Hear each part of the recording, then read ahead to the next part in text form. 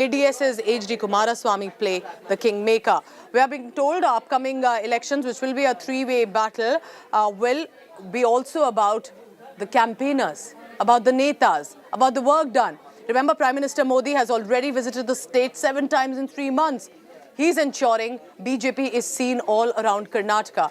All the parties, in fact, have started their campaign. Basavaraj Bommai says BJP will release the first list of candidates next week. The Congress party has already released 124 candidate list.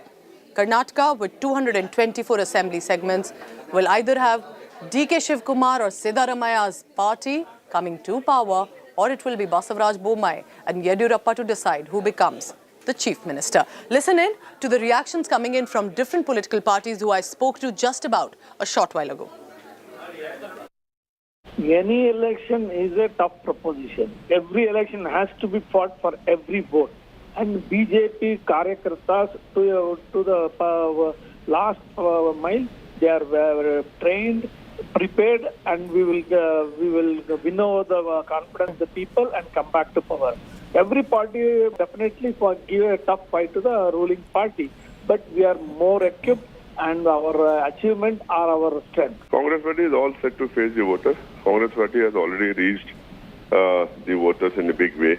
We have been highlighting the corruption cases of the present government. It is already established by now that the present government has failed on all fronts. The BJP government has been established as a 40% commission government in Karnataka. There's so much that has been not attended to by this government. The Congress party, as a responsible opposition, has been raising all these issues in public domain. We are more strategic than BJP. You know the backlash that Mr. Modi's visits have had in Karnataka. There's a fatigue coming in with Mr. Modi and Mr. Shah's narratives here because they're not ringing a bell with the people here. They're not connecting with the people here. It's the same old thing that they're rehashing that they did 9 years back.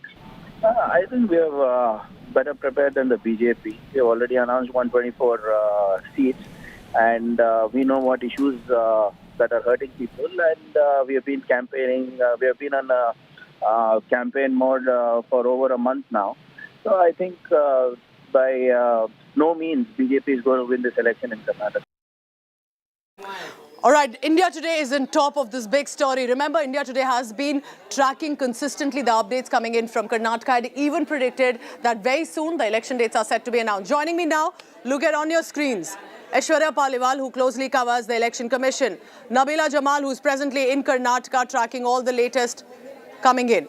Nagarjun Dwarkanath, based in the state, on top of all stories and newsmakers, and also Anaga Keshav, our young colleague who's ensuring that we get all the updates in time. First to you, Aishwarya, just to help us understand, what are we expecting at 11:30 a.m.? Well, Pooja, let me tell you from what I'm understanding at the moment, sources in the Election Commission are pointing towards the fact that this election will be held in one phase, because if we look at the history also, then we have been seeing the past 2 elections have been held in one phase. And the Election Commission, when they were back from the state, they made sure that they have all the data. They are constantly in touch with all the forces. The CEO has also been updating them every day. So the Election Commission is all set to announce the date at 11:30 today. And we are expecting the elections to be held in one phase. And it, in all likelihood, from what we are gathering, the elections will be held in the first week of May. That's what I can gather at the moment. Pooja. Interesting. Could it be a one-phase election, Aishwarya? I'll come back to you in just a short while. Also, good morning to all our colleagues in Karnataka and Bengaluru. Nabila, first to you. What's your state looking like? Return for you, but what an interesting time for Karnataka. High-stake elections.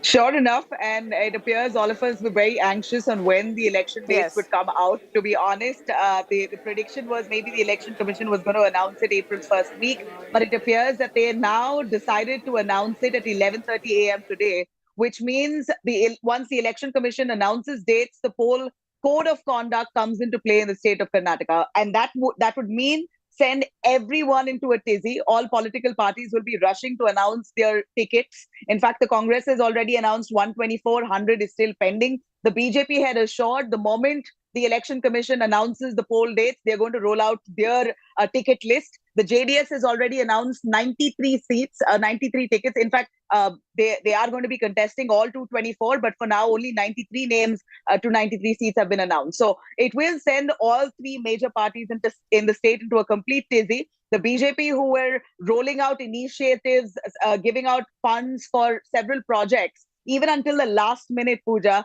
at this point, we believe there will be a cap. It will be a full stop on any kind of government expenditure.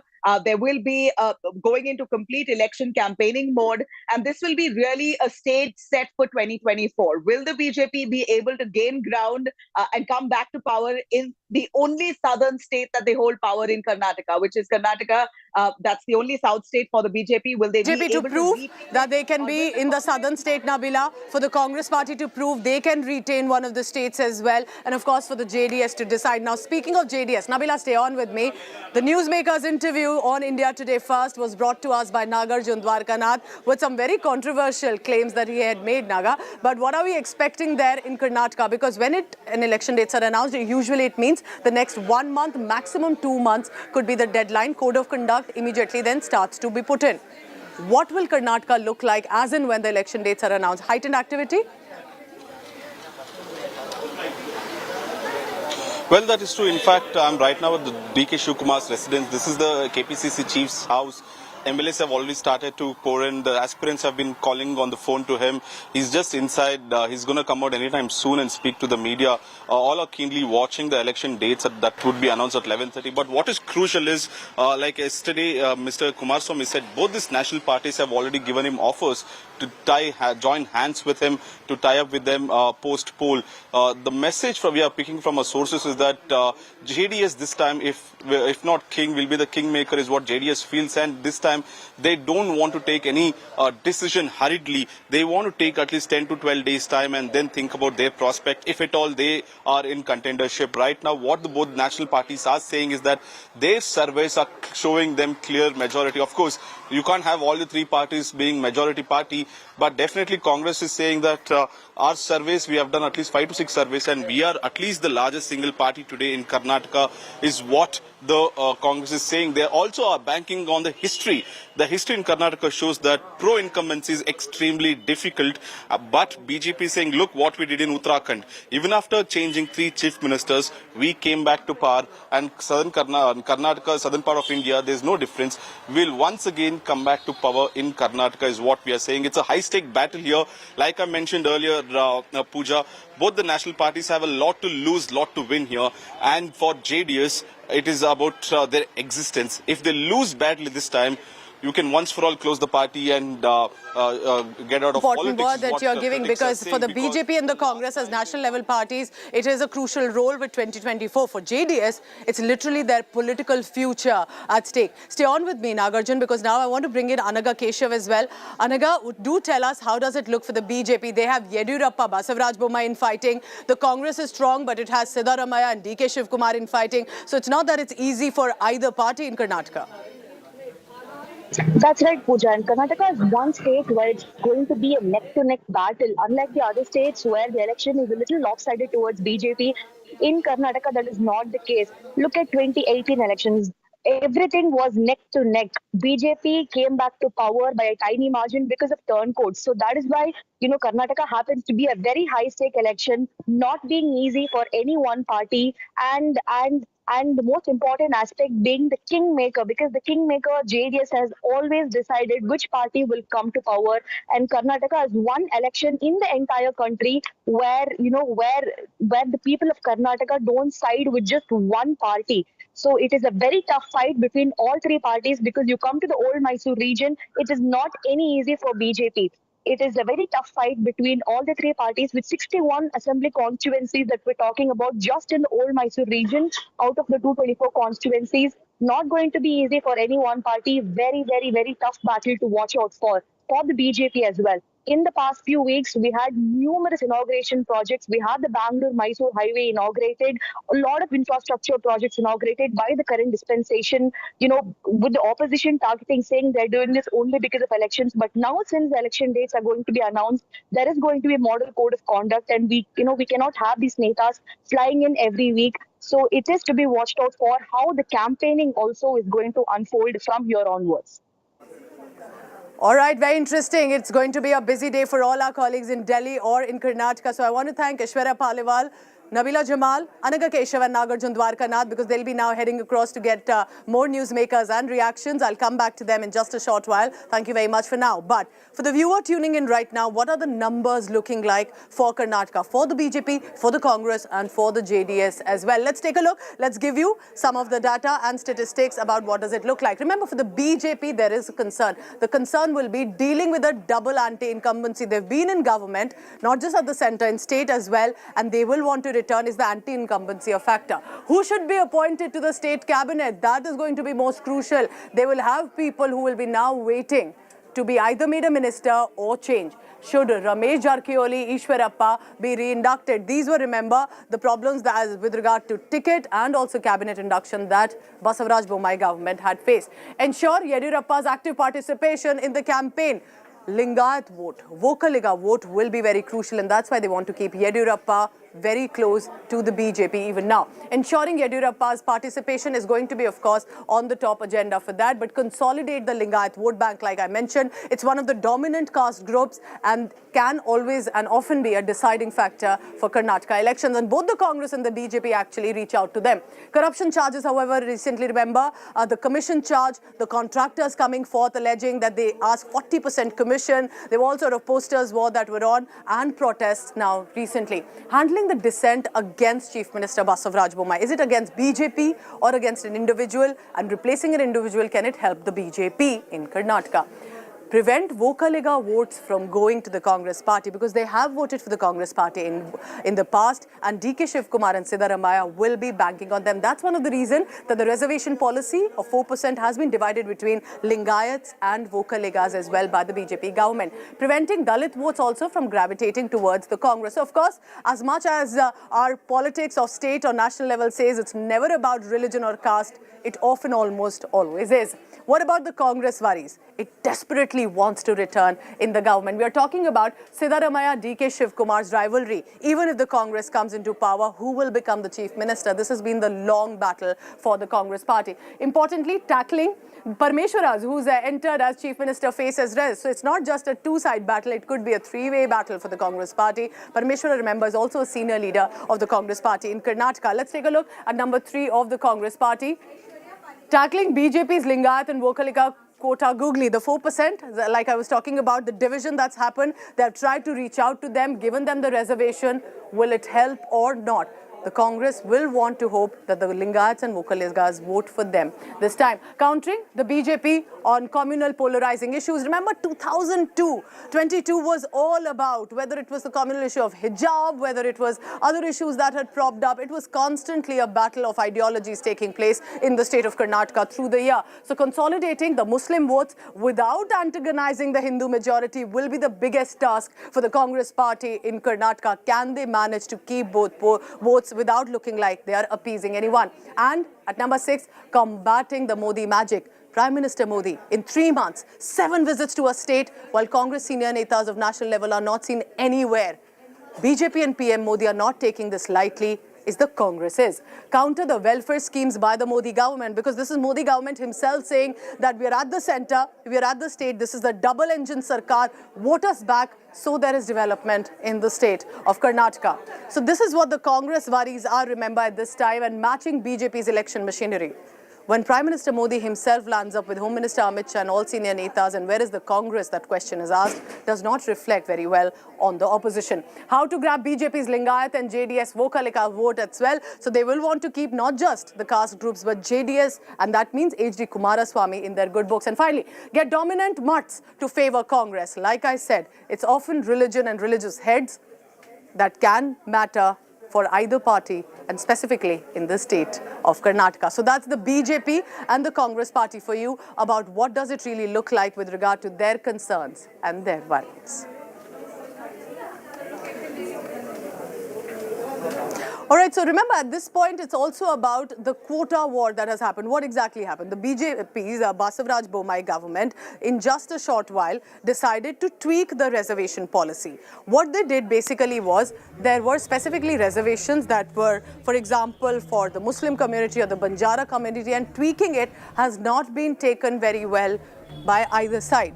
In return, they've also decided to divide the 4% between the Lingayats and the Vokaligas. This has led to massive protests on the ground. Now, the BJP will want to hope that it helps them to reach out to different groups, but it's led to a political slugfest. Basavaraj Bommai has targeted the opposition party Congress, claiming they have a hand in orchestrating the street protests and violence.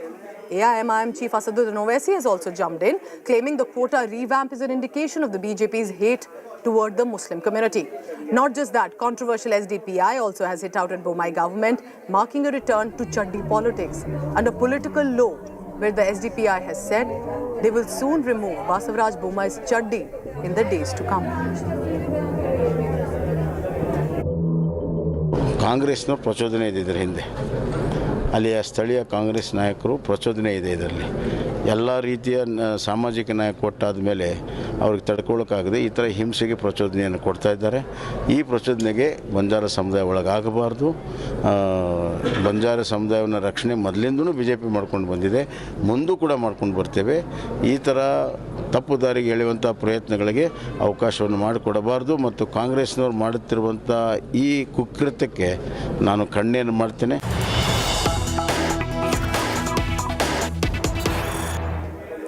Every morning, every minister targeting the Rahul Gandhi, and this time it's Ashwini Vaishnav, the minister, who's speaking. Let's listen in. वो सब इन सब से अपने आप को ऊपर मानते हैं. इस ऊपर मानने के कारण अपने आप को मिस्टर राहुल गांधी सोचते हैं कि वो कॉन्स्टिट्यूशन से भी ऊपर है. क्या संविधान में बनी हुई व्यवस्थाएं, जो इंस्टीट्यूशंस बने हैं, इस देश की डेमोक्रेसी ने बहुत गहराई से सोच समझ के एक पूरे मेथोडिकल वे में जो इंस्टीट्यूशंस बनाए हैं, मिस्टर राहुल गांधी सोचते हैं कि वो उन इंस्टीट्यूशन से ऊपर है. वो सोचते हैं कि कोई भी कोर्ट उनके अगेंस्ट कोई जजमेंट कैसे दे दिया.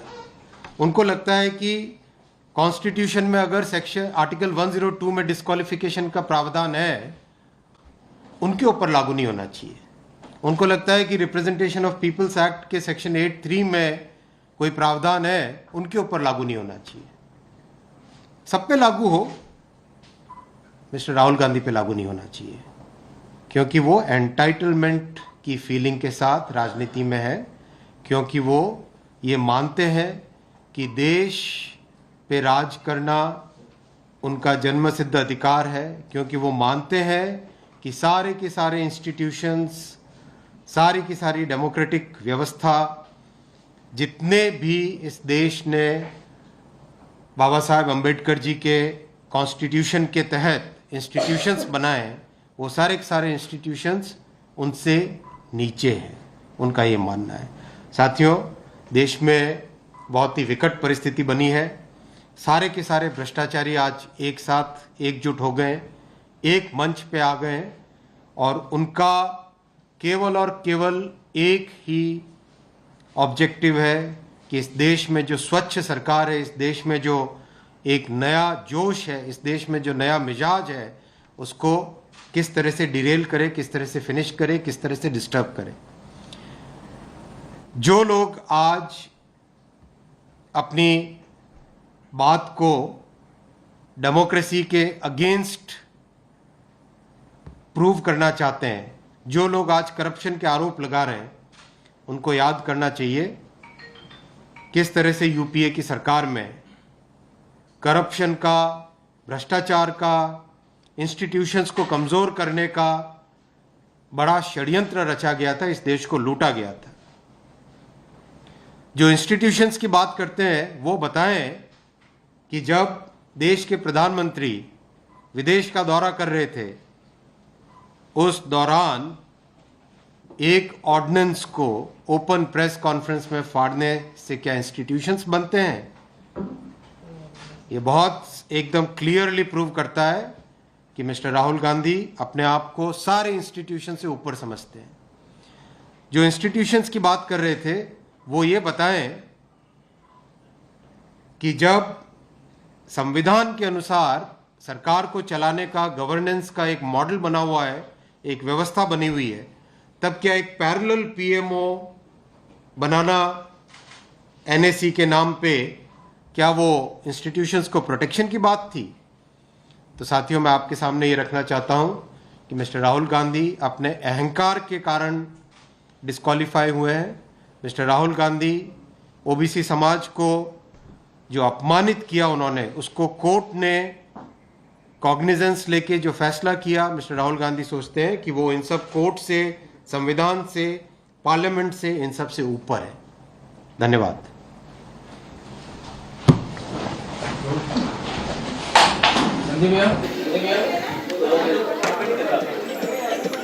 All right, so that's the Minister Ashwini Vaishnav again charging at Rahul Gandhi. It was Smriti Irani yesterday, Ashwini Vaishnav today. If the Congress party is on the roads, it is the mantris of the government going after Rahul Gandhi, saying he must apologize. We will not forget what he had said. I'm heading into a very short break. Don't go anywhere. Of course, our big story remains the Karnataka election update and the announcement coming in at 11:30 a.m. More on that after a very short break. Stay tuned. Thank you for watching.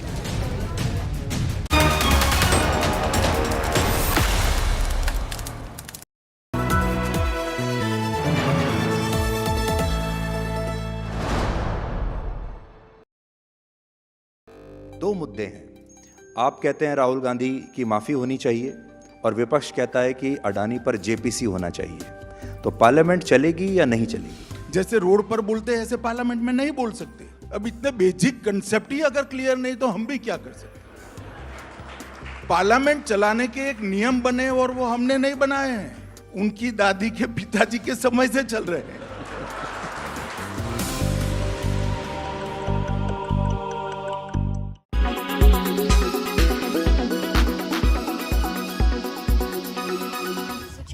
From Dhanushkodi's old harbour to Tallaimanar to Archal Munai, a 62-kilometer swim sounds quite daunting and adventurous. So what was it like for you? Incredible experience.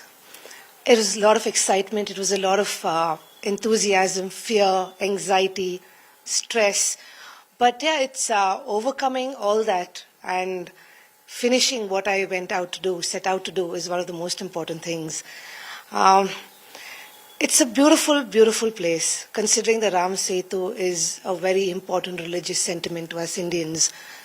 Setting out and being able to swim across that successfully, I think is not only for me, it's showing that India is a very, very, very powerful state, whether it be in faith or whether it be in support.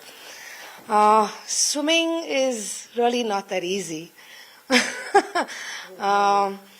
It's so much more different than any other normal sport, and training for that takes about 3-4 months of rigorous training. There's a lot of things that go into it: your diet, your physical fitness, your mental fitness is very, very important. So for this particular swim, it was more mind over the body. You can keep pushing as much as you can, but the mind needs to also be able to push with your physical capacity.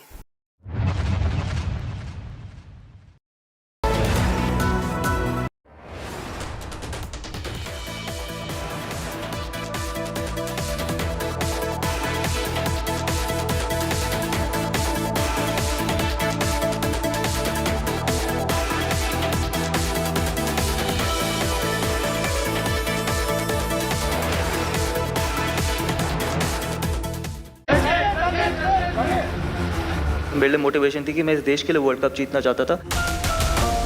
Cricket heals India. सबने यही कहा, just go out there and lift this cup.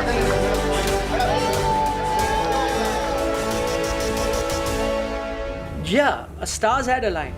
I really do feel this is like yesterday.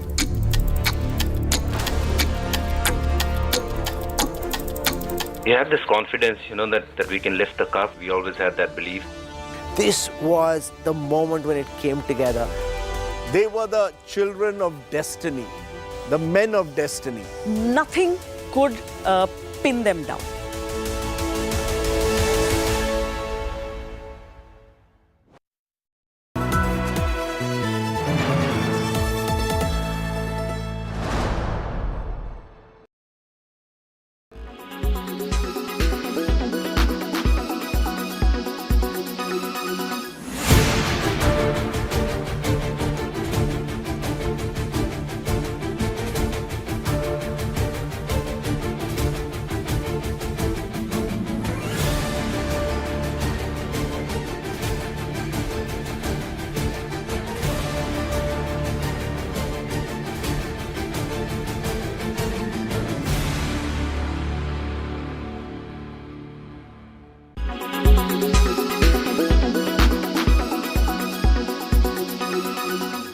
Make your media plan smarter with India Today Live TV on your connected devices.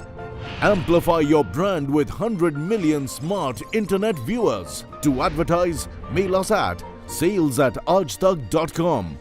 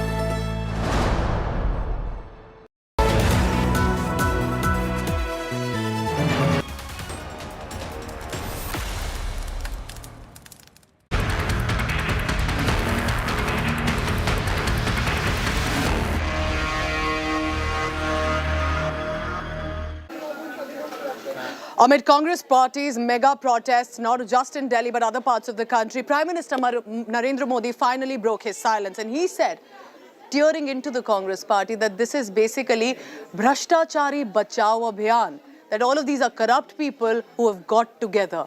Listen in to what Prime Minister Modi said. जो लोग भ्रष्टाचार में लिप्त हैं, उन पर जब एजेंसियां कार्रवाई करती हैं, तो एजेंसियों पर हमला किया जाता है। विपक्ष की एकता, भारत माता की जय। A full-rounded confrontation. Prime Minister Narendra Modi's aggressive counter-attack on the opposition over corruption, an issue that has resonated from the opposition quarters over the Hindenburg report on industrialist Gautam Adani. The same issue now turned back on the opposition with full force. Prime Minister Modi charged that the BJP's political adversaries have joined hands to lead a collective campaign to save the corrupt. आज भारत को रोकने के लिए हमारी इस नींव पर चोट की जा रही है, संवैधानिक संस्थाओं पर प्रहार किया जा रहा है, उन्हें बदनाम करने का अभियान छेड़ा जा रहा है, उनकी क्रेडिबिलिटी, उनकी विश्वसनीयता खत्म करने की साजिश की जा रही है। जो लोग भ्रष्टाचार में लिप्त हैं, उन पर जब एजेंसियां कार्रवाई करती हैं, तो एजेंसियों पर हमला किया जाता है। जब कोर्ट कोई फैसला सुनाता है, तो कोर्ट पर सवाल उठाए जाते हैं, न्यायिक प्रणाली पर हमले होते हैं। आप सब देख रहे हैं, कुछ दलों ने मिलकर भ्रष्टाचारी बचाओ अभियान छेड़ा हुआ है। Prime Minister Modi stoutly defended anti-corruption measures, which the opposition calls a witch hunt against dissent. Bhajpa सरकार ने भ्रष्टाचार के खिलाफ जो अभियान चलाया, उसने आज भ्रष्टाचार और भ्रष्टाचारियों दोनों की जड़ें हिला दी है। 2014 के बीच 5,000 करोड़ रुपए के आसपास की संपत्ति जब्त की गई थी। 5,000 करोड़। इसी एक्ट के तहत पिछले 9 वर्षों में भाजपा सरकार ने 1,10,000 करोड़ रुपए से ज्यादा की संपत्ति जब्त की है. With various opposition groups closing ranks over the Adani issue and over Congress leader Rahul Gandhi's disqualification as an MP, the Prime Minister termed their coming together as a desperate reaction to the government's crackdown on corruption.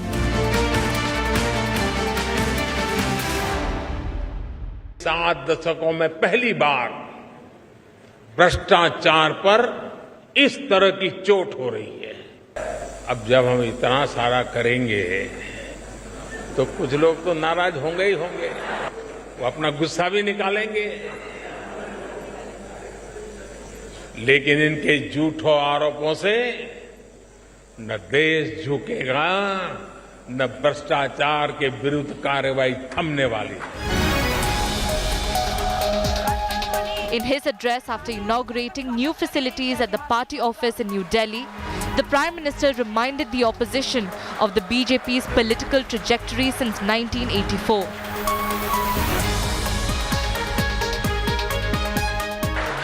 Lok Sabha सीटों के साथ शुरू हुआ सफर 2019 में 303 सीटों तक पहुंच गया. आज कई राज्यों में हमें 50% से ज्यादा वोट मिलते हैं. With general elections due next year, the template for the road to 2024 seems set. Bureau Report, India Today.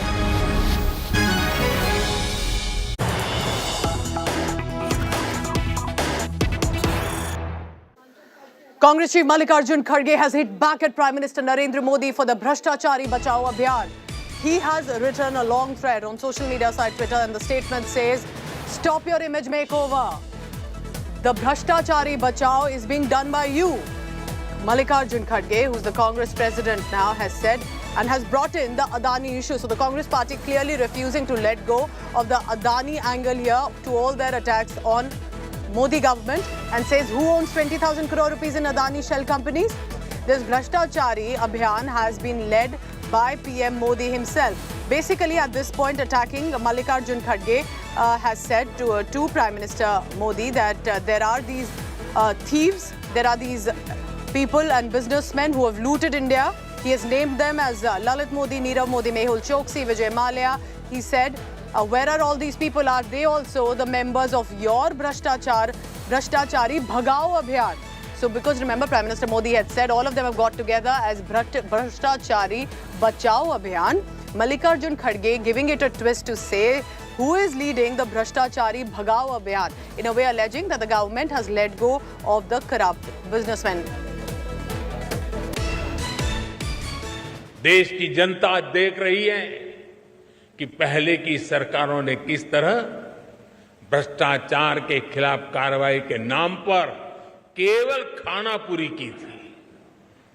लेकिन पिछले 9 साल में भाजपा सरकार ने भ्रष्टाचार के खिलाफ जो अभियान चलाया, उसने आज भ्रष्टाचार और भ्रष्टाचारियों दोनों की जड़ें हिला दी है.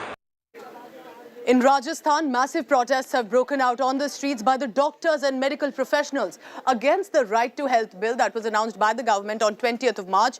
There are doctors, nurses on the streets right now in Congress-ruled Rajasthan protesting against the government decision. Here's what's happening.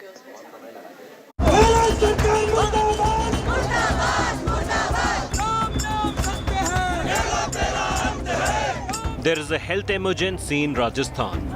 Over 20,000 doctors, mostly from the private sector, are on the road against the right to health bill passed by the Assembly recently. With private hospitals on strike demanding a rollback, the load on government health facilities has increased exponentially. Hundreds of patients are coming to the emergency and outpatient departments at the state's biggest government hospital, the Savai Mansingh in Jaipur. For nearly a week, patients have been bearing the brunt. Jodhpur में sir doctors देख रहे थे, पर मैं यहाँ आया तभी यहाँ पे हड़ताल चालू हो गई सर. और सर 3-4 दिन से सर रूम में मेरे होटल के अंदर रूम में इलाज कर रहे थे. अभी यहाँ आए तो सर पेशेंट ने वार्ड में लिया, सर सभी दादागिरी करते हैं सर इधर, चाहे वो कोई भी हो। कौन बीमार है पहले आप ये बताइए। पिताजी मेरे, उनको अटैक आया? हाँ। आसपास कोई भी प्राइवेट हॉस्पिटल नहीं लिया, सब बनते प्राइवेट। सब 3 दिन से ट्राई कर रहे हैं sir.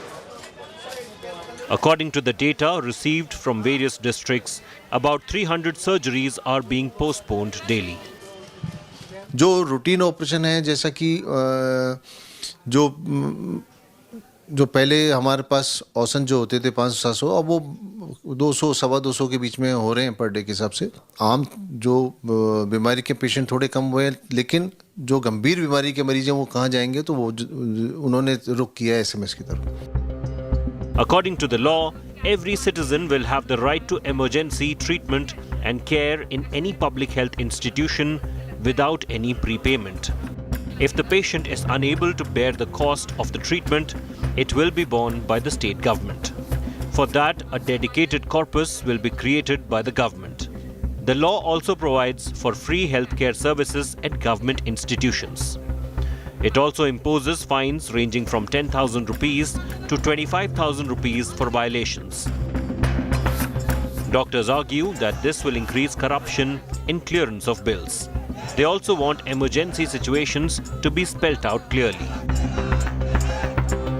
The doctors have accused the Ashok Gehlot government of making no efforts to resolve the situation.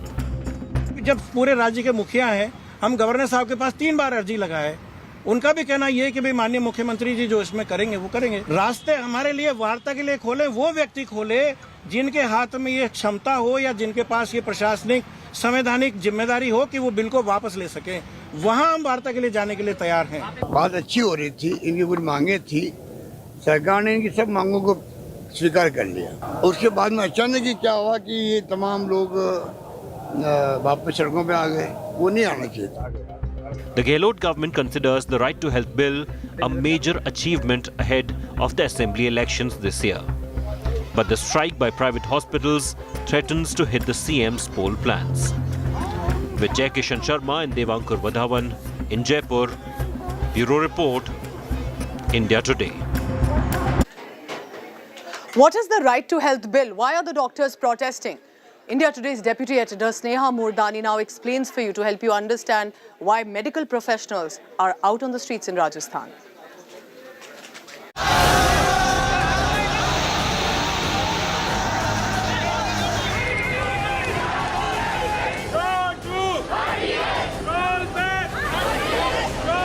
For days now, these medical practitioners have been out on the streets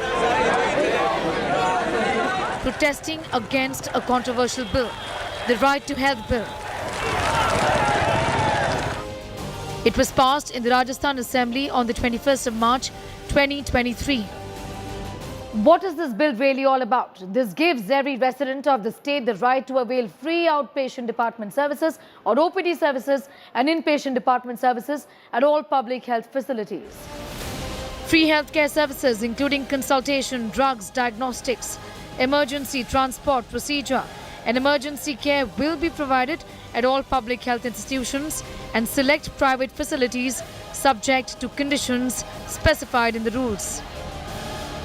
All residents will be entitled to emergency treatment and care for accidental emergencies without prepayment of any fee or charges. In a case of a medico-legal nature, the bill says no public or private hospital can delay treatment merely on the grounds of receiving police clearance. A patient will not be required to make an advance deposit or prepayment for either treatment or diagnostics, even at a private hospital. In case a patient can't pay for his treatment, the state government will reimburse the hospital. A patient also gets the right to choose the shop or the lab from where he wants to buy medicines. For any violation under this act, a hospital or doctor will be liable to pay a fine of 10,000 rupees that increases to 25,000 for subsequent violations. So why the opposition then? Doctors say there is going to be a great deal of bureaucratic interference. They also say the proposed bill would gradually eliminate private hospitals. It would take away from the doctors the right to earn livelihood. They feel the government is shifting its own responsibility to private doctors. Lack of clarity on how the reimbursement would happen. Doctors believe this will fuel mistrust between the doctor and the patient.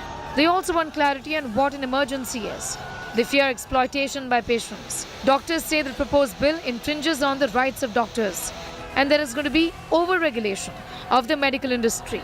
It's an impractical approach.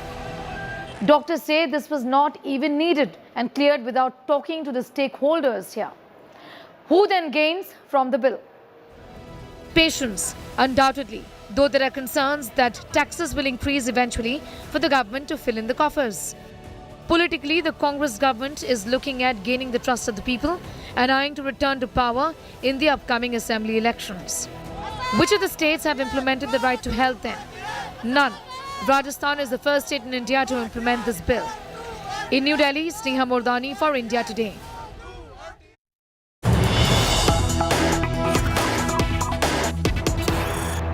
Former Union Minister Anant Kumar's daughter has hit out against the Bharatiya Janata Party, the party her father had been a part of till his last breath. Anant Kumar's daughter has said that her father's contributions have been forgotten by the BJP. This is a big statement and I want to quote what she has said. Late Anant Kumar's daughter has said, Appa formally joined the BJP in 1977, working for it till last breath, not acknowledging his contributions by naming him in inaugural programs, roads, rail, lines. This is all trivial. He's alive in the heart of lakhs of people. The party that's forgetting him requires self-reflection. This is big. This is the daughter of former Minister Anant Kumar. And if you're wondering, remember Anant Kumar was not just about being a minister. He was a very senior leader, was considered very close to the Prime Minister and also to the Bharatiya Janata Party's top brass and was in decision-making abilities. Let me now bring in Nagarjun Dwarkanath for the latest on that. Nagarjun, at a time like this, when the state is facing elections, for Anant Kumar's daughter to say, and this is quite a statement, that the party has forgotten the father. But what has led to her to say what she has? Well, in the recent times, the Karnataka government has been inaugurating roads and circles, main junctions in this Bangalore city with film actors' names. Just 1 day before, 2 days before, the Racecourse Road, which was officially the Turf Club Road of Bangalore, in prominent city in the heart of the city, has been named after actor Amrish, who passed away a few years back. And on the ring road of Bengaluru, Punit Rajkumar, who passed away recently, his name also has been put in place for the road, and it's been called Punit Rajkumar Road. Hospitals are being named after late actors as well. That's when within the Karyakartas of BJP South, especially that constituency represented by Anant Kumar, they started questioning the party, saying, why are we not naming anything after Anant Kumar? He has done so much for the party here. Him and Yediyurappa together built Karnataka BJP from the scratch, and yet no major junctions or major roads being named after him. That is the sentiments even the daughter is putting it on social media today, that the party which has forgotten her father needs self-reflection. Remember, Anant Kumar was a very senior leader in BJP and a stalwart. He had been the General Secretary of the party and he was in the Parliamentary Board as well. He was one of the bridges between the Karnataka BJP and the central unit. Back in Vajpayee's era also, he was in the Union Minister. The moment he became MP, he was inducted into the cabinet. Also, the known face for the southern politics for BJP, it was Anant Kumar back then. And interestingly, the daughter says, yes, for all of this, it could just be trivial because he lives in the hearts of lakhs of people. But the party that's forgetting Appa, her father, later Anant Kumar, needs some self-reflection, and perhaps the BJP leaders will be waiting if they react to what the daughter of Anant Kumar Vijeta has said. Thank you so much, Nagarjun Dwarkanath, for the latest. Now, by now, you must have come across visuals and images of Aam Aadmi Party Member of Parliament Raghav Chadha and actor Pariniti Chopra. Many people are asking, are they dating? Are they set to get married? But the rumor bills have set abuzz because there was a visit by Pariniti Chopra to famous trousseau designer Manish Malhotra. Is it about the wedding dress or is just about smoke and no fire? We get you an exclusive report because after an Aam Aadmi Party Member of Parliament tweeted congratulating the two, that's where the speculation is rife. Take a look at this.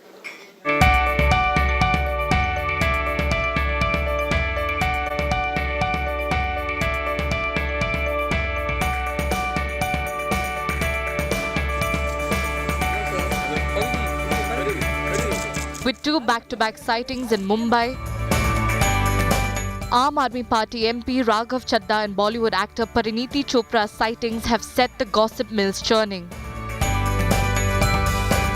While the AAP MP has been coy amid questions over his relationship status with the actress, क्या इस पर आप हमें बताएंगे? आप मुझसे राजनीति के सवाल करिए, परिनीति के सवाल ना करिए। लेकिन जो परिणति के सवाल कर रहे हैं उनको आप क्या जवाब देंगे? आपको देंगे जवाब। आपकी मुस्कुराहट से और कयास लगेंगे। Thank you sir.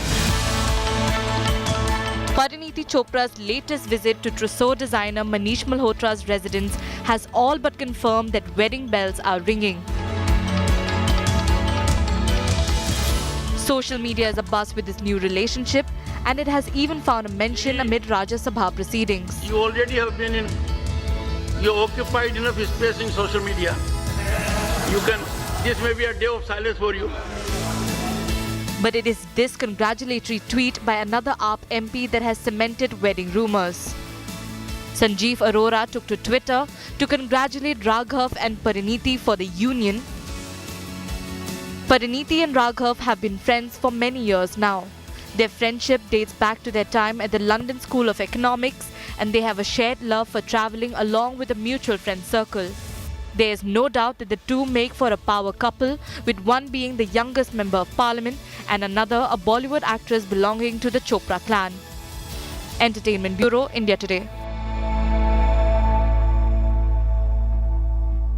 Well, Raghav Chadha has said, ask me only about Rajniti, not Pariniti. The thing is, if he would clarify, it would settle it for all of us. Anyway, if they are dating, congratulations to Raghav Chadha and Pariniti Chopra. Heading into a very short break. Stay tuned. Thank you for watching.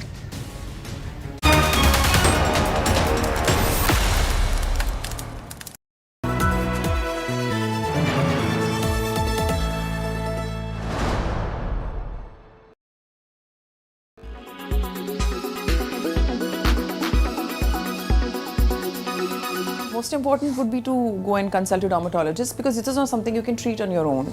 However, what is the basic step and why does it happen? So heat rash happens because of the trapping of the sweat gland or sweat duct, and there is sweat under the skin. So you see, it can be of varied types. It can be red color, or it can be crystal-like, or it can be pustular. So these are the various types of heat rash which can be seen depending upon the level of the sweat duct which is involved. So most important steps which we can do during summers is to wear loose clothing. Don't wear very tight clothing, because that can cause friction, as well as it can lead to mechanical damage because of rubbing, and so the skin barrier could be disrupted. So make sure that your barrier is intact, and you can use moisturizer which will act like a lubricating agent, so it will protect your skin. Tell us about heat burns and how to avoid them. You have to use something to negate the effects of your direct exposure to sun, like hat you can use goggles, so that eye irritation will not happen. You can cover your arms and your body parts with a soft cotton clothes, so that you will not get sunburns. Why do I keep getting headaches in summers? Is it a sign of dehydration? One of the symptoms of dehydration is lightheadedness and mild headache. Of course, be very clear in your head that this is not the basic sign of dehydration. So there are a lot of headaches which happen in summers, especially those who are prone to migraine. Summers and extreme heat precipitates the headache, and therefore dehydration of course can give you lightheadedness and some headache, but other causes of headache must also be considered.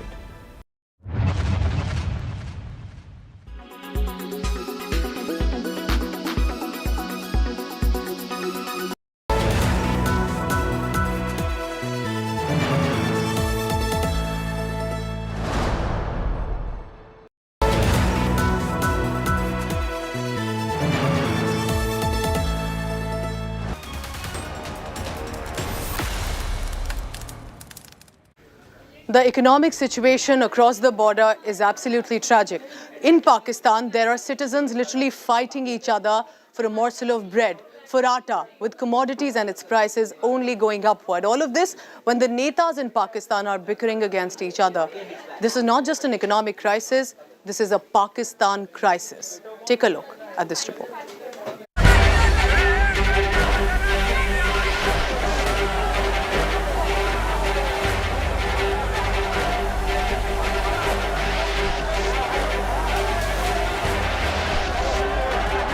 Pakistan is facing an unprecedented crisis.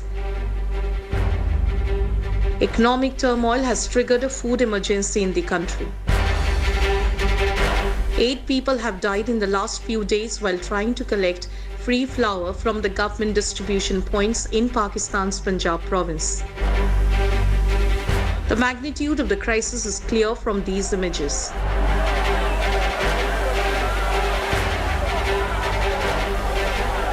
इसी तरह ये जलील ख्वार कर रहे हैं sir जी, मजदूर आदमी हैं, अपनी दिहाड़ी तोड़कर आटा लेने आते हैं, चलो वजीर आला की तरफ से सब्सिडी मिल रही गरीब आदमी को. While the nation is battling hunger, the political masters are busy fighting.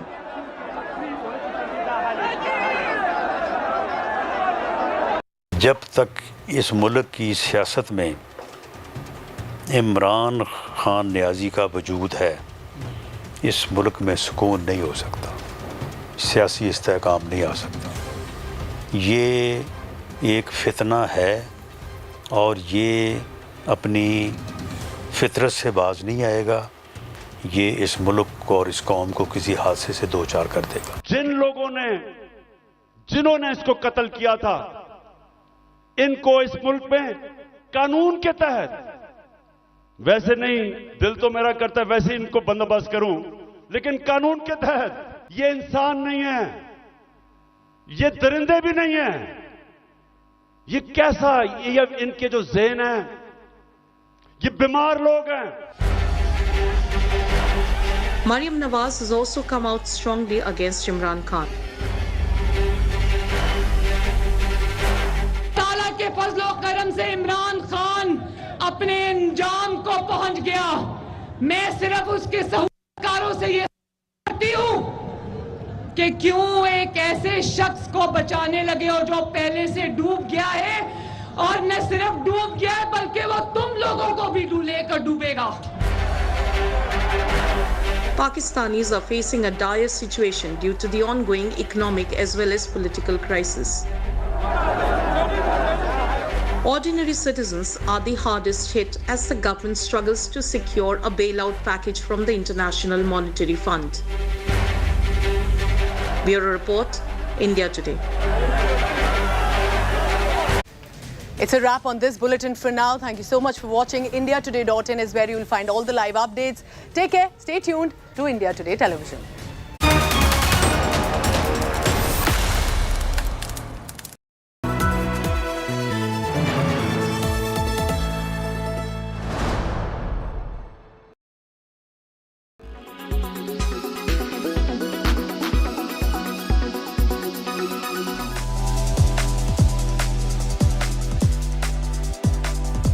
Hello, my name is Pranav Dikshit and you are watching Tech Today. Realme has been making waves in the Indian smartphone industry for its innovative features and affordable price point. Today, Realme has launched the C55 smartphone. Now, specs aside, one of the most interesting features that I found in this smartphone is the mini capsule, which smartly takes around the area of the punch hole camera. From the outside, the phone is quite slim at just 7.89 millimeters of thickness. The back of the phone has a nice design to it with these brushed vertical lines. The chassis looks quite modern with flat edges and rounded corners. The phone has a big 6.7-inch display, a 64-megapixel primary camera and a 2-megapixel black and white lens. Now coming to the inside, the Realme C55 is powered by a MediaTek Helio G88 chipset with up to 8 gigs of RAM, which can provide ample performance. Coming to its showstopper feature, which I have not seen in any Android smartphone in the market today, is the mini capsule. It can smartly adapt part of the display around the 8-megapixel punch hole camera for showing things like charging notification, data usage and more. Apple's Dynamic Island, anyone? Now while the phone supports only 4G networking with 2 nano SIM card slots, it has something that many of the phones 10 times its cost do not have, which is a micro SD card slot. You can expand the storage by up to 1 terabyte. The phone has a 5000 mAh battery with 33 watt fast charging that can charge your phone from 0 to 50% in just 29 minutes. The Realme C55 comes in 2 colors, sun shower and rainy night. Overall, the Realme C55 offers impressive features at a great price point of Rs 13,999, making it a great option for anyone who is in the market for an affordable smartphone that doesn't break the bank.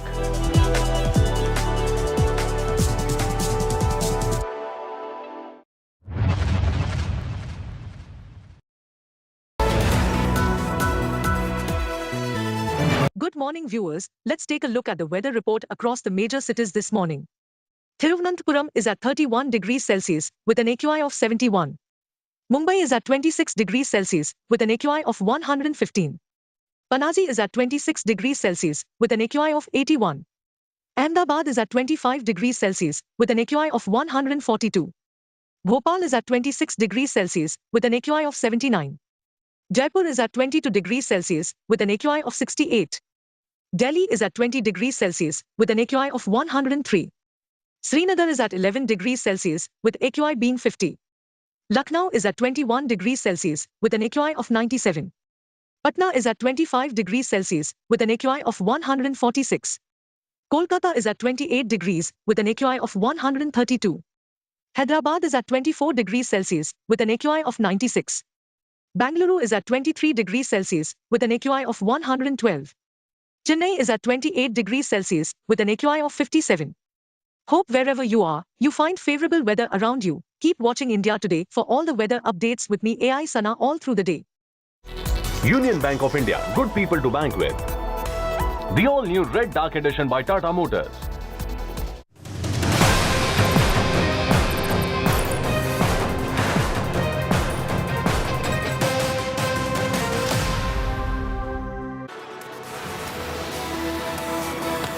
A very good morning. I'm Nabila Jamal right here in Karnataka's Bengaluru. It's a big, exciting day for us and those following Karnataka elections as the Election Commission all set to announce the poll results in just about an hour. I'm going to take you through every update coming in from Karnataka ahead of polls. The headlines first.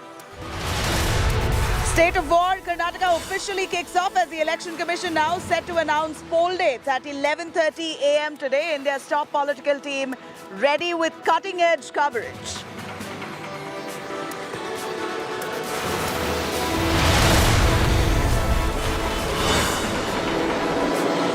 Karnataka escalates in Karnataka as Bombay slams the Congress for provoking violent caste protests. SDPI warns the Chief Minister over scrapped Muslim quota, says we'll remove the Chief Minister's chaddi soon.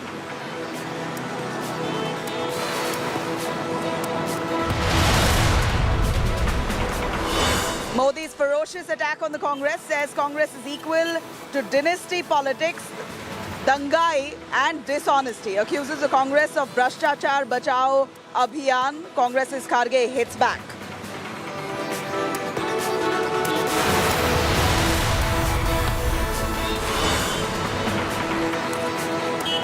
A complaint has been filed against actor Taapsee Pannu for hurting religious sentiments. We see that Hindu groups complain over Taapsee wearing a low neck with a Lakshmi pendant, calling this an indecent dress.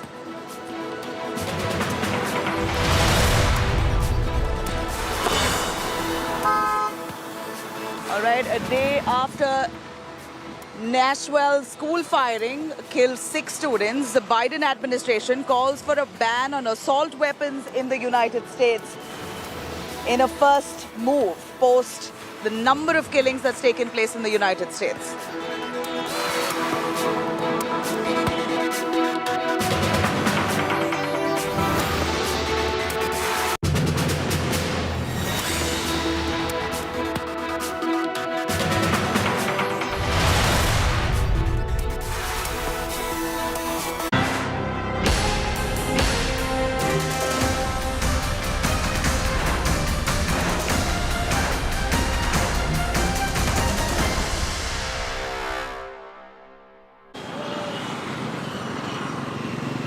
All right, India Today's most accurate election coverage right here at our election special. We're going to bring you every angle coming in from the Karnataka elections with the best team possible. We have Nagarjun Dwarkanath following in fact, being accurate on his predictions so long, is right now outside DK Shivkumar's house, bringing us the latest. Aishwarya Paliwal is tracking the Election Commission in Delhi. And Shiv Arur, Shiv, your state, Karnataka elections, poll dates to be announced in about an hour and a half.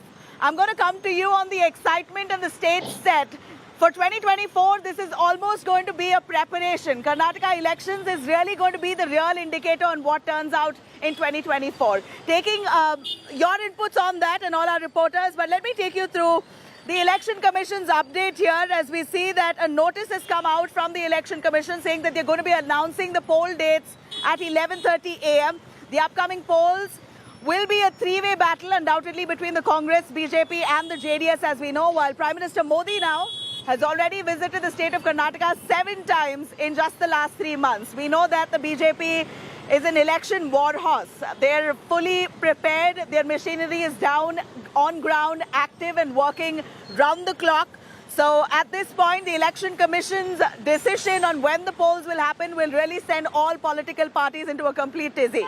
Karnataka Chief Minister Basuraj Bommai has said that the BJP may just release its list of candidates as soon after the poll dates are announced, while the Congress has already released 124 candidates' names. 100 is yet to be released. Apart from that, the JDS has already released 93 names for 93 seats, even though they're contesting all 224 names of the second list are yet to come out. Let me cut across to Aishwarya Paliwal, who's tracking the Election Commission. There, Aishwarya, a quick word. Election Commission, it appears, has swung into action and are now set to announce poll dates at 11:30. What really led to this turnaround? There was a lot of talk that maybe an announcement will come only in the first week of April. Nabila, let me tell you, the Election Commission was all set, and we could have seen the dates being announced a day or two earlier, in fact, but the Commission was in Assam. The dates, given to us at least, was that they will make the announcement in the last of March, because let me tell you, the Election Commission has to give a bare minimum of 30 days before, when they announce the poll and when the poll actually happens. From what I am gathering at the moment, the election will take place maybe in the first week of May, and it will be a single-phase election. That's what I understand from the ECI. Also, what the ECI every day has been doing, Nabila, is making sure that they get all the data from the state. The CEO of the state has been giving every data, and also the Commission at the moment is in touch with the security forces. So all the preparations are done from the Election Commission side. The announcement at 11:30 today, big announcement, and it seems like the beginning of May is when the elections will take place in the state of Karnataka. Nabila. All right, that's the likelihood. Shiv Arur tracking the developments here coming in from Karnataka. Shiv, you're from the state as well. Election Commission to announce poll dates at 11:30. This would only mean that all political parties will be running helter-skelter to announce their candidates. A lot of hectic lobbying would be taking place. And what happens here in Karnataka is usually the indicator for 2024. It appears the stage will be set and the ball will be rolling for the next year now. Absolutely, Nabila. This is the first big election in a big election year before 2024. Very, very exciting. It's my state and it's your state as well. Karnataka is always an extremely, tantalizing and exciting election because, as we've seen in the past as well, it's a really good fight between both sides and not the kind of one-sided affair one has sort of gotten used to in many parts of the country, including in the Northeast very recently. But having said that, this time in Karnataka, the dates being announced makes everything real, doesn't it? Because, so far, it's been a lot of shadow boxing, a lot of campaigning, pseudo-campaigning happening in Karnataka. But with the dates set, you're absolutely right. Now there's finally a schedule. The tickets have to be announced. The rallies have to be planned out in a proper way. It's going to be, as Aishwarya said, it's likely to be a single-phase election like in 2018. Remember, 2018's voter turnout, was a record, since the 1952 elections is what I understand, Nabila. So there's going to be a lot of, pressure on the Election Commission to ensure that there's a even bigger turnout this time. Remember that Karnataka is the first of the big elections of 2023. After that, there's going to be the 3 big states in the north, Rajasthan, Chhattisgarh, and Rajasthan. And after that, you've got Telangana as well. So there are 4 more big elections to go in this year alone before the big one in 2024. But like you've been covering on the ground, Nabila, the pressure is going to be extremely high because this time the Congress... For the moment, I'm going to put you on hold there. Basuraj Bommai, Karnataka Chief Minister, has spoken exclusively to India Today right before the Election Commission's poll date announcement. Let's cut across.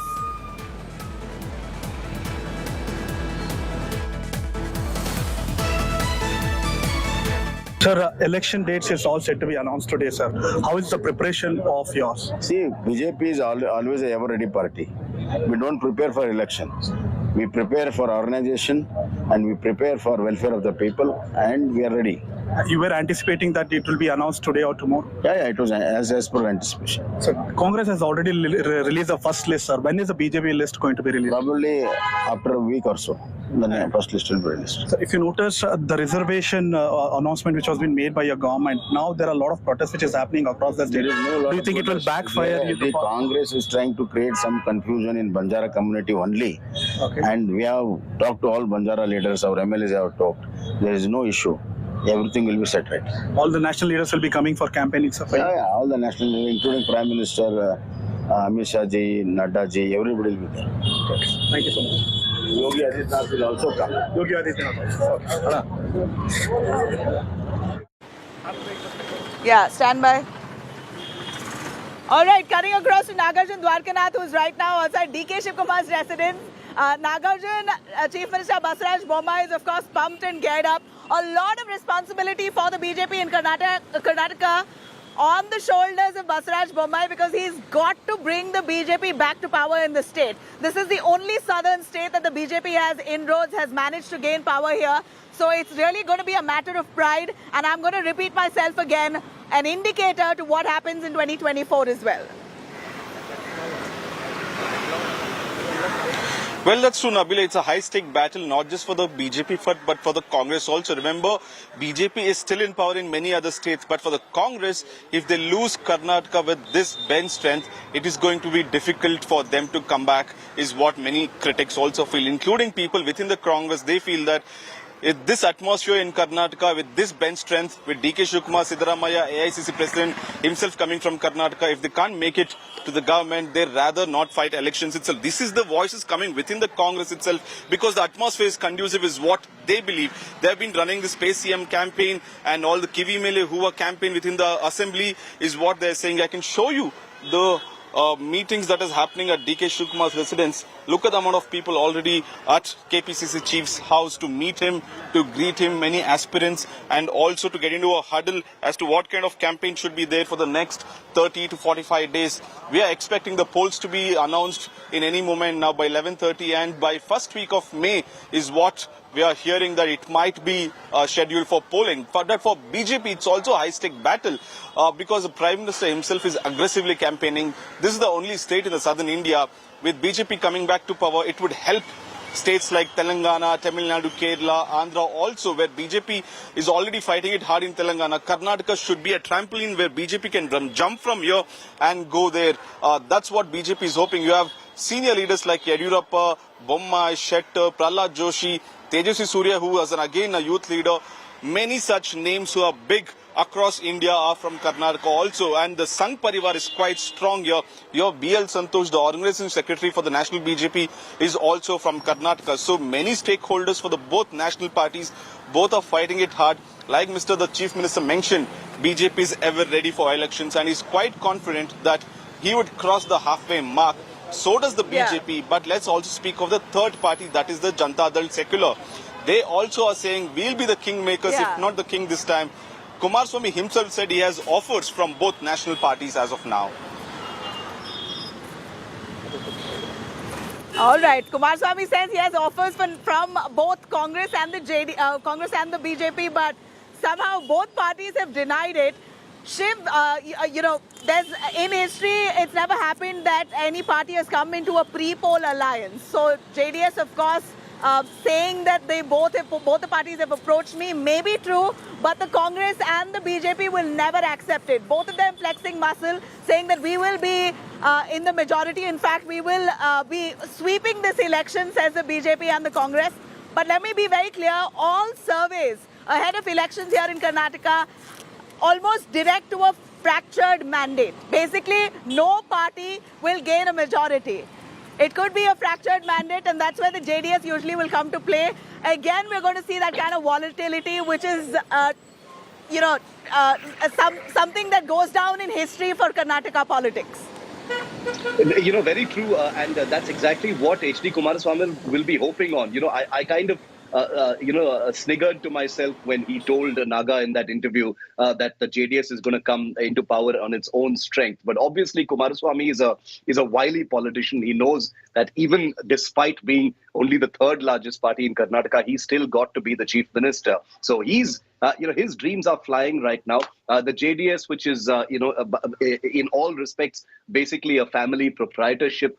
They've had their frictions with both the BJP and the Congress party. But this time the sense is that both sides, we can confirm to our viewers, it's no longer innuendo, or suggestion, that both sides are definitely in touch with the JDS because they know that the JDS is your textbook kingmaker during a fractured mandate.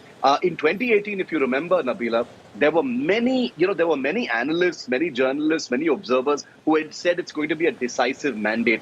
I remember thinking, I'm not so sure. It doesn't look like it's going to be decisive. The sense I got from the mood of the ground was it's going to be a hung house, and that's exactly how it actually turned out.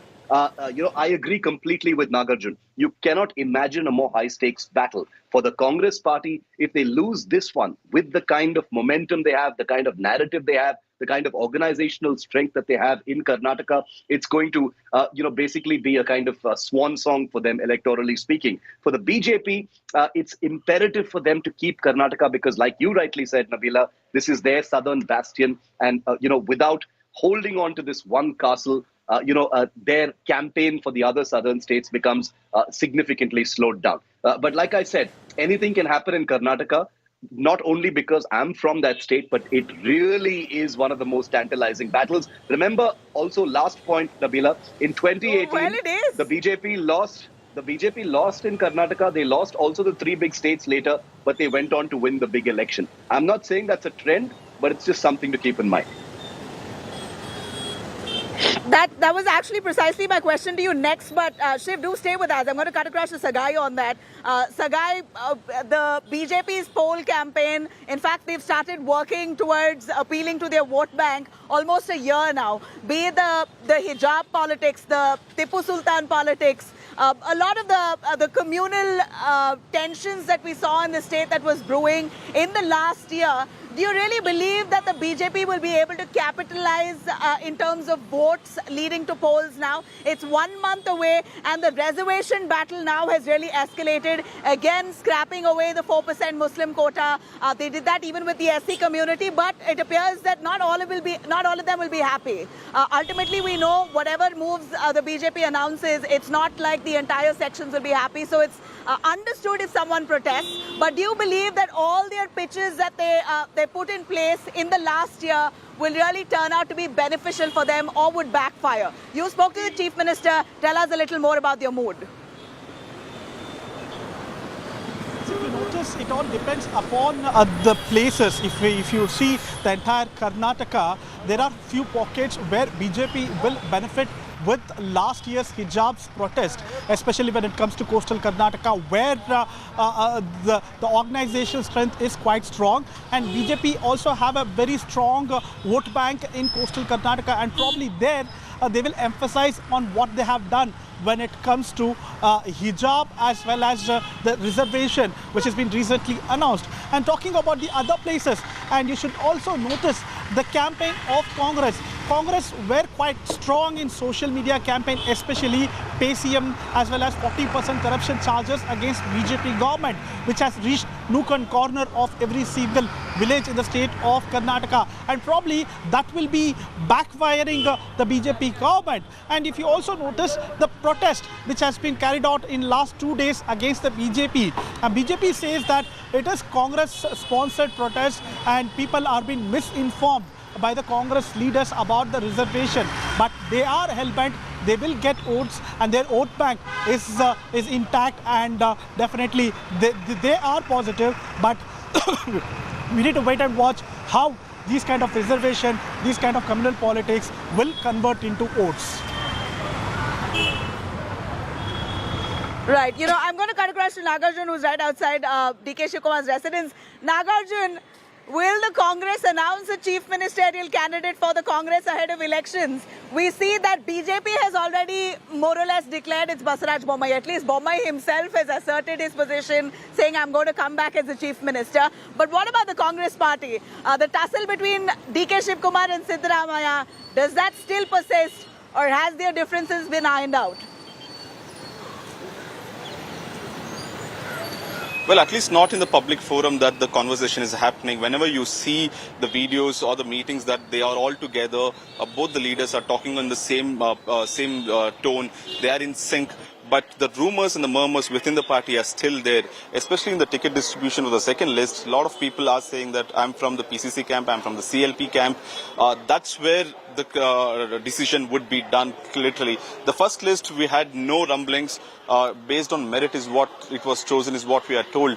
But right now, it was not as bad as before. Few months, you could have seen that India Today themselves had reported that both the leaders on stages on different platforms were saying that, please vote for us, I would be the next chief minister, give me a chance. But since the High Command intervention, these public rumblings have gone down, and they are trying to set a narrative that both are together and united. But when you speak to them off record, for a lot of leaders, things are still not okay. There is still scope for improvement, is what a lot of insiders feel within the Congress. All right, there's scope for improvement. At least there. I mean, one thing's for sure, that the Congress at this point, what we hear, and this is for our viewers to know, that the Congress have done internal surveys. The KPCC has done a survey, the AICC have done a survey, and tickets have been given out to 124 candidates based on winnability. So the Congress right now, it appears, not wanting to take a chance. The result of the survey is what led to a person getting a ticket. If you are even likely closer to win in your constituency, then the Congress has given that ticket to the person. So no money weightage or bias, it appears, within the Congress has been entertained this time. Now, how far has that been true? This is what I've been told. What's really happened on ground could be entirely different. But Shiv, like you rightly pointed out, the Legislative Assembly elections versus Lok Sabha elections, there's always a world of a difference. Lok Sabha elections, BJP somehow manages to take away the cake. And that's what we saw even in Karnataka. Even though the Congress and the JDS came to power in 2018 in an alliance, it was the BJP who literally swept Karnataka for the 2019 Lok Sabha polls. So it appears that this time also could be similar. Modi effect, Karnataka can't escape. It's true that there is a difference between how states vote and how the people vote in the Lok Sabha. They're definitely true. But having said that, I very much doubt. In fact, I'm pretty sure that the BJP does not depend on that disconnect whatsoever. The BJP is a very aggressive electoral machine, and they don't treat any election as less than the other. They treat every single election like a Lok Sabha election, like we saw recently in the Northeast as well, Nabila. So like Nagarjun said, every such election in the lead up to the big one is basically a launch pad. It's a springboard. It provides momentum. It keeps the entire machinery energized. So there is no question of any matrix or calculus within the BJP that accounts for losing one, but it doesn't matter because they're going to win in 2024. They want to win absolutely everything that they actually fight in. Remember, in 2018, the Congress had come to power in Madhya Pradesh, but Madhya Pradesh fell because of Jyotiraditya Scindia's defection post that. So now Madhya Pradesh is with the BJP. So they'll be fighting an anti-incumbency there. So the big elections that happen here are going to be very, very important. In 2018, 2019, the narrative also changed a great deal, in the latter half of 2018 towards 2019. But as far as Karnataka is concerned, I can tell you very, absolutely straight and without any confusion whatsoever, the BJP treats this as, probably on par with the Lok Sabha elections in terms of the amount of energy it needs to invest in this particular state. Because like Naga and you have been reporting from the ground, the implications of losing in Karnataka have a cascading effect for the BJP, as they do for the Congress party as well. But for the Congress party, it's a survival battle. With all these weapons, with all this strength, if they still manage to lose, grab defeat from the jaws of victory, proverbially speaking, then that aligns with the narrative that the Congress has kind of embraced since 2014, that, despite being in a position to win an election, they've still managed to lose. But for the BJP, on the other hand, despite fighting a strong anti-incumbency, having a strong narrative against them by the Congress here, if they lose, it has a spillover effect as far as other places are concerned. And that's something that the Modi-Shah combined are simply allergic to. So that's what the point is here. So it more or less has come down to an ego battle for the BJP and a survival battle for the Congress party. Nagarjun, to you on that, we know that the Congress in Karnataka, in compared to several other states, they're only in power right now in Chhattisgarh, Himachal. So Karnataka is really important for them. But in compared to the other states, Karnataka, they have a really strong grassroots level cadre. They have mass leaders like DK Shivkumar and Siddaramaiah, which somehow we see that the BJP lacks. Even though B.S. Yediyurappa is also known to be a mass leader, he's somehow now in the margins, not really out there and in the grind. We've heard a lot of reports within the BJP itself how there are cracks and many of them working against B.S. Yediyurappa in the state, etc. But for the Congress here, we believe with their mass leaders, they're trying to gain their support, but yet somehow defections is something that they struggle with. They weren't able to contain it in 2018. When they came to power, many of their leaders jumped to the BJP. This time around, what's the pattern that you see? What's DK Shivkumar's magic formula, if at all they're even near to being a single largest party? How are they going to contain their leaders from moving over, switching to the BJP, etc.? We already know that some of them from the BJP have come this side. Defections altogether. Do you think this can be contained this time around? That's post the election scenario, Nabila. But what is happening in the run-up to the elections in the last 1 month is Operation Hasta or Operation Hand is happening in Karnataka. 2 sitting MLAs from the BJP have moved. Just yesterday, we are picking up that 1 sitting MLA of the BJP met Mr. Surjewala and DK Shivkumar. So it's a reverse engineering is happening, reverse operation is happening, at least pre-poll. Depending on what happens next, we'll have to wait and watch. But the Congress, what they're saying this time, they'll make sure that they'll put an end to resort politics. Their MLAs will not be poached. And also largely it's because the candidates that they're choosing is from merit-based and are truly loyal to the party, who are truly loyal to the ideology of the party. The first-time MLAs are the ones who have been told specifically that watch out, you can't move if you win to BJP. We will make sure that we'll file cases against you, fight in the court of law.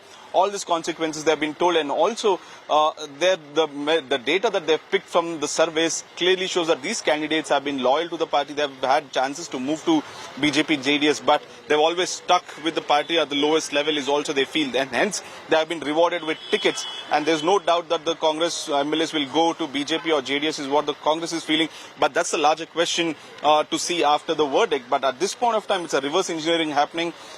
Just the Chief Minister yesterday, we heard him say that DK Shivkumar has been calling all his MLAs in BJP saying, please come to us, we will give you tickets. So right now the Congress is doing reverse poaching of called Operation Hasta in Kannada or Operation Hand, that they are trying to poach sitting MLAs of the BJP. Mr. Puttana, who was a BJP MLC, was poached. He's been given Congress ticket in the first list. So many such examples would happen in the next few days because Congress's 100 seats is still pending. We'll see a lot of BJP faces in Congress now. All right. All right. Stay with us, Nagarjun. I'm going to cut across to Chief Minister Basaraj Bommai, who in a first has spoken to India Today right after the Election Commission's announcement. Just about an hour from now, EC is going to announce when Karnataka will go into polls. Basaraj Bommai, the Chief Minister, speaks. Waiting that it will be announced today or tomorrow? Yeah, it was as per anticipation. So Congress has already released the first list, sir. When is the BJP list going to be released? Probably after a week or so. The first list will be released. So if you notice the reservation announcement which has been made by your government, now there are a lot of protests which is happening across the state. Do you think it will backfire? The Congress is trying to create some confusion in Banjara community only. Okay. And we have talked to all Banjara leaders, our MLAs have talked. There is no issue. Everything will be set right. All the national leaders will be coming for campaigning, sir? Yeah, all the national leaders, including Prime Minister Amit Shah ji, Nadda ji, everybody will be there. Okay. Thank you so much. Yogi Adityanath will also come. Yogi Adityanath.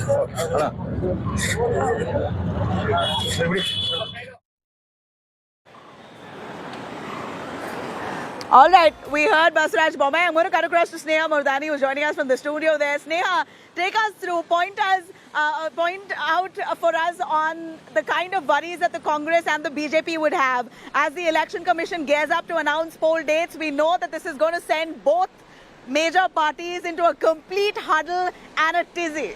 Well, absolutely, Nabila.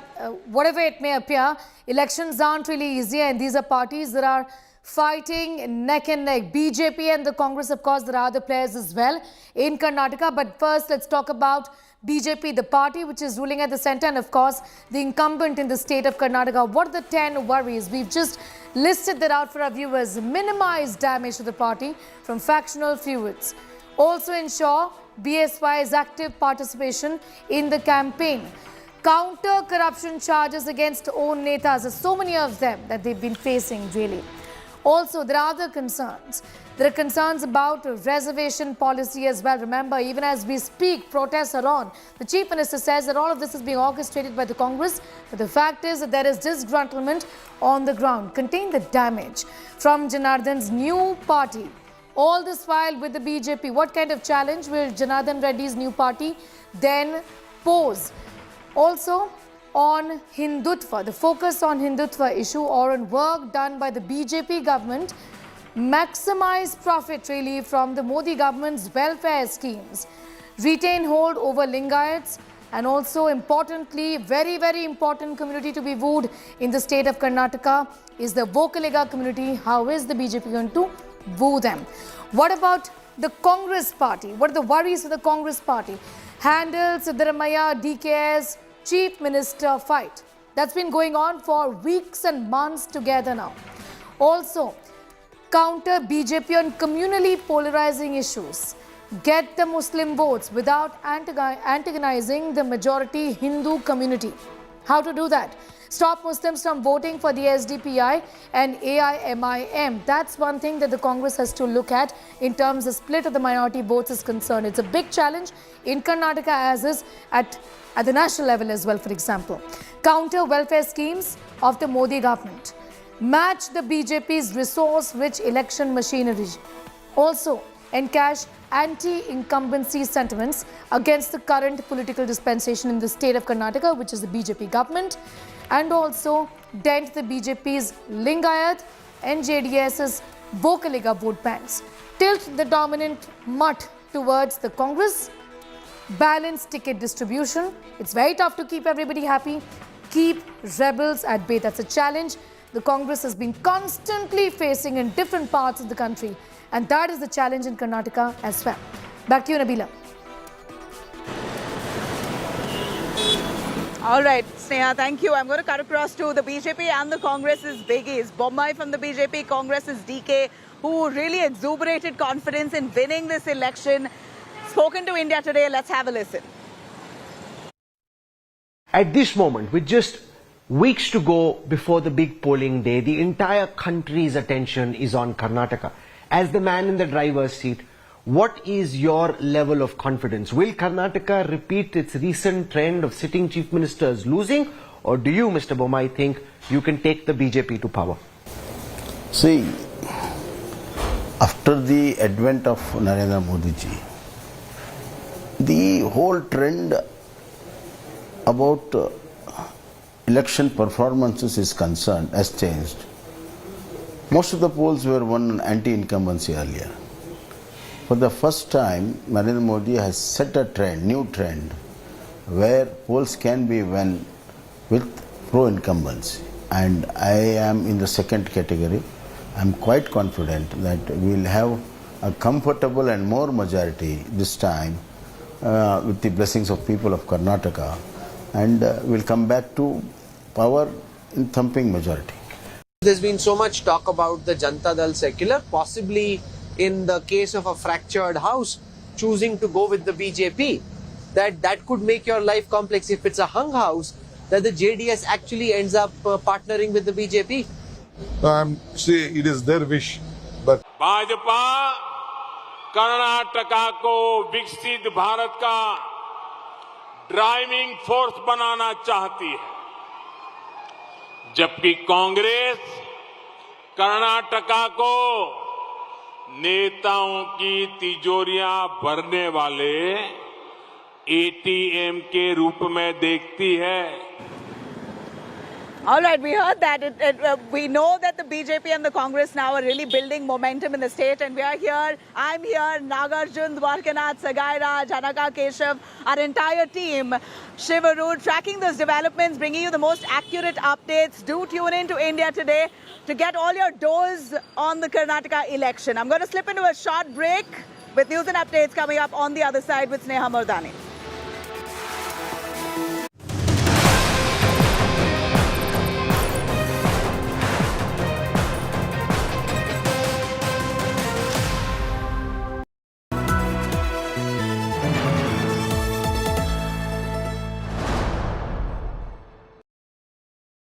ये कहा जा रहा है कि मोदी सरकार ने गौतम अडानी की बहुत मदद की है। उस पर अभी तक देश ने आपका पक्ष नहीं सुना है और आज मुझे लगता है कि ये बहुत महत्वपूर्ण सवाल है और ये मंच है जहां आप बता सकते हैं लोगों को। देश की सुप्रीम कोर्ट ने एक चीज का संज्ञान लिया, एक कमेटी बनाई है, 2 रिटायर्ड जजों की अध्यक्षता में कमेटी बनाई। उसके सामने सभी लोगों के पास जो तथ्य है वो रखने चाहिए, किसी को नहीं बख्शना चाहिए अगर कुछ गलत हुआ है तो, और वो न्यायिक प्रक्रिया पर भरोसा रखना चाहिए। उसके बाद में भी अगर लगे रिपोर्ट ठीक नहीं है तो जरूर उठाना चाहिए। ये प्रक्रिया को आप फॉलो नहीं करोगे और आपको लगता है कि ऐसे मुद्दे को उठाकर देश को गुमराह कर दोगे, ऐसे कुछ नहीं होता है।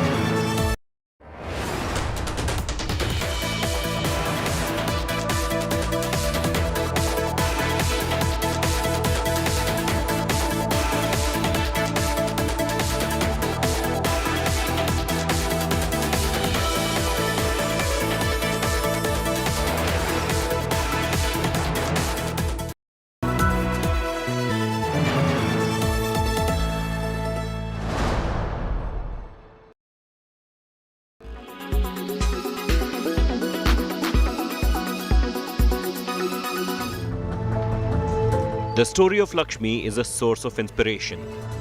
Despite frugal means, Lakshmi has built a business she's proud of. But it did not come easy. After working in a wide array of jobs, Lakshmi got headlong into the dry cleaning and ironing business. She now caters to over 300 families. ये हमारा जो profession है वो family business है। मेरे husband private sector में job करते थे, जब लॉकडाउन लगा तो उनकी वो जॉब छूट गई थी। तो ये फैमिली बिजनेस था, हाथ का हुनर था, तो मैंने एक बार बाहर आजमाने की कोशिश की। शुरू में 16 किलोमीटर ड्राइव करके जाना बहुत काफ़ी ऐसा लगता था, पता नहीं कितना दूर जंगल में आना पड़ रहा है। With all her hard work and dedication, Lakshmi soon took a shop on rent in a housing complex in Jaipur. She has employed 3 people to help her. Lakshmi has not only managed to build a profitable business, she has also given hope and aspirations to her children. मुझे बहुत अच्छा लगता है कि mummy papa दोनों काम करते हैं हमारे लिए, और मेरा भाई और मैं मतलब अच्छे से पढ़ पाते हैं उस वजह से। मम्मी और पापा बिजनेस करते हैं और इतना दूर जाते हैं, तो हमें बहुत सपोर्ट मिलता है उन दोनों से। Lakshmi's elder son is pursuing BTech and dreams of joining the Indian Navy after graduation. Her younger son plans to open a cafe. 39-year-old Lakshmi is no less than a superwoman for her family. Despite frugal means and the initial hardship, through her grit and perseverance, Lakshmi has managed to put the family business on the path to progress and given her children the hope and the aspiration to dream big. With camera person Nikhil, Devankur Vadhavan, in Jaipur for India Today.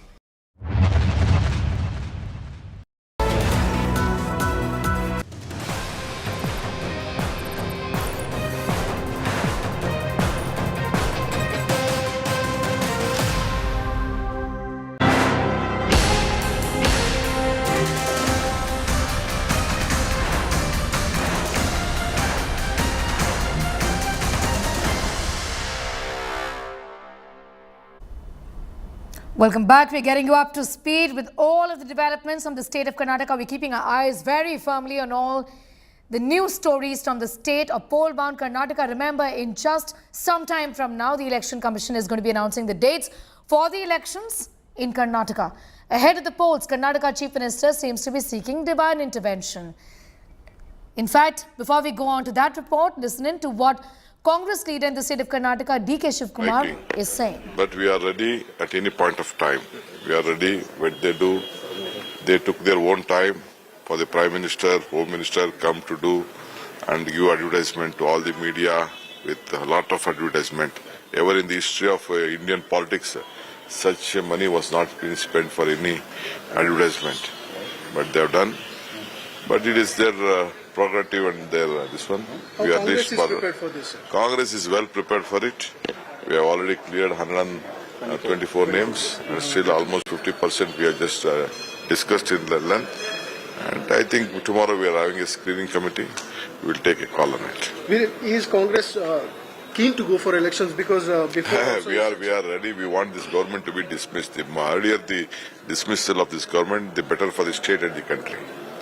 Sir, one second. Sir, what do you think about this? I am also doing it. What do you think that this election will be on the ideology or? This election will be a development-oriented election. This election will be for a corruption-free state, and this election will be a model because the corruption is on the peak, and Modi encouraged corruption and did not open his mouth. He did not take any action on his party leaders, and he has been promoting himself only for the sake of party. He is compromising a lot of corruption activities. Sir, we never expected. You raised several issues, including 40% commission and recruitment. Has this worked on ground, sir? Definitely. It is the talk of the town. It is the talk on every march. See, they are trying to take everything on emotionally. Yeah. We are taking on. That is why on the price rise, they could not help anyone. Is for every woman household because to see that of she Karnataka is from 5 kg to 10 kg rice to 200 unit of power. I know being a power minister, they tell that is not possible. I know how we can prove how we have saved power, how we have generated power. So and all is doable. And for employment also, they never gave any help to the unemployed youth. That is why we decided our guarantee will bring our election. Our clean administration in history will bring our party to power. Sir, CM said your claims are just bogus. Joining me is D.K. Shivkumar, KPCC chief. Sir, CM just now spoke. He's saying that you are in touch with the MLA, sir. Sir.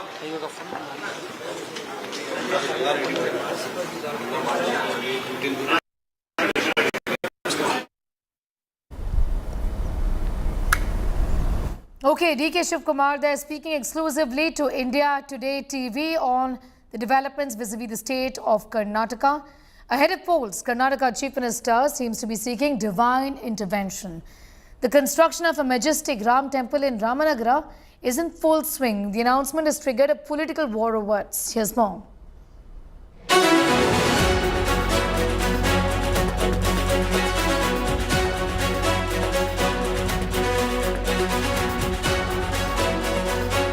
As the Ram Mandir rises in Ayodhya, Uttar Pradesh, a similar temple is rising in Karnataka too. Eyeing the Hindu vote bank, the BJP government is all set to build a temple on the lines of the Ayodhya shrine in Ramanagara.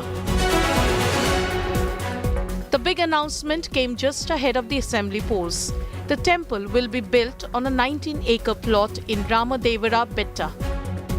First concept permission ಇವನ್ನೆಲ್ಲ ತಗೊಂಡು ನಿರ್ಣಯವನ್ನು ಮಾಡಿ ಮತ್ತೆ ನಿಶ್ಚಯ ಮಾಡೋಣ ಯಾವ ರೀತಿ ಮಾಡಬೇಕು ಏನು ದುಡ್ಡಲ್ಲಿ ಮಾಡಬೇಕು ಜನರು ಭಕ್ತಾದಿಗಳು ಬಂದು ಮಾಡುವಂಥದ್ದ ಸರ್ಕಾರ ದುಡ್ಡಲ್ಲಿ ಮಾಡಬೇಕಾ, ಟ್ಯಾಕ್ಸ್ ಪೇಯರ್ ದುಡ್ಡಲ್ಲಿ ಮಾಡಬೇಕಾ, ರಾಮ ಭಕ್ತರ ದುಡ್ಡಲ್ಲಿ ಮಾಡಬೇಕಾ, ಎಲ್ಲ ನಿಶ್ಚಯ ಮಾಡೋಣ. The Congress is not impressed and is playing down the temple project. This is a election manifesto, first of all. They are not going to implement. They are going to be ousted by the people of Karnataka.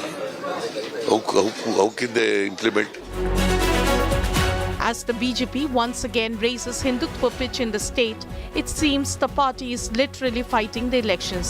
Ram Bharose. Bureau Report, India Today.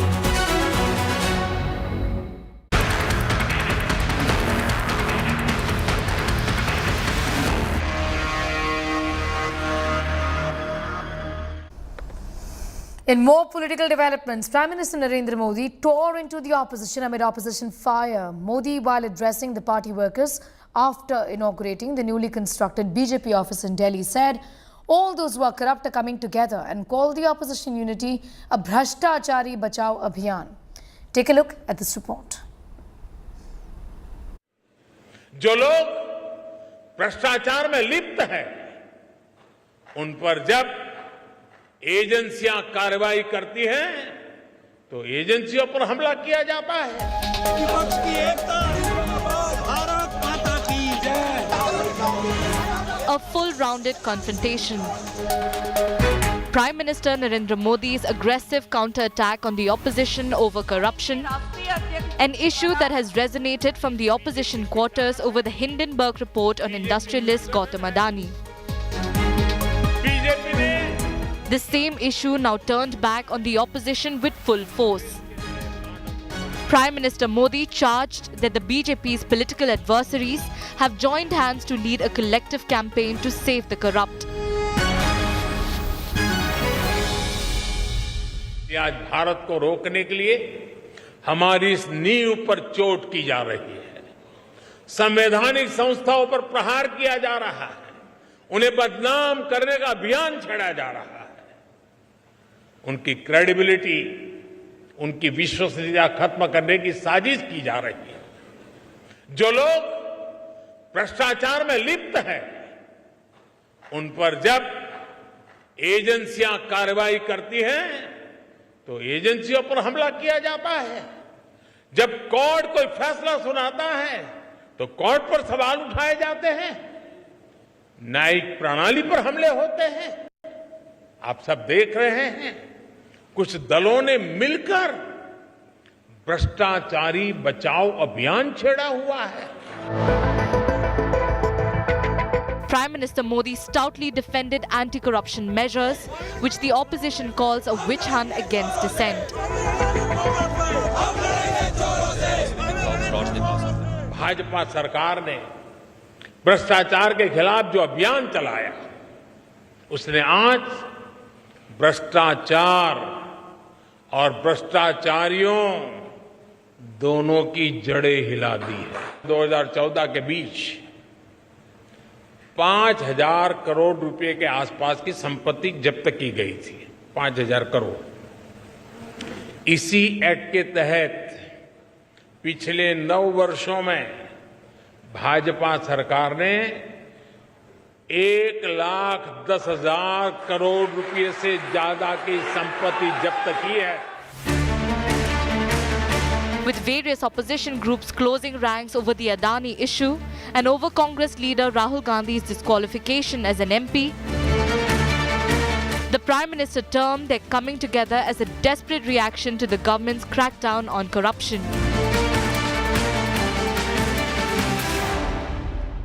7 दशकों में पहली बार भ्रष्टाचार पर इस तरह की चोट हो रही है. अब जब हम इतना सारा करेंगे तो कुछ लोग तो नाराज होंगे ही होंगे. वो अपना गुस्सा भी निकालेंगे. लेकिन इनके झूठों आरोपों से न देश झुकेगा, न भ्रष्टाचार के विरुद्ध कार्रवाई थमने वाली. In his address after inaugurating new facilities at the party office in New Delhi, the Prime Minister reminded the opposition of the BJP's political trajectory since 1984.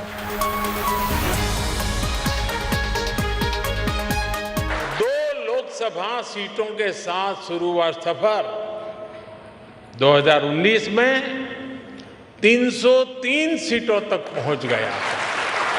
आज कई राज्यों में हमें 50% से ज्यादा वोट मिलते हैं। With general elections due next year, the template for the road to 2024 seems set. Bureau Report, India Today.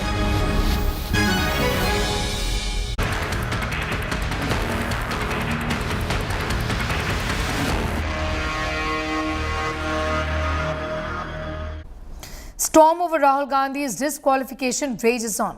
Congress MP Manikam Tagore has given adjournment motion notice in Lok Sabha to discuss the Adani Group issue and disqualification of Gandhi. From BJP, another Modi Mantri has hit out at the Congress, accusing the Grand Old Party of looting the nation. Saffron Party has hit out at Rahul, accusing him of putting himself above the constitution and the country. Hitting out at the Prime Minister, President of the Congress Party, Mallikarjun Kharge, laid several questions relating to Adani share crisis and even accused the Prime Minister of running a gang named Bhashtachari Bhagao Abhiyan. Meanwhile, Congress and other opposition parties are contemplating moving a no-confidence motion against the Lok Sabha Speaker Om Birla next week on the ground that opposition members are not being allowed to speak. कि mister Rahul Gandhi अपने अहंकार के कारण disqualify हुए हैं। Mister Rahul Gandhi OBC समाज को जो अपमानित किया उन्होंने, उसको कोर्ट ने कॉग्निजेंस लेके जो फैसला किया, मिस्टर राहुल गांधी सोचते हैं कि वो इन सब कोर्ट से, संविधान से, पार्लियामेंट से, इन सब से ऊपर है। भ्रष्टाचारी तो वो खुद है। एक लुटेरे लोगों को जो लोग भगोड़े हैं, यहाँ के पैसे लेके गए हैं, बैंक लूटे हैं, कर्जा यानी इंडस्ट्रीज के नाम पे, इन्वेस्टमेंट के नाम पे चंद लोग बैंकों से, LIC से पैसे उठाकर अपनी संपत्ति बढ़ा रहे हैं और चंद लोग तो भाग जा रहे हैं। उनके पीछे तो ये नहीं गिरे, उनको तो कुछ भी नहीं बोल रहे, उनके बारे में इंक्वायरी करने को तैयार नहीं, JPC करने को तैयार नहीं। तो क्या वो करप्ट है? करप्ट लोगों के साथ मिले हैं क्या हम? तो करप्ट लोगों को सपोर्ट वो कर रहे हैं। ये चोर उल्टा कोतवाल को डांटे, ऐसी बात हो रही है। जो राहुल गांधी जी के साथ किया जा रहा है वो इस देश की जनता देख रही है। इस देश की जनता ने नजर बनाई हुई है। इस देश की जनता ये पूछ रही है कि विपक्ष की सबसे मजबूत आवाज को आप सदन से निकाल देते हैं। क्यों? क्योंकि वो अडानी पर सवाल पूछ रहे थे। इस देश की जनता पूछ रही है कि अडानी को बचाने के लिए क्यों इतने लालायत है, क्यों इतने तत्पर है।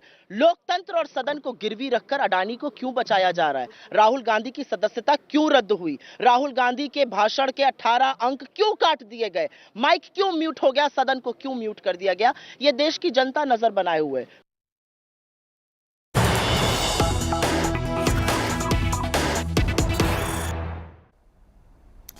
Amid Rahul Gandhi disqualification dangle, big relief for disqualified Lakshmadeep MP. As per the instructions of the Kerala High Court, the membership of the Member of Parliament of Lakshmadeep, Mohammad Faisal, is reinstated.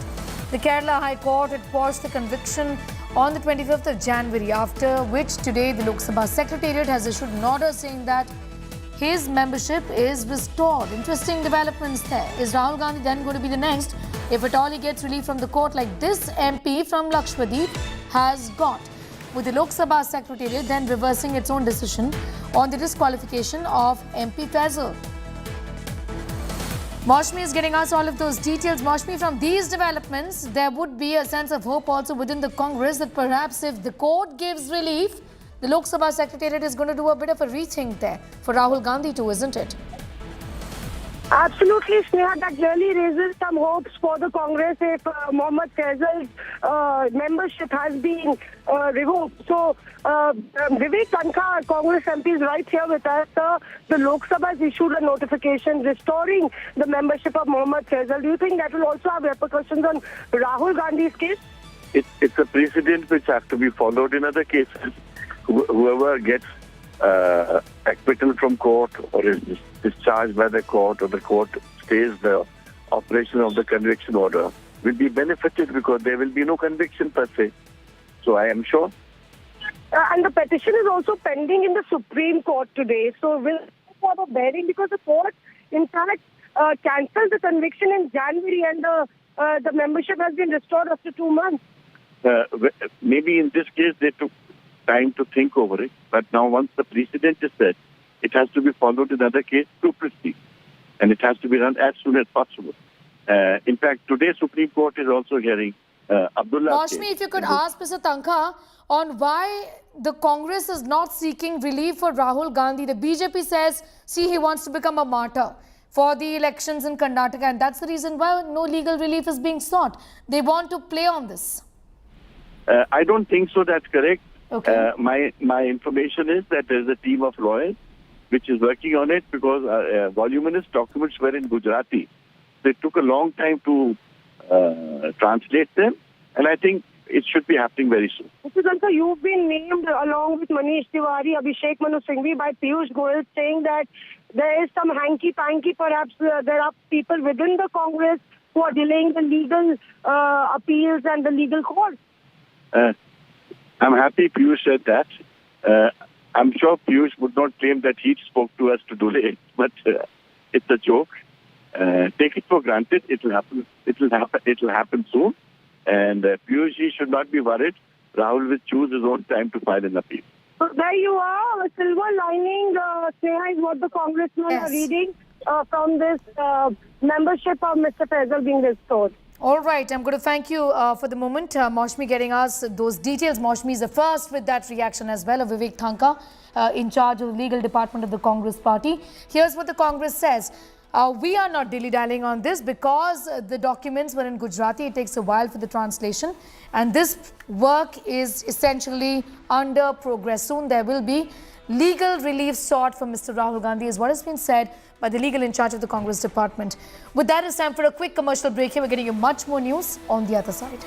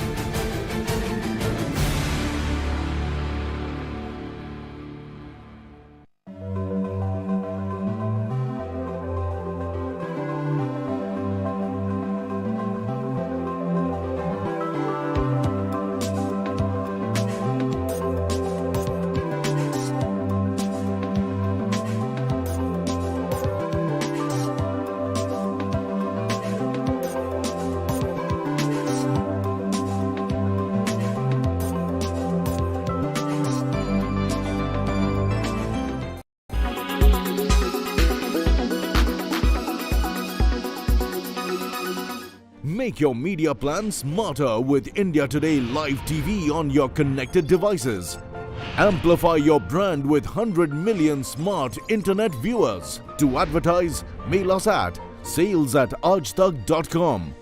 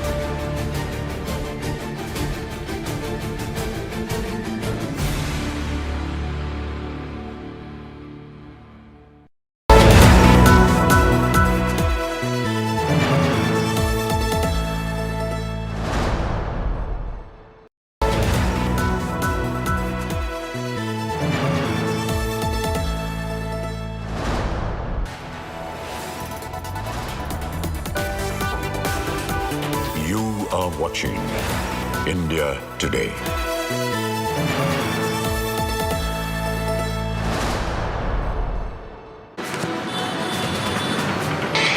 A very good morning. You're watching India Today. I'm Nabila Jamal. We're bringing you our Karnataka election special just half an hour before the Election Commission announces the poll dates. We're super pumped, absolutely excited to track every development coming in from right here, the power center, Vidhan Sada, that I'm standing right in front of. We're seeing all the politicians now getting ready to address press conferences right ahead of Election Commission poll announcement. I'm going to cut across to the headlines first. State of Ward Karnataka officially kicks off as Election Commission now to announce poll dates at 11:30 a.m. Today, in just about half an hour's time, India's top political team ready with cutting-edge coverage only on India Today. Always a ever-ready party. We don't prepare for elections. We prepare for organization and we prepare for welfare of the people, and we are ready. Congress is well prepared for it. We have already cleared 124 names, and still almost 50% we have just discussed in the length. And I think tomorrow we are having a screening committee. We will take a call on it. Kota Natika escalates in Karnataka. Bombay slams Congress for provoking violent caste protests.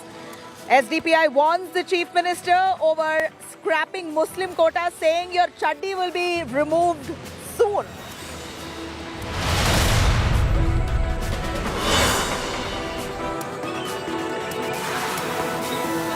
Modi's ferocious attack on the Congress says the Congress is equal to dynasty, dangai, dishonesty, accuses the Congress of Bhrashtachar Bachao Abhiyan. Congress's Kharge hits back.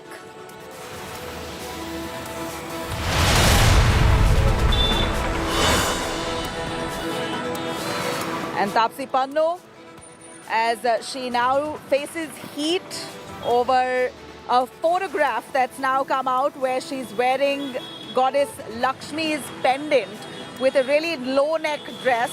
Hindu groups file a complaint against her, saying that this hurts religious sentiments, calls this indecent dressing.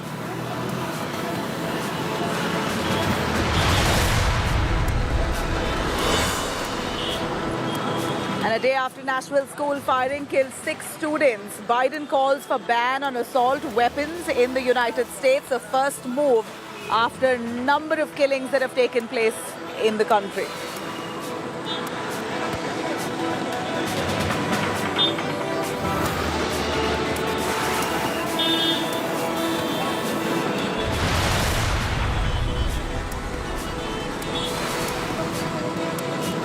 All right, like we said, and I'm going to assert that yet again, India Today's best election team, in fact, India's best election team, out here in Karnataka and from Delhi, all the way from Karnataka to Delhi, tracking the developments here. Rajdeep Sardesai, who's also joining me right here on the special broadcast. We also have Nagarjun Dwarkanath, who is tracking all those developments right from Bengaluru. He's near the Congress chief, D.K. Shivkumar's residence at this point. I'm right outside the Vidhan Sada, where all hectic lobbying political developments is happening. The power center, that's where I'm at. I'm going to cut across to the details now. 11:30 a.m. is when Election Commission is all set to announce the poll dates. And likely, as per tradition, it appears it may just be in one phase, but yet it's for the EC to confirm on that. 11:30, the Election Commission will be announcing the date of polls, and that would mean that the poll code of conduct would come into play in Karnataka right after the announcement, which means no more government expenditure, no more announcements of or any initiatives that the government can announce. There'll be a full cap on it.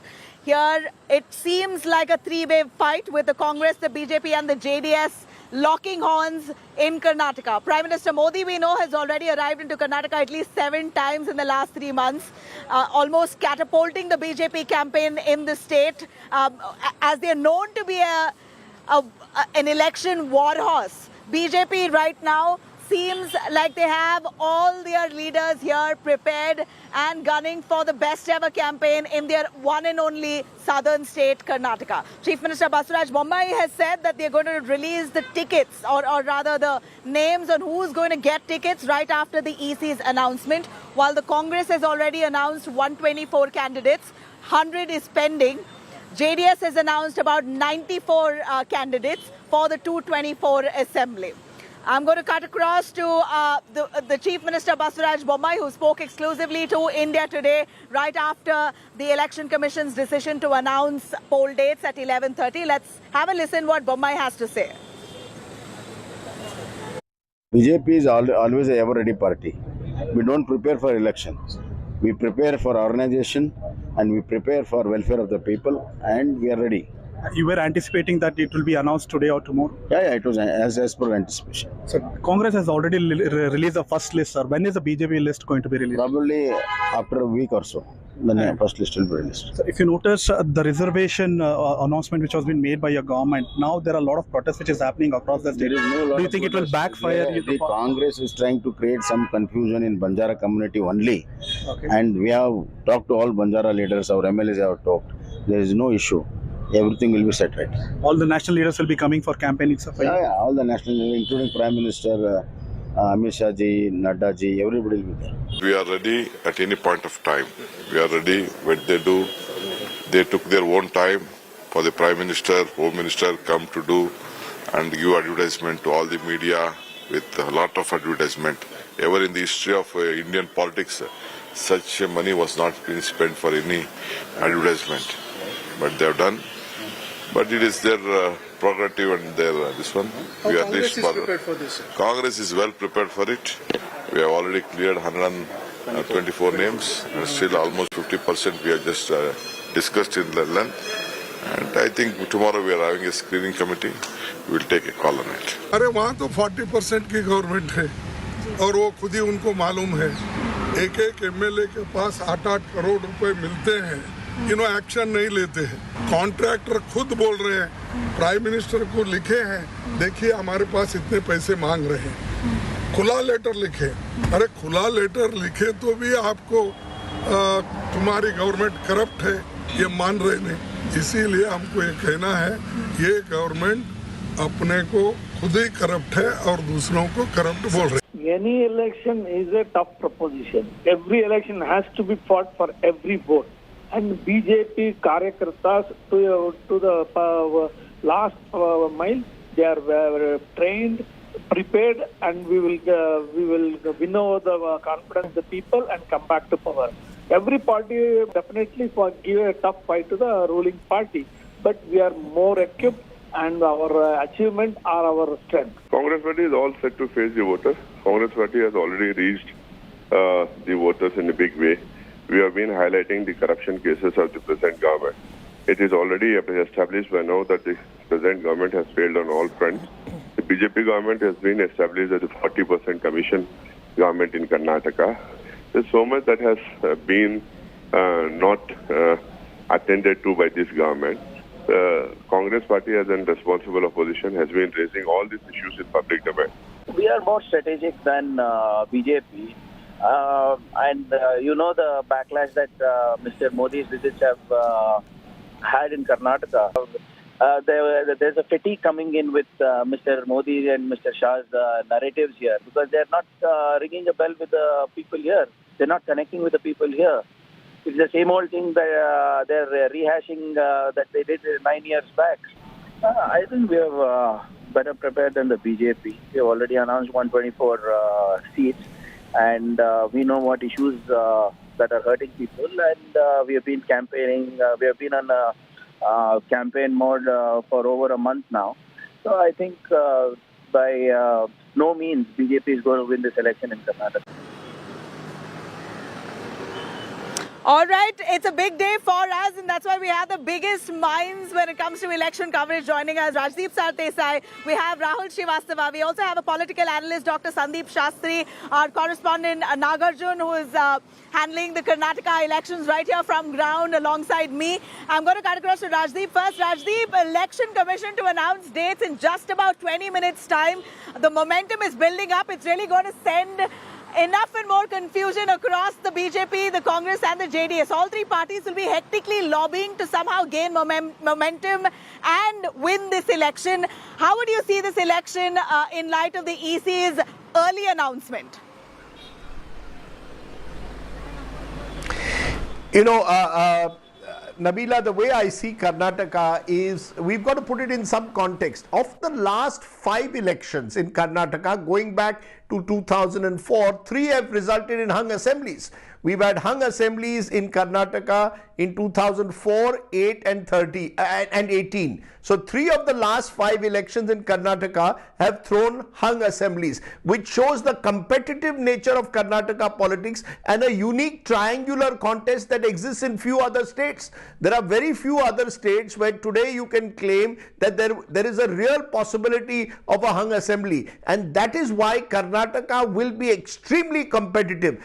Yes, there is also the anti-incumbency factor, which is why perhaps the Congress believes that this could be its moment. If you look in the past, in 2013, when the Congress got a majority, it was after 5 years of confusion where the BJP had to change as many as 3 chief ministers, and the Congress benefited from it. In the last 5 years also, the BJP has had to change its chief minister, Mr. Yediyurappa, its tallest face. So the Congress will believe that this could be its turn. It has the momentum, it has the local factors going for it. An analyst of Karnataka put it very well to me, that the Congress has to fight this election as a local party, the BJP has to fight it as a national party, because the BJP's best bet is Prime Minister Modi. When it came to the Lok Sabha elections in 2019, the BJP scored a remarkable 26 out of 28 seats. So when Mr. Modi is on the ticket, the BJP benefits. But when he's not on the ticket and when the election gets localized, the Congress benefits.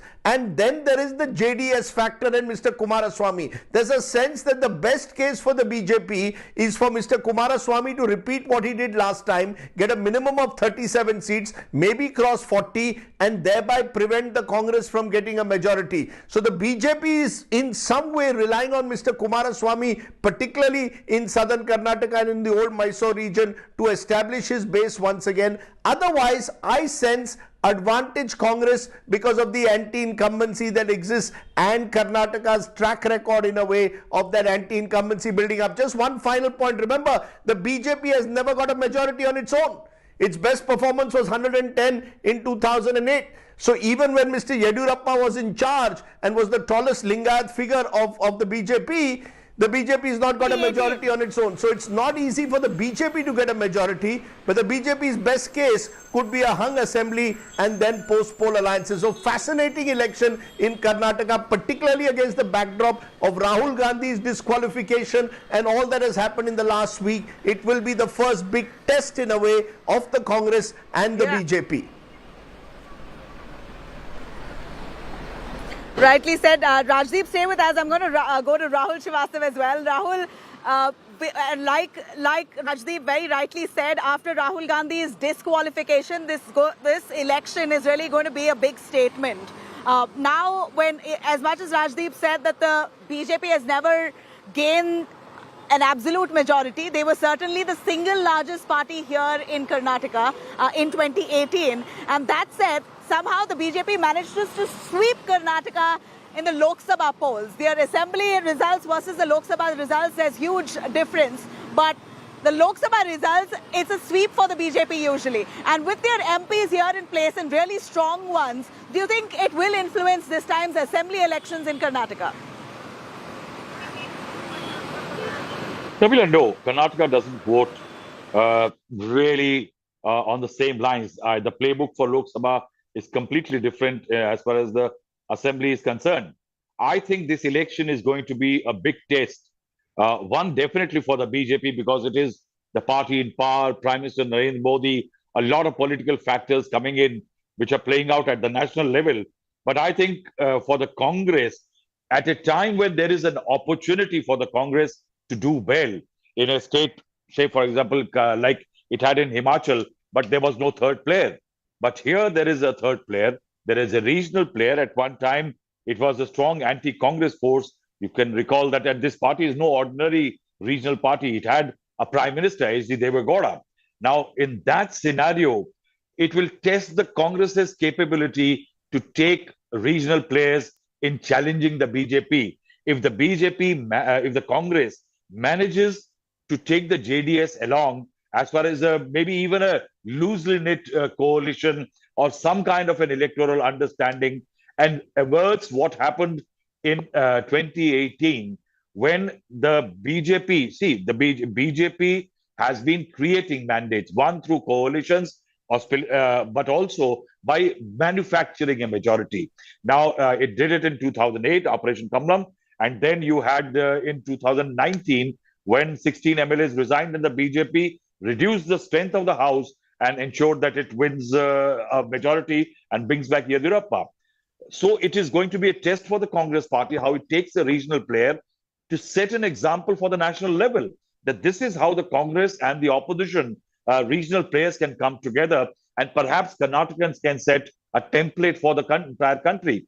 For the BJP, it's a big dilemma. One, it is one state where for the first time after a long time, I think last time it happened was in Madhya Pradesh, when the Shivraj Singh Chauhan government was facing strong corruption charges. This one is terrible. I think this is really bad calling card this time around. The Basaraj Bombay government hasn't really done much to write home about. And in that scenario, Yediyurappa factor, I think, is going to be very, very critical. Yediyurappa factor is going to be critical primarily because he has announced in Belgavi that he's not going to contest elections anymore.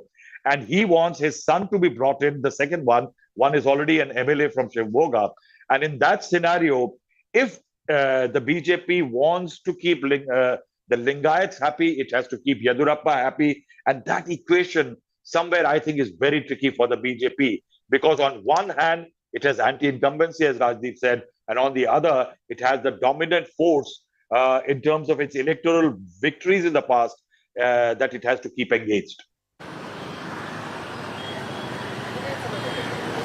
You know, I'm going to cut across to Sandeep Shastri, who's a political analyst here. Mr. Shastri, as much as we see this communal pitches or campaigns largely carried out by the BJP across the country, do you really feel that Karnataka is a state where they managed to crack into their vote base with the same communal pitch? We saw the hijab campaign or the entire controversy that panned out. We see now that the 4% Muslim reservation has been scrapped. We know that coastal Karnataka is usually highly communalized, or it is a communal hotbed there, and somehow the BJP gains out of these communal campaigns. But when it comes to the rest of Karnataka and a state on the whole, do you believe that these kind of campaigns will really escalate the BJP's winnability?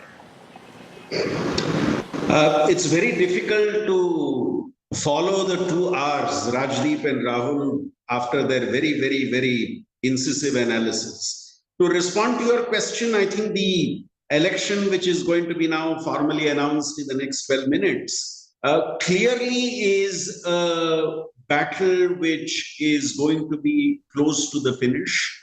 I think the Congress and the BJP both have adopted very different strategies in entering the election. The BJP clearly is focusing on their central government and central leadership. And even though it's the ruling party in the state, the BJP campaign has very little focus and attention on the BJP government in the state or its state leadership. So I wonder whether it's a double-engine government with one engine leading and merely the other engine following. And this will be a crucial test because in the last 30 years, Karnataka has not voted back with a majority the ruling party. So can BJP reverse this trend, or can Congress assert the continuation of this trend would be the critical question. In the last week, the Congress campaign has changed a bit after Rahul Gandhi's disqualification. Otherwise, what the Congress had tried to do is focus on essentially local issues as part of their campaign. Will that continue to be their strategy, or will they add to it now? The Rahul Gandhi disqualification factor will be something that will be closely watched. I would believe the Janata Dal, though it is making interventions, it's a much weaker party, especially after the 2018 Lok Sabha results. If the 2018 Lok Sabha result weakened any party, it was the Janata Dal S, who had an alliance with the Congress and came out weaker at the end of the alliance. If the BJP has made inroads into the old Mysore region, it has made inroads into the JDS territory, thanks to the 2018 election alliance between the Congress and the JDS. Rahul Srivastava raised a very important point.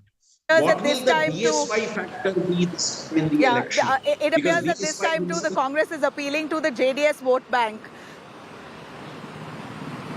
Right. To pick on what you said, Mr. Shastri, this time too it appears the Congress is somehow trying to galvanize the Wakaliga support, which is a JDS's stronghold, and it appears that DK Shivkumar is fronting that. There seems to be some signs that the Congress is giving out that DK Shivkumar could be the Chief Minister. It's not declared. It's almost as if they're hinting that he could be. So Wakaligas are excited, and there seems to be a large support base now for DK Shivkumar, almost pulling the support base from the JDS towards the Congress. So it's going to be very interesting to see how that pans out. But stay with us, our panelists. I'm going to cut across to Basuraj Bommai, Chief Minister of Karnataka, who's just spoken on the poll date announcement. Listen in.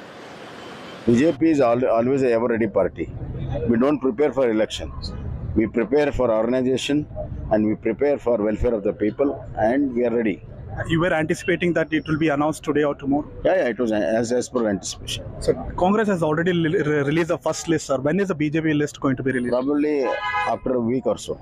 The first list will be released. So if you notice the reservation announcement which has been made by your government, now there are a lot of protests which is happening across the state. Do you think it will backfire? The Congress is trying to create some confusion in Banjara community only. Okay. And we have talked to all Banjara leaders, our MLAs have talked. There is no issue. Everything will be set right. All the national leaders will be coming for campaigning. Yeah, all the national leaders, including Prime Minister Amit Shah ji, Nadda ji, everybody will be there. All right, you heard Bommai there, cutting across to Rajdeep. Rajdeep, Bommai, you've met him, spoken to him multiple times, and he is very confident time and again that the BJP will manage to come back, and it's going to be quite an easy walk for them to win in Karnataka. But recent surveys have suggested that it's going to be a fractured mandate. No party is going to be having a clear majority, and BJP is seeing a setback because ever since they came to power, it's been 4 years, they really haven't had anything substantial to speak or boast about. History is against the BJP. Karnataka is a state which has seen anti-incumbency. I just listed out earlier, look at the last 20 years, how election results have panned out. So for the BJP to replicate what it did in 2018, when it was the single largest party, won't be easy. The big factor in your state, and I call it your state, Nabila, is caste. See, and the caste arithmetic, if you look at it, Mallikarjun Kharge, Congress President Dalit, Siddaramaiah, most powerful backward caste leader, bringing together the smaller backward caste and the Muslims on his side, and DK Shivkumar as a Wakaliga. When you look at that caste arithmetic, you look at the local level leaders, MB Patil and others that the Congress has, you would think that this could well be the Congress's turn to use caste arithmetic in its favor. Particularly because whether it's Basuraj Bommai or BS Yediyurappa, the BJP has relied on its Lingayat vote, and the very fact that the BJP leadership has gone back to Yediyurappa clearly suggests that he remains, even in retirement or semi-retirement, the party's #1 leader. The question is this a slightly wounded, marginalized Yediyurappa, or is this the Yediyurappa of 2008 who was enthused and was ready to become Chief Minister?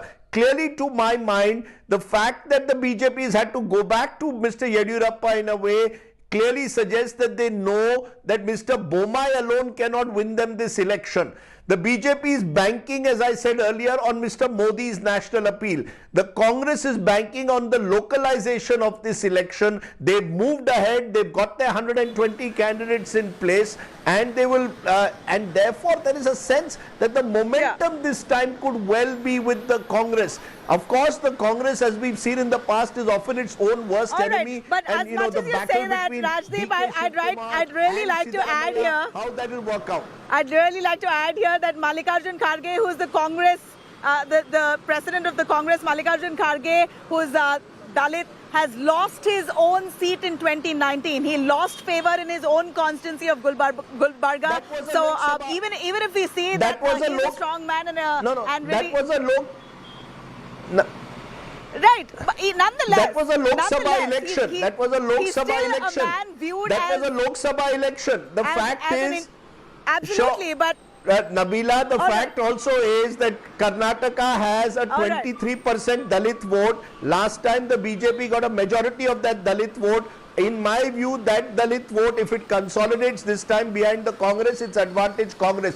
The caste arithmetic that the BJP is trying to break into with various reservations for Vokaligas, Lingayats clearly suggests to my mind an element of desperation. The fact is, if you look at it, history as well as the chemistry of caste, the Congress has the advantage at this stage. Much can change in the next 6 weeks, but when the starting point is there, it seems at the moment the Congress is slightly ahead of the BJP in the race this time. And surveys suggest the same, that Congress could come about as a single largest party, but not with a full majority. But I'm going to cut across to this big breaking here. Rajdeep, stay with us. Chief Minister Basuraj Bommai has really made a scathing attack on the Congress party, saying that the Congress's desperation is now out there in the open. Congress desperately trying to poach the BJP netas. This is Basuraj Bommai's statement that he's made to India Today. He says that Congress trying to poach BJP leaders, calling the BJP netas and asking them to join the party because there are a couple of seats that are still vacant. The BJP hasn't announced their list as yet. Let's take a listen what the Chief Minister of Karnataka had to say. ನೋಡಿ, ನನಗೆ ಬಂದಿರೋ ಮಾಹಿತಿ D K Shivakumar ಅವರು ಈ ಎರಡನೇ ಪಟ್ಟಿಯಲ್ಲಿ ಸುಮಾರು 100 ಸೀಟುಗಳಿಗೇನಿದೆ ಎಲ್ಲ ನಮ್ಮ BJP MLAಗಳಿಗೆ ಫೋನ್ ಮಾಡಿ ಖಾಲಿ ಇಟ್ಟಿದ್ದೇವೆ, ನಿಮಗೋಸ್ಕರ ಬನ್ನಿ, ನೀವು ಬಂದರೆ ಕೊಡ್ತೀವಿ ಅಂತ ಹಲವಾರು MLAಗಳಿಗೆ ಫೋನ್ ಮಾಡಿದ್ದಾರೆ. ಇದು ಅವರ ಪರಿಸ್ಥಿತಿ ತೋರಿಸ್ತದೆ. ಅವ್ರ ಹತ್ರ ಅಷ್ಟು ಗಟ್ಟಿಯಾಗಿ ಕ್ಯಾಂಡಿಡೇಟ್ ಇದ್ದರೆ ನಮ್ಮ MLAಗಳಿಗೆ ಫೋನ್ ಮಾಡ್ತಾ ಇರಲಿಲ್ಲ. ಎಲ್ಲ ಕಡೆ ಓಪನಾಗಿ ಫೋನ್ ಮಾಡ್ತಾ ಇದ್ದಾರೆ. ಅದು ಎಲ್ಲರಿಗೂ ಯಾರ್ಯಾರಿದ್ದಾರೆ ಎಲ್ಲರಿಗೂ ಸರಾಸಗಟವಾಗಿ ನಮ್ಮದಿನ ನಿರ್ಣಯ ಆಗಿಲ್ಲ, ಇಲ್ಲಿ ನೀವು ಬಂದರೆ ನಿಮಗೆ ಕೊಡ್ತೀವಿ ಅನ್ನೋಂಥ ಮಾತಾಡಿದ್ರೆ ಅದು ಹತಾಶ ಮನೋಭಾವನೆ ತೋರಿಸ್ತದೆ. ಎಲ್ಲರೂ ಮತ್ತು ನನಗೆ ಹೇಳ್ತಾರೆ ಅಂದರೆ ಅವರು ಹೋಗೋದಿಲ್ಲ. All right, I'm going to cut across to Nagarjun Dwarkanath, who brought us that big news. Nagarjun, Bommai saying poaching is happening, that the Congress is trying to poach BJP netas. So we see this whole reverse game happening. In 2018, we saw a bunch of the Congress netas jumping to the BJP, and it appears now in 2023, the BJP accuses the Congress of trying to pull their netas. How far is this true? Well, Nabila, you, me, Shiv have all three seen about the poaching. It's like deja vu for us. Anytime there's election and post-election, pre-election, we have heard about poaching in Karnataka. For unwanted reasons, Karnataka is known, famous for. But right now, what is happening is Operation Hasta. That is what is happening. Reverse poaching of BJP, MLAs, MLCs for the Congress party. In the second list that Congress has kept 100 seats pending, many Congress netas have reached out to BJP MLAs. Yesterday, one BJP MLA from Kudligi, Mr. Gopal Krishna, met Surjewala and DK Shivakumar, is what we are told. Remember, he's a sitting BJP MLA, has gone into Congress meet, met the top leaders of the Congress seeking ticket. Already we have seen two BJP MLCs, that is Puttanna, who's got a ticket from Congress already. Chinchansur is hoping to get Congress Gurmitkal ticket. These two MLAs have moved from BJP, resigning from their post as MLC to the Congress. Lot more netas will come. What DK Shivakumar is saying when I question him about this is that didn't they take our MLAs and form the government? What is wrong? We are not poaching anyone. They are coming to us because they can feel the wind, which way the wind is blowing, and it's the Congress way the wind is blowing, and that's why the BJP is coming. We are only bothered about the candidates. Any party, any winnable candidate comes to us, the ticket will be given, is what the Congress is right now saying. Seems like in the next 2 to 3 days there'll be more poaching happening from all the three parties here. All right, you know, Nagarjun, I'm going to try and play for our viewers yet again what exactly Basuraj Bommai says. He says Congress is nervous. They're trying to poach our leaders. Reverse engineering happening here. Let's listen in. ನೋಡಿ, ನನಗೆ ಬಂದಿರೋ ಮಾಹಿತಿ D K Shivakumar ಅವರು ಈ ಎರಡನೇ ಪಟ್ಟಿಯಲ್ಲಿ ಸುಮಾರು 100 ಸೀಟುಗಳಿಗೇನಿದೆ ಎಲ್ಲ ನಮ್ಮ BJP MLAಗಳಿಗೆ ಫೋನ್ ಮಾಡಿ ಖಾಲಿ ಇಟ್ಟಿದ್ದೇವೆ, ನಿಮಗೋಸ್ಕರ ಬನ್ನಿ, ನೀವು ಬಂದರೆ ಕೊಡ್ತೀವಿ ಅಂತ ಹಲವಾರು MLAಗಳಿಗೆ ಫೋನ್ ಮಾಡಿದ್ದಾರೆ. ಇದು ಅವರ ಪರಿಸ್ಥಿತಿ ತೋರಿಸ್ತದೆ. ಅವ್ರ ಹತ್ರ ಅಷ್ಟು ಗಟ್ಟಿಯಾಗಿ ಕ್ಯಾಂಡಿಡೇಟ್ ಇದ್ದರೆ ನಮ್ಮ MLAಗಳಿಗೆ ಫೋನ್ ಮಾಡ್ತಾ ಇರಲಿಲ್ಲ. ಎಲ್ಲ ಕಡೆ ಓಪನಾಗಿ ಫೋನ್ ಮಾಡ್ತಾ ಇದ್ದಾರೆ. ಅದು ಎಲ್ಲರಿಗೂ ಯಾರ್ಯಾರಿದ್ದಾರೆ ಎಲ್ಲರಿಗೂ ಸರಾಸಗಟವಾಗಿ ನಮ್ಮದಿನ ನಿರ್ಣಯ ಆಗಿಲ್ಲ, ಇಲ್ಲಿ ನೀವು ಬಂದರೆ ನಿಮಗೆ ಕೊಡ್ತೀವಿ ಅನ್ನೋಂಥ ಮಾತಾಡಿದ್ರೆ ಅದು ಹತಾಶ ಮನೋಭಾವನೆ ತೋರಿಸ್ತದೆ. ಎಲ್ಲರೂ ಮತ್ತು ನನಗೆ ಹೇಳ್ತಾರೆ ಅಂದರೆ ಅವರು ಹೋಗೋದಿಲ್ಲ. ಕುಮಾರಸ್ವಾಮಿ ಅವರು ಸರ್ ಎರಡೂ ಪಕ್ಷಗಳ ಹೈಕಮಾಂಡ್ ಈಗಾಗಲೇ ನನಗೆ ಆಫರ್ ಕೊಟ್ಟಿದ್ದಾರೆ ಅನ್ನುವಂಥ.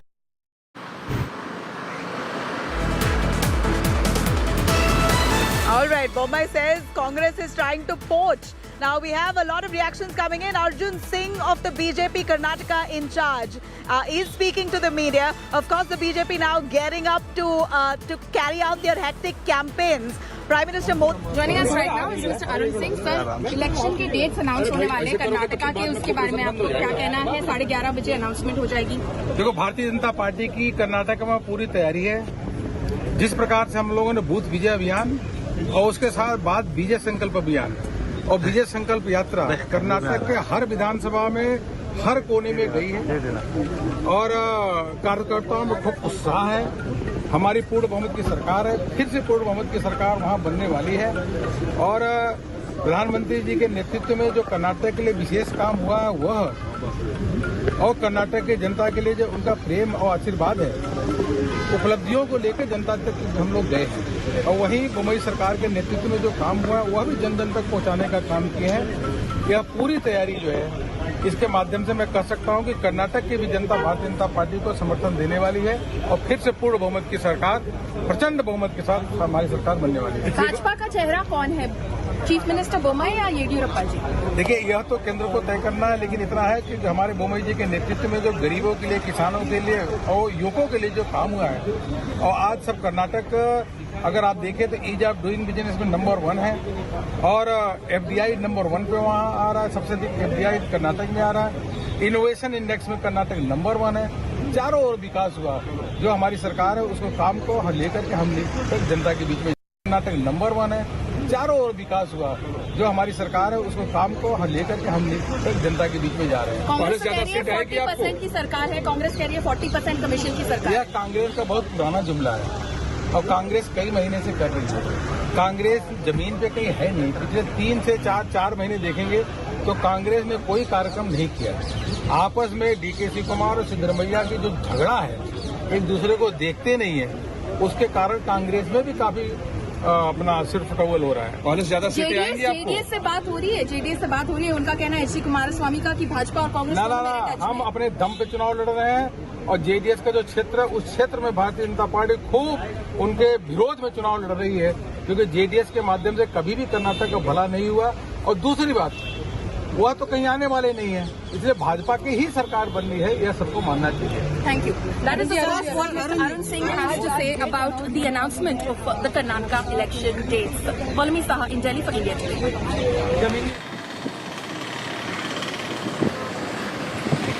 All right, I'm going to cut across to the live visuals coming in from the Election Commission's office in New Delhi, all being decked up and set for the Election Commission chief to come out and announce dates for Karnataka. In fact, this was anticipated to be in the first week of April, but it appears that EC has now swung into action, decided that today will be the day that they're going to be announcing poll dates for the state of Karnataka. It's likely to happen the first week of May, likely to be a one-phase election. But yet, we need a confirmation from the Election Commission. Let's see what they say. I'm going to cut across to Rahul Srivastava. Rahul, give us a little significance to our viewers on why Karnataka is such an important state for either of the parties, be it the Congress and the BJP. Apart from, of course, being it an ego battle for the BJP, being it a battle of survival for the Congress, Karnataka is also one of the highest tax-paying states in the country. You see, the issue of tax-paying state comes in. I think it has come into vogue largely after Prime Minister in a rally said that for Congress Party, Karnataka is an ATM. I think much beyond being one of the most progressive states in the country, economically, which has done extremely well, for the BJP, it's the gateway to the South. It is the first state the BJP came to power to disprove the theory that it is a Baniya Brahmin party from North India, from the Gangetic belt. And the arrival of a leader like Yadurappa swinging the Ligayat vote for the BJP created an inroad which I think in the annals of BJP's political history remains unparalleled. The second point for the Congress party, I think for the BJP, it has to retain the state, primarily because the corruption issue. Prime Minister Narendra Modi said, "Na khaunga, na khane dunga." And at a time where there is a huge amount of anti-incumbency against the government, it hits out at both the elements of Prime Minister Narendra Modi's pet campaign issues. Na khaunga, na khane dunga means corruption-free government and the double engine ki sarkar. On both the fronts, it seems that the current sitting government has not done very well. So it will definitely be a setback for the BJP. Election Commission's Also, team, the BJP Rahul, is has going to already look arrived. They've just settled in. The announcement is going to come in just a few minutes from now. As we track the frame there, we are also joined I'm going to by cut across to this live presser by the Election Commission. Shri Nitesh Vyas ji, Deputy Election Commissioners, Shri Ajay Bhadu, Mr. R.K. Gupta, and I'm DG Media, Shefali Sharan. Sir, I would request you to kindly make your opening statement, and thereafter the floor would be open for their questions. Thank you. Thank you, Shefali ji. Honorable Election Commissioner Shri Anup Chand Pandey ji on my right, and Shri Arun Goel ji on my left, senior officers, DCs of the Commission, friends from media present here. First of all, very good morning. We have gathered here to announce the schedule for the Karnataka election and the by-elections. You may recall that after the successful and peaceful conduct of elections in the 3 states of the Northeast, just early this year, it is now time to move to the southern part of the country. What a stark difference in terms of geography, culture, and varied challenges that we have in 2 different sets of states where we are doing the elections. The challenges in Northeast were very different than what we have in Karnataka. But what remains consistent and constant is our commitment to deliver a free, fair, transparent, and inducement-free election. To deliver a free, fair, transparent, and inducement-free election. So be it Northeast, South, across the length and breadth of the country, we are committed to do it. And you may recall that the challenges in the recently held elections were more in terms of controlling the violence, handling the tough topography, making the logistical arrangements, making machines move, the electoral machinery move. Whereas in Karnataka, the challenges are of different nature, which I will elaborate.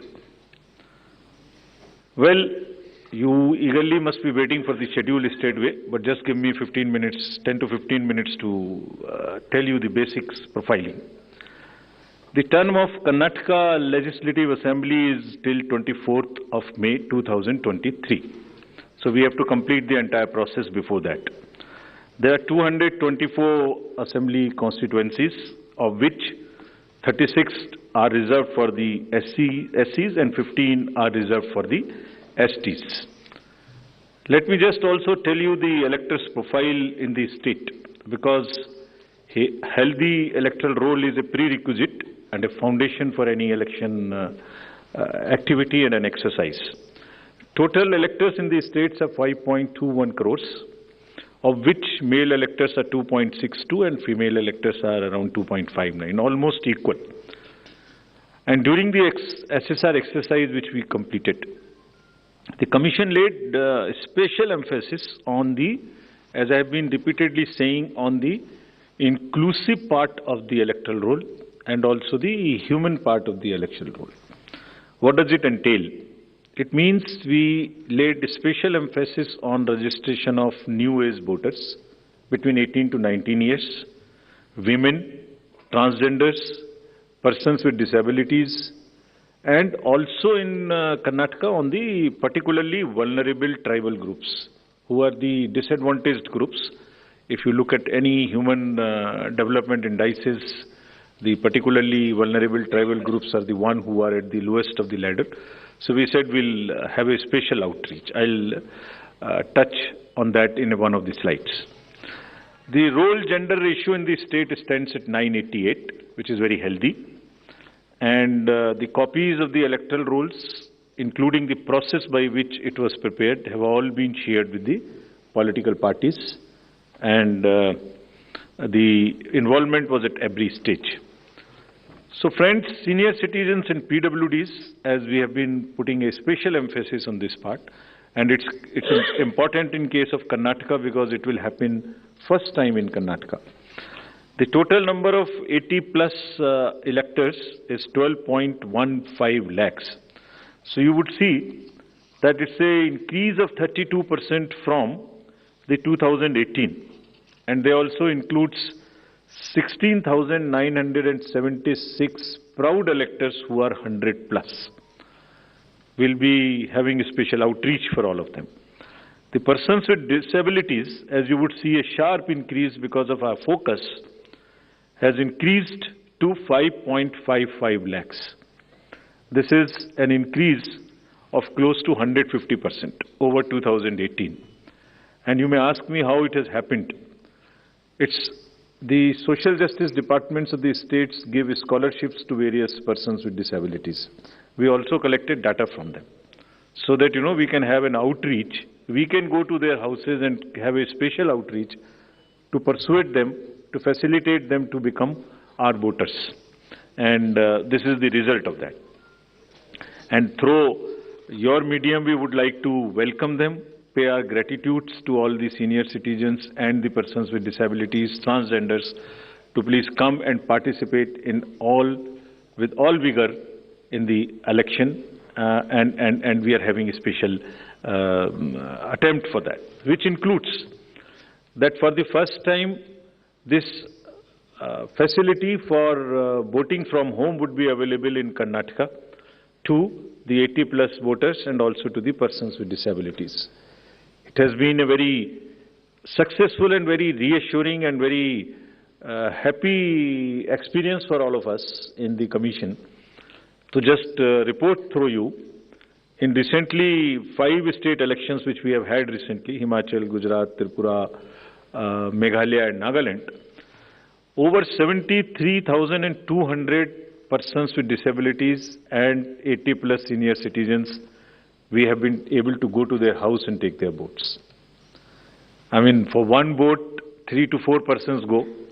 All the political parties are informed, it's videographed so that secrecy is not compromised. But it is worth the effort. It puts a pressure on the administration, on the already strained administration during the elections. But फिर भी इसमें जाना, vote को लेना घर से senior citizens और पीडब्ल्यूडीज का एक बहुत ही सुखद अनुभूति है और इसको हम आने वाले इलेक्शंस में और इसमें लगातार सुदृढ़ करते रहेंगे. So coming to the inclusive elections and connecting with the youth, which is very critical in case of all the elections, but more so in Karnataka and in terms of youth and urban. I'll tell you how. So the first time voters in Karnataka, because of our special effort as I just mentioned, has increased from 18 to 19 by 9.17 lakhs. And the young electors gender ratio, which was low at 720, has increased to 820. It's a jump of 100%. So means we have been able to get more and more girls in the age of 18 to 19 registered in our electoral rolls. So it's far more gender sensitive now. And all young voters who are turning 18 years by 1st of April 2023 will be able to vote in this forthcoming election. So this again, आपके माध्यम से मैं इसको फिर से बताना चाहता हूँ. कमीशन के एफर्ट से 4 क्वालिफाइंग डेट्स का अमेंडमेंट लॉ में हुआ था. कि हर क्वार्टर की फर्स्ट डेट, तो हमने एडवांस में एप्लीकेशन जो लेने का प्रोसेस शुरू किया, उसमें 1 अप्रैल को जो लोग 18 ईयर्स के होने वाले हैं उनकी पिटीशन हमारे पास पहले से आके रखी हैं, और वो भी लोग 41,000 ऐसे हैं जो because of this change in amendment would be able to cast their vote, otherwise they would have to wait, they would have waited for the next year 1st of January to become eligible. So this is the power of that amendment which we I've just wanted to tell you. And youth participation in the electoral process, as you know, brings in the required energy and rhythm, yielding to a more vibrant and argumentative electoral process, participative electoral process, which is again a very healthy sign for the democracy. And as our National Voters Day theme was, there is nothing like voting. So this is what we are popularizing amongst the youth, and through you also requesting that they, when we have taken so much of effort to make them voters, let them also respond by coming to the polling stations on the date which we'll announce now. Coming to the particularly vulnerable tribal groups, as are again a human face and an inclusive agenda for the electoral rolls. The purity and the inclusiveness and the health of electoral rolls is one of the focus of the Commission, more so this year. So there are 2 PVTGs in Karnataka, Jhenukurba and Koraga tribes. And the total population is 46,852. And 18 plus is 30,507. And you would be happy to know that we have been able to enroll 100%. Primitive, these 2 PVTGs. और इनके लिए 40 ethnic booth भी हम बना रहे हैं, ताकि वो अपने वैल्यू में, अपने तरीके से, they feel happy participating in our elections. Similarly for transgenders, total transgenders in the state as per the records of the department concerned is 42,756, and we have been able to enroll through our outreach in our process 41,312, which is again almost complete. कुछ ऐसे भी लोग हैं जो अपने आप को electoral roll में एज ट्रांसजेंडर मार्क नहीं कराना चाहते। हमारी उनसे अपील है कि अगर ऐसे कुछ लोग छूट गए तो जिस फॉर्म में, जिस सेंसिटिविटीज के साथ वो अपने आप को अटैच मार्क कराना चाहते हैं, हम उसमें एक कदम उनसे आगे बढ़ के उनकी मदद करेंगे और उनको ऐड करेंगे। Now after voters, to give you a feel and a overview of the polling stations, there are 58,282 polling stations in the state of Karnataka, of which 20,866 are urban. And I'll tell you what special efforts are required for these urban area polling stations.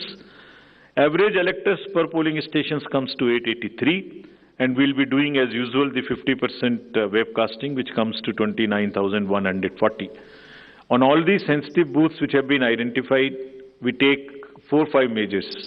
Either there would be a CAPF, or there would be webcasting, or there would be a micro observer. It's a combination, and cumulatively, through a combination of all of this, we tend to put more vigor and vigil on the sensitive booths.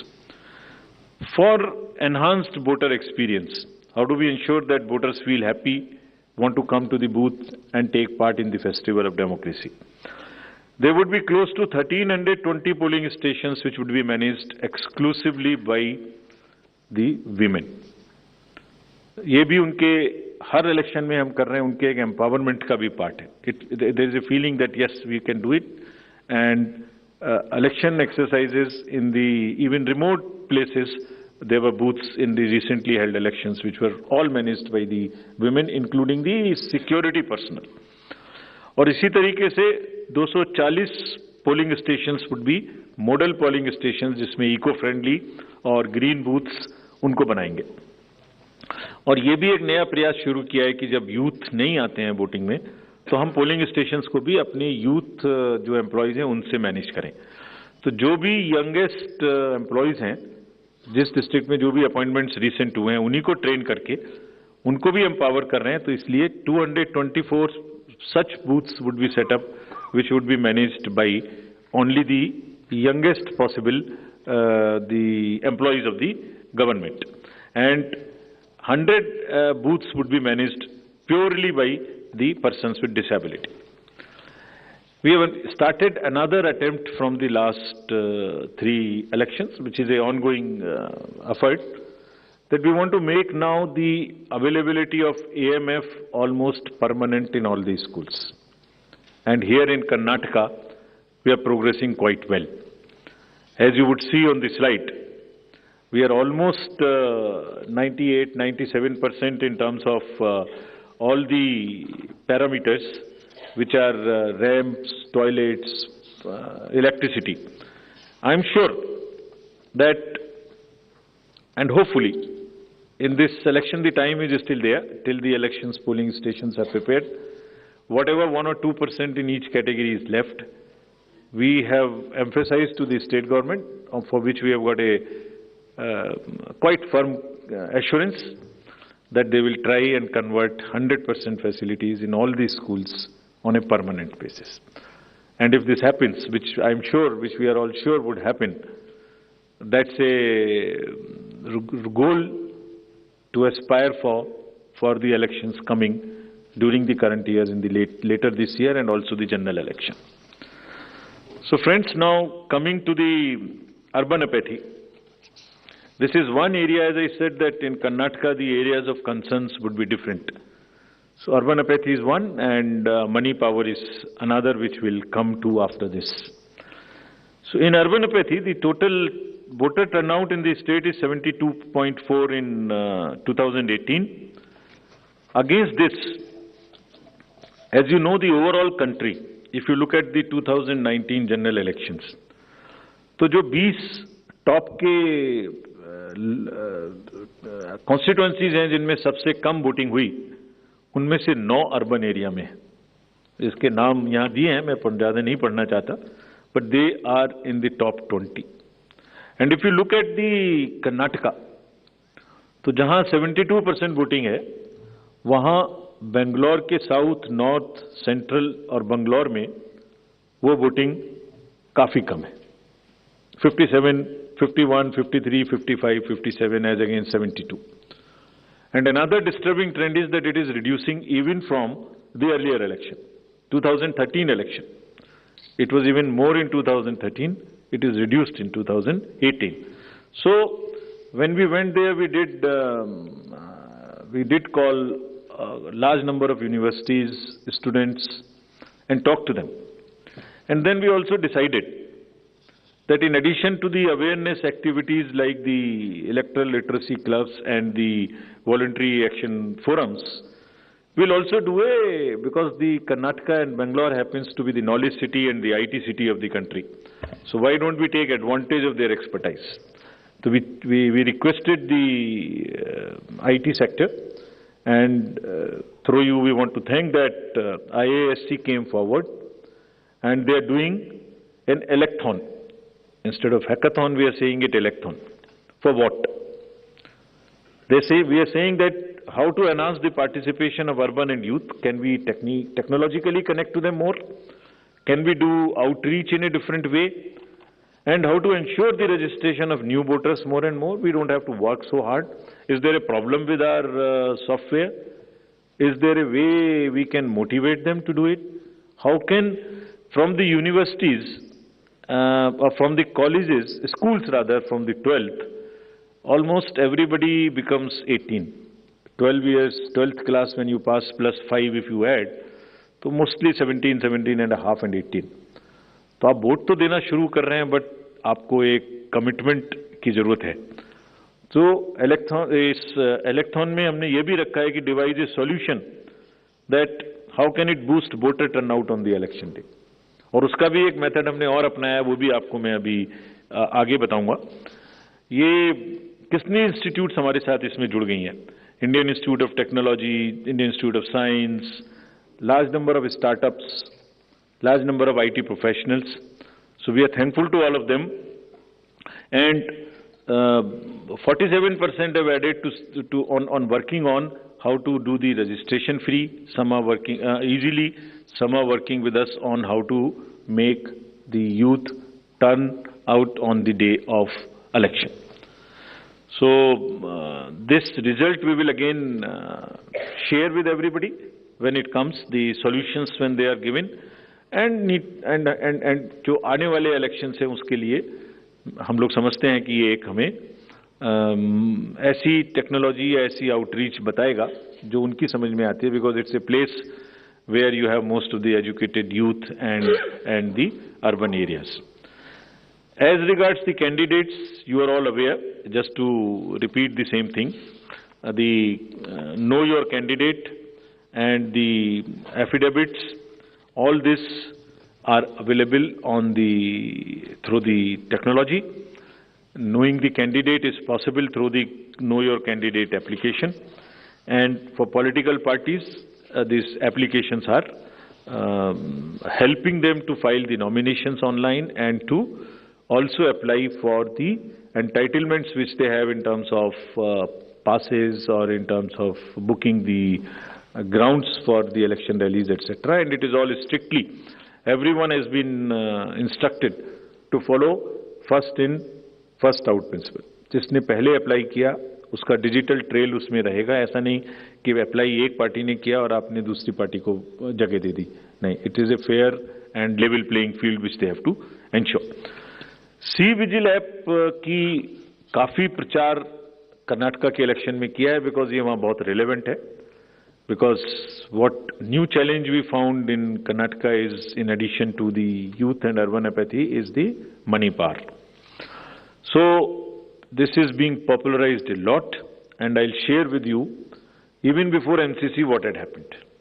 MCC will come in force from today. But when we went there, I'll show you, just because of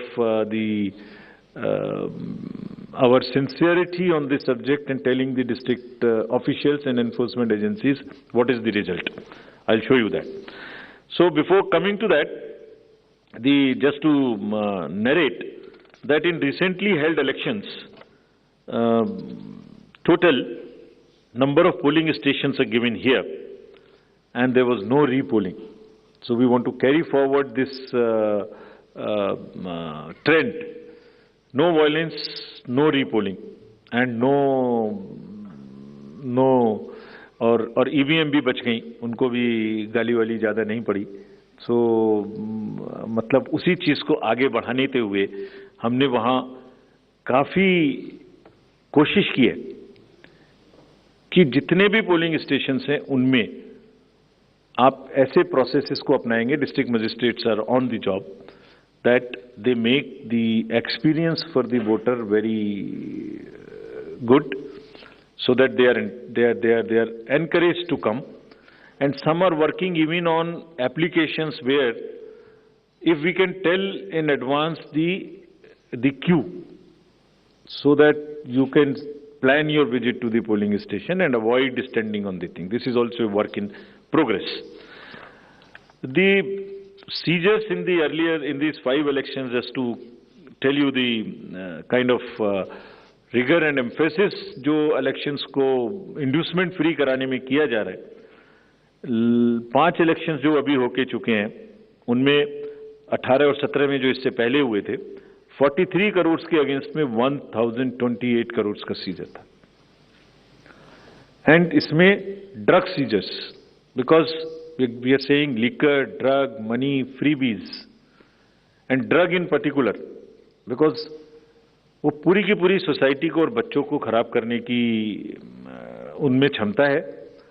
So all enforcement agencies, we have said that there is a absolute strict vigil you have to have on movement of any kind of material which can induce the elections, and fairly. And I'll show you what has happened.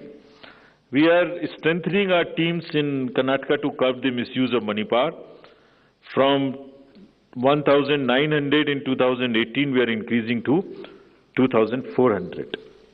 These are the teams which will have the sensitive constituencies, expenditure observers we are increasing, assistant observers, flying squads, and all to put extra pressure and make it clear to all political parties and candidates that money power they have to just zero tolerance, which we are showing from our sides. And just to tell you that the state has 19 districts. Total 171 interstate checkposts are being operationalized for this purpose, where Excise Department, Commercial Tax Department, Police Department, and even the Forest Department in areas where the forests are there and there are checkposts. They may not be the highways or the state ways, but there are the points of entry. All places there would be a strict vigil. And nudging towards ethical elections, there are exercises which are being done with the awareness which is being done. Say, for instance, this is by the Commercial Department. And just to tell you, it's another, when we talked about it in Nagaland, from civil society, there were groups formed in the villages, and villagers came out resisting anybody who was trying to bribe the voters in the villages. I'm repeating it here just to encourage and thank those citizens who have helped us in curbing the menace of money power. And you see, we have directed all the enforcement agencies, which include the state police, state excise, narcotics, coast guards, ED, airport authority, state level committees, bankers committee. What is their role, just in brief? जितने airports हैं वहाँ और जितने landing air strips हैं, even choppers, they will all landings will be checked, so that there is no way that they can be used for movement of any kind of what you call the money or something. इसी तरह से जो check posts or special highways which have been identified, and godowns which are in under the Commercial Taxes Department, warehouses, liquor, all have been mapped, so that there is no increase or a trend of goods coming there. Similarly for freebies, eBay bills are being checked to see in any particular district if there is an increase of the material getting entry to those particular districts. SLBC, we have also requested all the banks, directed them actually, that no movement of the vans which carry cash to fill the ATMs will happen during the late hours, so that they cannot be used. At times, such vans are used for carrying cash. All that has been stopped. In terms of what happened in Karnataka after our last visit, which was, see just some pictures. Even MCC has not come into force. And this is across the parties. Freebies, cash, liquor, all that have been started already having been seized. And it has already crossed almost what was seized during the elections last time.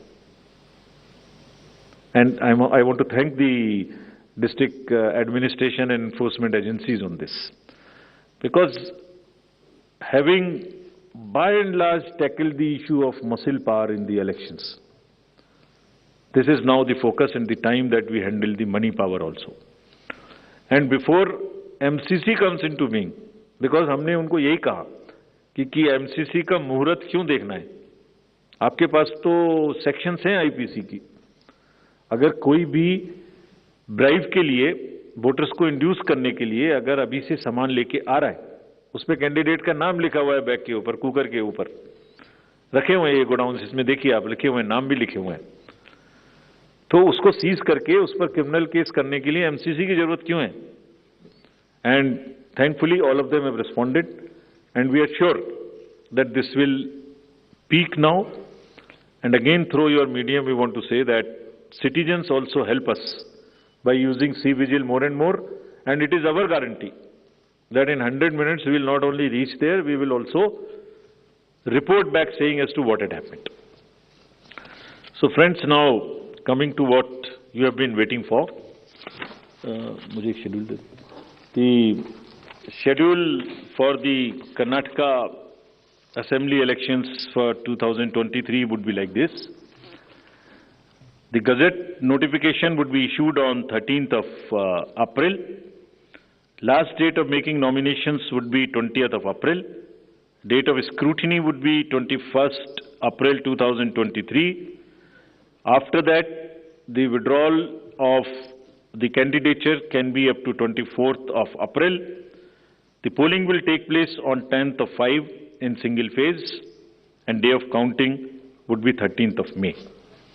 So this is the schedule for the Karnataka elections.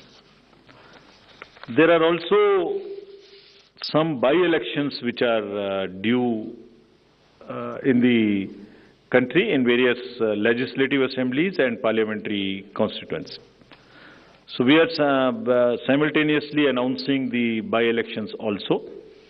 So the by-elections will take place for the assembly in Odisha, Jharsuguda, in UP,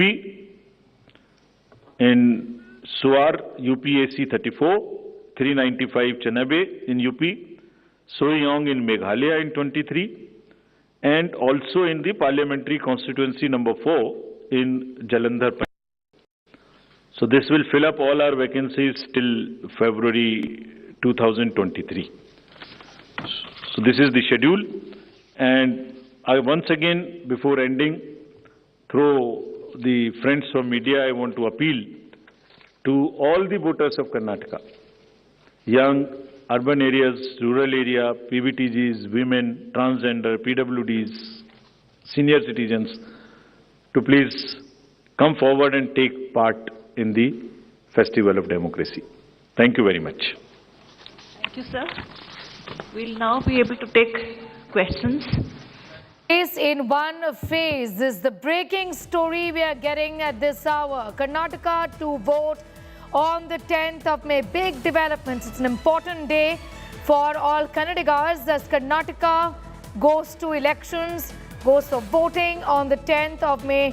Dates have just been announced by the Election Commission, and the results are going to be, in fact, announced on the 13th of May.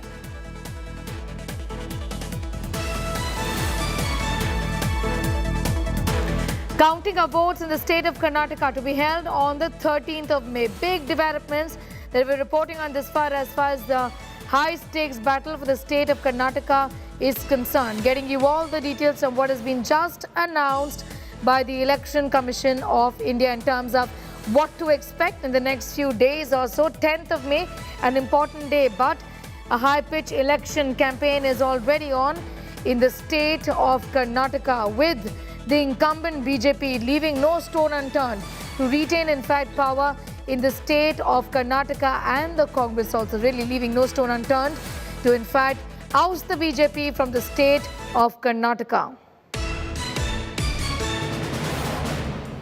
Karnataka to go to polls on the 10th of May, and on the 13th of May is when the results will be announced, is what the Election Commission has just announced.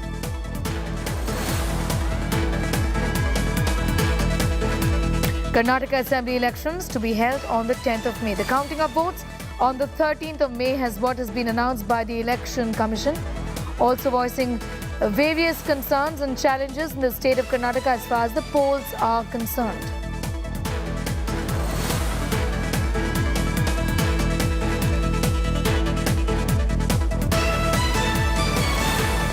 It's a high-stakes battle in the state of Karnataka, with the Election Commission announcing that the state of Karnataka is going to vote on the 10th of May, and the results are going to be announced on the 13th of May, an important day. Nagarjun Dwarkanath is getting us all the details. The Election Commission there listing out various challenges as far as this state is concerned, but the big day, 10th of May, when the people of Karnataka vote. 13th is when the results are going to be announced. Naga. Sure. Sneha, can you hear me? Go ahead. Well, the breaking news is that the 10th of May would be the polling day and 13th will be the counting day. Already reactions are pouring in. In fact, I'm at B.K. Hariprasad, Senior Congress Leader's residence. He's just addressing the media, but I'll go to him in a moment from now. But they'll have around 30 days of to campaign is what we are being told. So that's quite ample also. Last time also in 2018, the notification press conference had happened on May 27th and the mid-May we saw polling. So the same time frame has been given this time also. I was just speaking to Netas that they will have at least 20-25 days to campaign right now, and they're saying that in the next 25 days there will be no polarization Nataka that will be unfolded. That would be very difficult for all the three parties, including the state authorities, to control. And during election time, it's very important for the political parties to make sure that they go on development agenda and not on communal agenda, is what the leaders are saying. A few leaders on the phone call who I spoke were apprehensive about this, but we have to wait and watch how the narrative will be set right now. But the Congress is very sure that they want to keep it as local as possible and not make it Modi versus Congress. They want to make it Bomma Yediyurappa versus DK and Siddaramaiah. They want to talk about the corruption issues. They want to talk about their campaigns, their freebies that they're giving, 2,000 rupees cash to the women of the house, 200 units electricity, Annabhagya, 10 kilos of free rice. One more promise is yet to be given, is what they're saying. Tomorrow is also a screening committee meeting for the Congress. 100 seats are yet to be announced. They'll be announced tomorrow. The BJP has also got into a huddle. Most likely by April 3rd, we'll have the first list of the BJP. Also, the Prime Minister, along with the Parliamentary Committee, will meet very soon, is what we are being told. The Chief Minister this morning cancelled all his meetings and programs and came back to Bangalore to attend a group huddle for the BJP. So all of them have Naga, gone back be to with the us. drawing rooms. Right, I'm coming back to you in a few moments from now. Nabila is also getting us the very latest. Nabila, the big day, 10th of May and of course 13th, when the final verdict is going to be out, isn't it? And that was expected, Sneha. On the 10th of May is when the Election Commission has declared that polling will take place in Karnataka. On the 13th of May, so just literally in 2 days' time, counting will take place. So this is going to be back to back. There isn't going to be any delay. It's going to be a single phase election as expected, like it's happened since the last 3 terms. It appears that the Karnataka state itself, 224 assembly seats have gone to election in a single phase, and it's usually smooth. We're looking at about 1.2 crore voters who are going to be eligible to vote, of which at least 2.5 crore voters are women. We're looking at nearly a good chunk of the first-time voters who will be voting this time around. So it is an exciting election undoubtedly for Karnataka. And like we've asserted, it is a three-way contest between the Congress, BJP as well as the JDS. Surveys indicate that it is going to be a fractured mandate. No party may get an absolute majority, but it's very keenly watched at this point. I'm going to take our viewers through a few points that the Election Commission has made here when it came to seizing the kind of money that they have in the last assembly elections. It appears that crores of rupees were seized by the Election Commission the last time. An absolute direction to the Netas this time that if at all any kind of money is being exchanged, any kind of freebies distributed in light of elections now, and since the poll conduct is in place, there's going to be a criminal case that will be filed against that Neta, because all those freebies might have the Neta's name, and if they are caught and if that is seized by the Election Commission, then the Netas will be named in that FIR. A criminal case will be filed against them. So it's a warning that the Election Commission is giving out, saying that this is going to be a high-stake battle, and there will be at least 200. Let me repeat, there are going to be at least 200 teams of the Election Commission across the state of Karnataka, and all enforcement agencies. We are looking at about 1,900 to 2,400 people who are part of the Election Commission's team, 2,400 people who will be part of every other part of Karnataka, ensuring that no money distribution happens, no freebies take place, basically no kind of manipulation to gather votes. Let me cut across to Shiv Arun on this. Shiv, big day for Karnataka. On the 10th of May is when the polling will take place. On the 13th of May, counting will take place. There isn't a gap, single phase election as expected. Single phase election, pretty much on expected lines, and as always, the India Today Bangalore team, all of you down there have got it right once again. Not only the date, of the Election Commission press conference, but also the dates of the election. In 2018, it was, counting was on May the 12th, and the results were on May the 15th. This time, it's going to be May the 10th, and results on May the 13th. So very, very similar, 3-day gap, single phase election. Much of the data that was put out by the Election Commission was pretty much on expected lines. Big emphasis on inclusivity. He did earmark urban apathy, especially among youth voters. Also money power as big issues that appear to be challenges for the Election Commission in Karnataka. That's very, very interesting, and that's going to be something that I assume the Congress is going to pick up on very, very strongly. You probably are already getting reactions, both Nabila and Nagarjun, from the ground about the Election Commission talking about money power, being brought to bear in this election in Karnataka. Now it's going to be all systems go, isn't it, Nabila? Every party is going to be under huge pressure now to get their tickets out, get that combination right, fix the formula correctly. The Congress has already come out with one list. Their next list, could come out anytime now. They're, trying to figure out that whole dilemma with Siddaramaiah. Mr. Bommai spoke to India Today first and exclusively right before the dates came out today. He said in a week's time or so, the first list of the BJP will be out. So all eyes are going to be on the ticket distribution. As you and I both know, on the ground, ticket distribution has been a very, very sticky affair in Karnataka. Is it going to be about winnability? Is it going to be about, money and resources of each candidate? Is it going to be other considerations? It's going to be a very complicated issue to navigate, and it has tested the best of parties in the past. We're going to have to see how it works this time, Nabila. There's going to be hectic lobbying, absolutely, Shiv, within the BJP as well as the Congress. We know that Shobha Karandlaje, the BJP, is speaking. MOS, Union Minister, let's have a listen.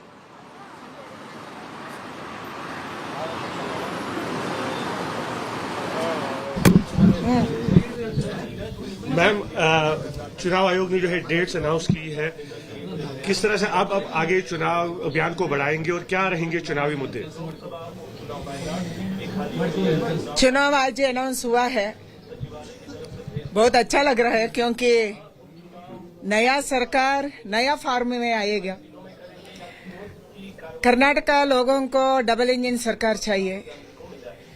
हर गांव में, हर नगर में लोग चाहते हैं मोदी जी का नेतृत्व में देश में ऐसे ही एक सरकार चाहिए, पूर्ण बहुमत का सरकार चाहिए, ऐसे मांग रहे हैं। कर्नाटक में भारतीय जनता पार्टी अभी तक पूर्ण बहुमत में नहीं जीते। 2008 में हम 110 जीते थे, 2018 में हम 104 जीते थे। उसके बाद बाकी लोग आए, हम सरकार तो बनाए हैं।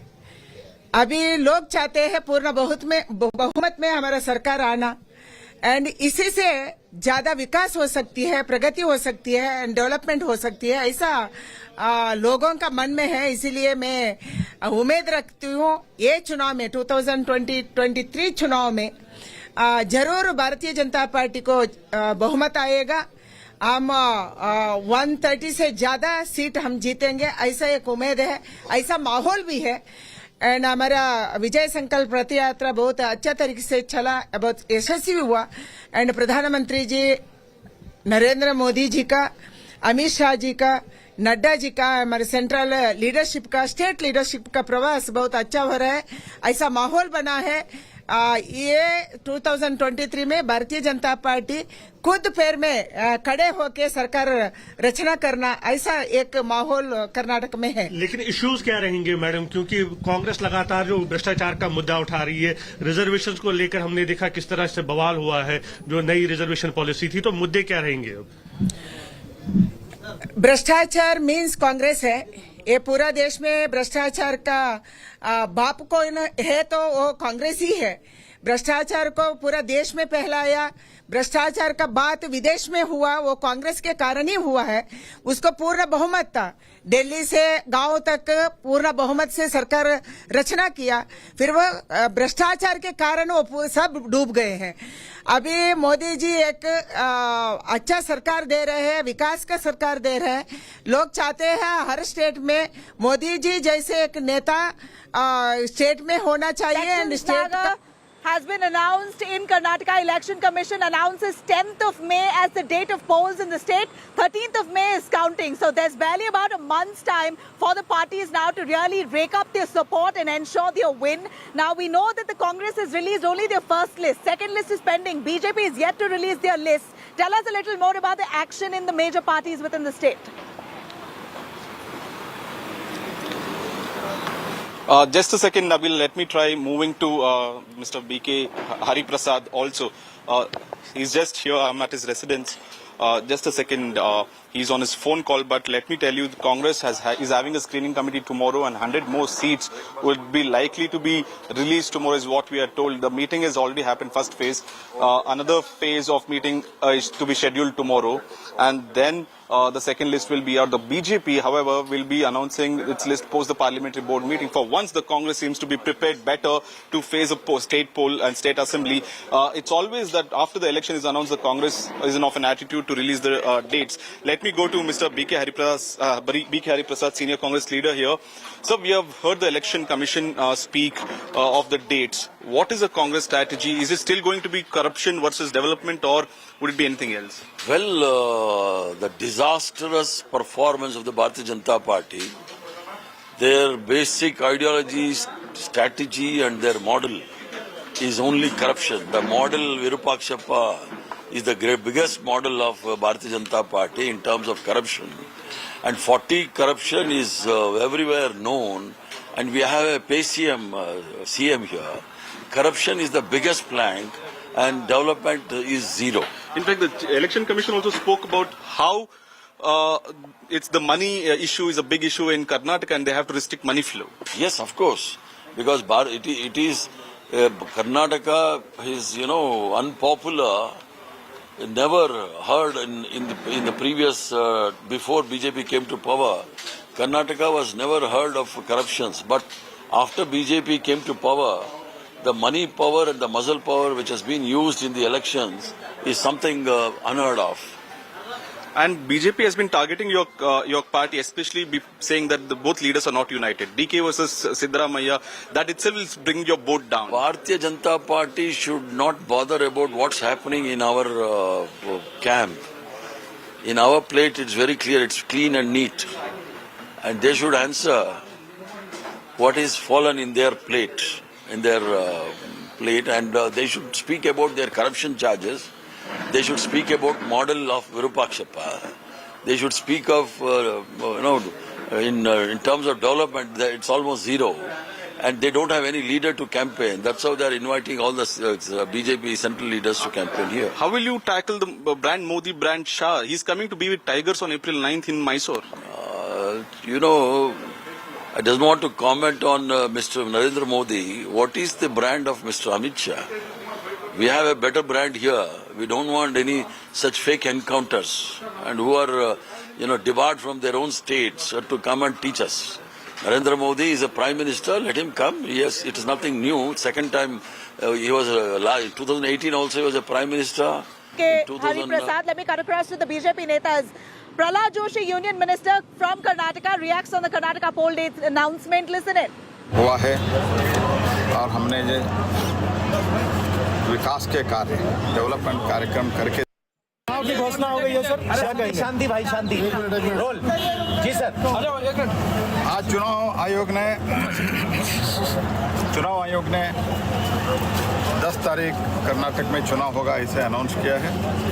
मैं इसका स्वागत करता हूं और मुझे पूरा विश्वास है माननीय प्रधानमंत्री जी के मार्गदर्शन में कर्नाटक के सरकार डबल इंजन सरकार जो हमारे काम हुआ है और हमने ये विकास के कार्य, डेवलपमेंट कार्यक्रम करके दिखाए हैं।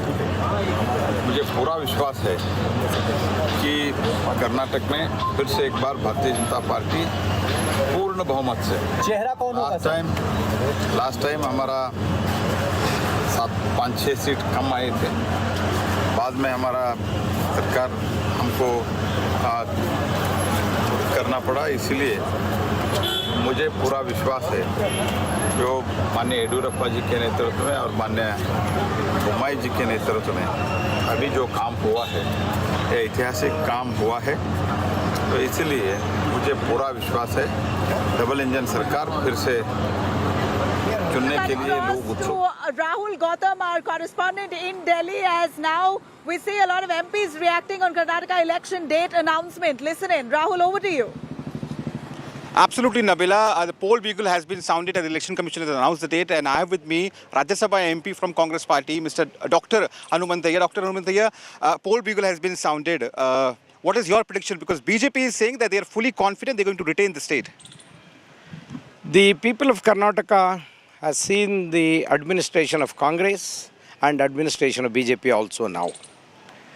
And they themselves have changed their chief minister because of maladministration and the administration of 40% commission. That is what, it is not Congress party who is telling that.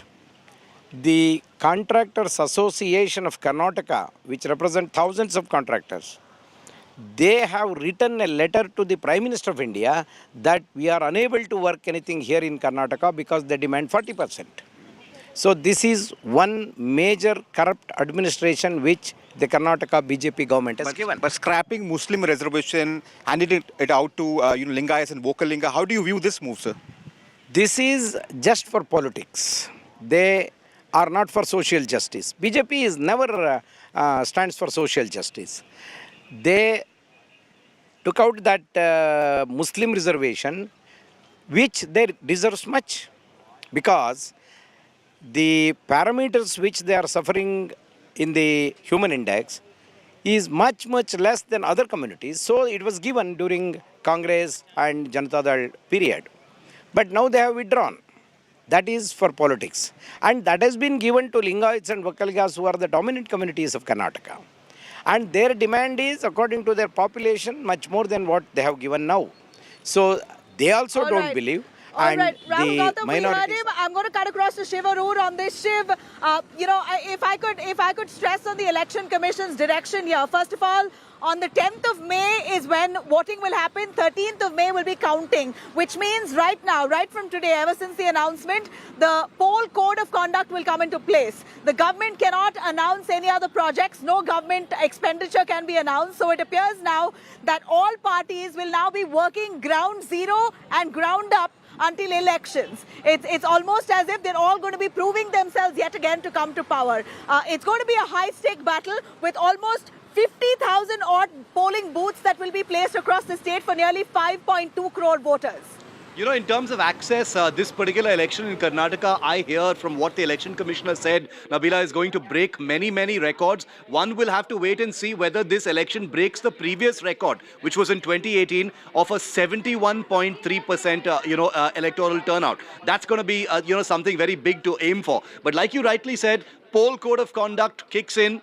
Now it becomes purely about campaigning and people connect. You're going to see an absolute parade of rallies during April in Karnataka. You had the Chief Minister Basavaraj Bommai tell, Sagai Raj, our colleague, about how all the big guns of the BJP are going to be there. It's going to be very similar to what happened in 2018, but on a much higher level. We're expecting to see more Modi rallies this time. You'll have Amit Shah. You most certainly will see Yogi Adityanath. Remember, Nabila, when Yogi Adityanath had come to Karnataka the last time, the whole Tippu versus Hanuman narrative, had taken off in a very big way. He had focused on the North Karnataka, Shivamogga areas as well.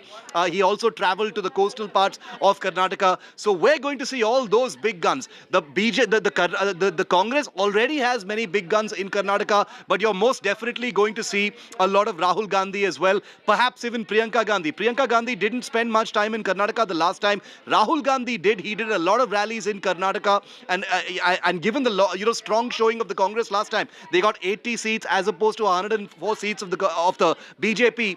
This time, the Congress party, which had spent a large amount of time during the Bharat Jodo Yatra in Karnataka, will be hoping that there will be some dividends for them as well. So it's going to be really interesting to see. All the big guns of both parties are going to be in this one state. And, I'm glad once again that it's a single phase election as we called it out here. And we're looking really looking forward to it. India Today's big coverage has already begun with you on the ground, Nabila, and we're going to expand it in a very big way in the days ahead. Yeah. Absolutely. Shiv, usually it's said, political analysts usually say that when it's a higher voter turnout, it usually benefits the BJP. And that's what we saw in 2018 when BJP came in as the single largest party but failed to win because the Congress and JDS came into an alliance. I'm going to take this question to Rahul Srivastava, who's also joining us. Perfect to probably analyze this scenario here. Rahul, Election Commission announcing single phase election for Karnataka. Could this be attributed to BJP's nervousness? See, I will not impute any meanings to what the Election Commission's decisions as far as the elections and the dates are concerned. But the fact is that Karnataka rather has till now a track record of voting peacefully. And usually you have staggered polling in places which are either inaccessible or you have law and order issues like, for example, Bihar and Uttar Pradesh, which have a history of electoral troubles. And that is why you have to move a lot of security personnel. Also, the constituencies have much more voters in a state like UP and Bihar. And that is why it increases the manageable issues. Also, what we are hearing that the Election Commission was aware of the point that there are a lot of examinations in that period. And that is why they have kept a very clear line as far as Karnataka's election dates are concerned. And when you say BJP benefiting from a higher polling percentage, it has been true for the states where the BJP has been in direct contests or there has been a sense of polarization or the BJP has been one of the key players. Say, for example, in Uttar Pradesh, the higher polling percentage means that not only the Dalits and the backwards, which have been loyal traditionally to Mayawati, and parties like the Samajwadi Party have turned out, the upper caste and upper class has turned out to vote, which have been the principal voters of the BJP. It also means that in urban pockets there has been more vote. Whereas Karnataka definitely is much more urbanized than a state like UP or Bihar. And that is why it is also suitable that in one phase. But yes, as Shiv said, 71.3% polling last time was the highest since 1952, and that was a track record. Interestingly, this time around in the last 5 months alone, nearly 18.8 lakh voters have been added. A lot of young voters will have time till April 1st to actually put in their papers and get themselves to exercise the right of franchise as far as the coming Karnataka elections are concerned. But I think an extremely keen contest with the BJP looking extremely on the back foot, but then one will have to wait and see what kind of caste equations come into play. Otherwise, right now, given the anti-incumbency, the corruption charge, and perhaps a more organized Congress with two strong leaders, the only factor which could be helping the BJP is one, the Lingayat factor, the second, if there is a divide in the opposition.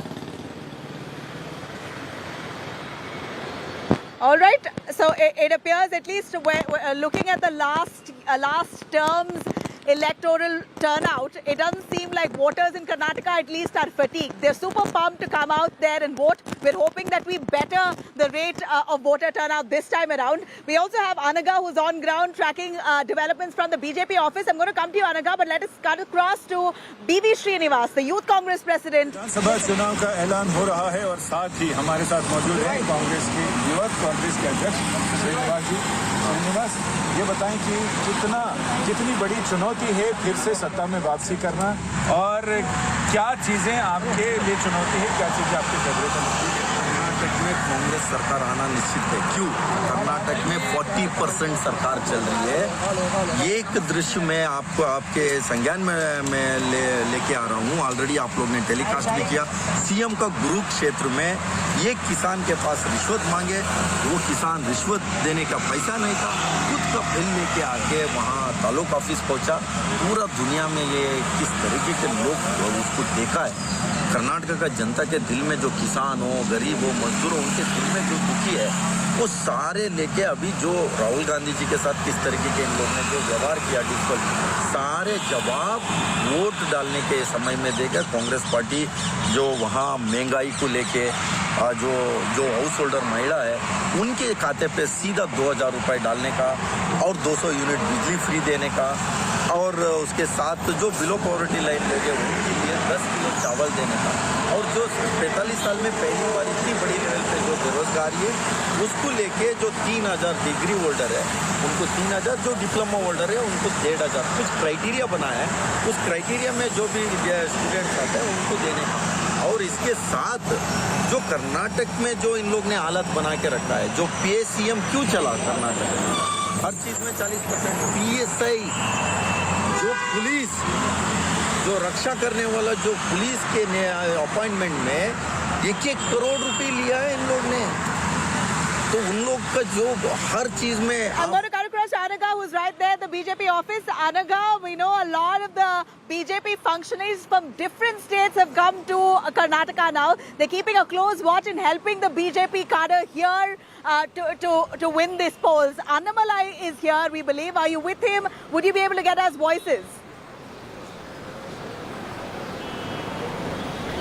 That's right, Nabila. Annamalai is right here in Karnataka in the BJP office where we are right now. As you rightly pointed out, BJP leaders from across the nation are flying down here because they realize the significance and the importance of Karnataka elections. Remember, Karnataka has the highest in terms of FII, economically speaking, as well as in terms of the size of the, in terms of the size of the state as well. Karnataka is definitely not that state which is taken lightly. Even we had the top guns of BJP coming here, even the Prime Minister trying to learn the Kannada language, him quoting Basavanna's quotes, Kuvempu's quotes, and even him invoking Sir M. Vishweshwarayya's name in his speeches. They're definitely trying to make genuine efforts to try to reach to the local leader. They are, they understand the lay of the land because that is how significant Karnataka elections are, and BJP is leaving no stone unturned. But at the same time, JDS as well, they've also tried to,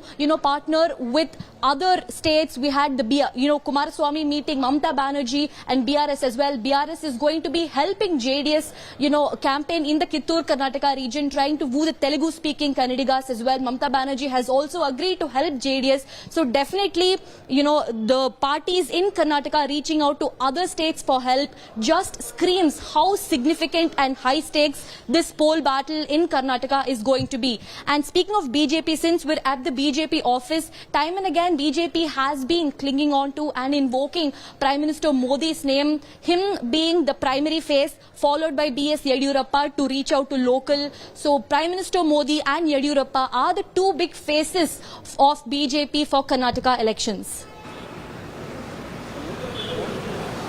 Yeah, and we saw that the Bharat Jodo Yatra, speaking of the Congress, the Bharat Jodo Yatra had Rahul Gandhi come and carry out an entire leg in the Karnataka region, and it was largely successful. I'm going to cut across to Rahul Srivastav. Rahul, Bharat Jodo Yatra of Rahul Gandhi, before his disqualification, gained that kind of support. I mean, it was of course for the Congress party, it was overwhelming for sure to see the kind of support that they saw in Karnataka. In different parts of Karnataka, the crowds gathered just maybe to take a look at Rahul Gandhi or whatever the reason was, but there was a huge turnout.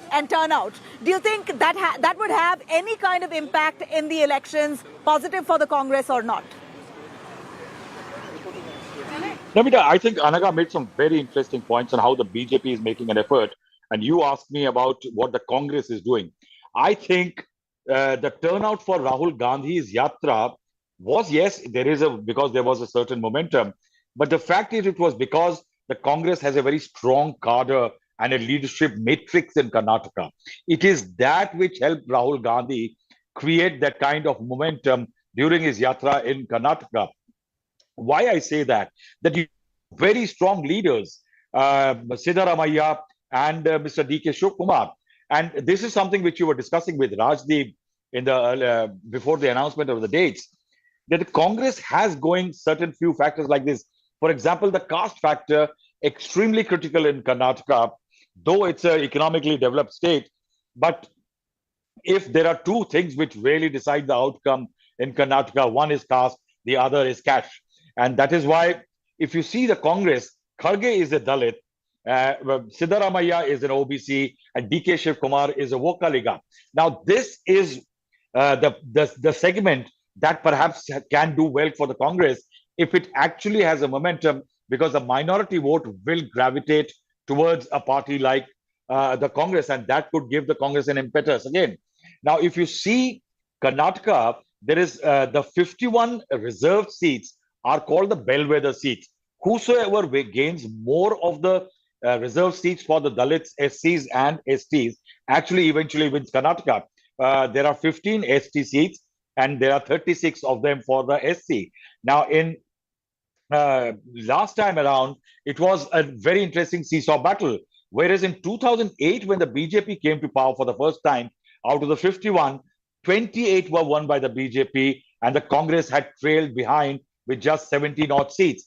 And that is why I will say that if the caste equations are going to be dominant, the Congress has a nice bouquet, whereas the BJP is struggling with its core vote bank of the Lingayats, with Basavaraj Bommai proving to be a lesser Lingayat than B.S. Yadurappa. And B.S. Yadurappa, though the Prime Minister, I think, in February at the inauguration of the Shimoga airport, did give out a very strong signal that the PM backs and respects Yadurappa. But I think that is in the works. How the BJP looks at the entire Lingayat vote and how it moves them closer to elections. Other factor which you raised very importantly, the communal factor, the polarization that the BJP has been attempting through a slew of cases, with Shiv talking about Mr. Yogi Adityanath coming to campaign in North Karnataka. But I think for Rahul Gandhi, for the Congress party, the strength of the party is in the cadre and the strong unit it has. I think Randeep Surjewala has done a very good job. He has been camping there for a very long time and has been looking at the modalities. Has been also trying to ensure that the two Siddaramaiah and the D.K. Shivakumar camps don't politically clash, to send out a negative signal that the Congress is ridden with infighting. All right, right now it seems like the BJP is certainly looking at quelling all that dissent within their own party itself, because there was a lot of divide when we saw C.T. Ravi, B.S. Yadurappa.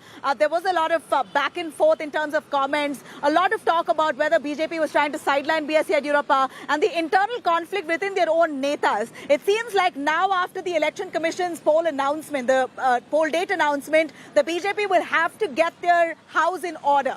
That's the most important right now. I'm going to cut across to the BJP spokesperson itself, joining us live today.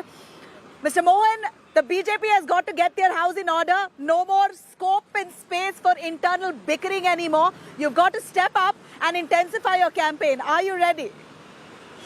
See, first of all, it's a great day for us. This is the day which we are waiting for. And also BJP as a party will work 365 days a year. It's not that only, unlike Congress or JDS, where they come out only during elections and they do campaigning. No, it's not like that.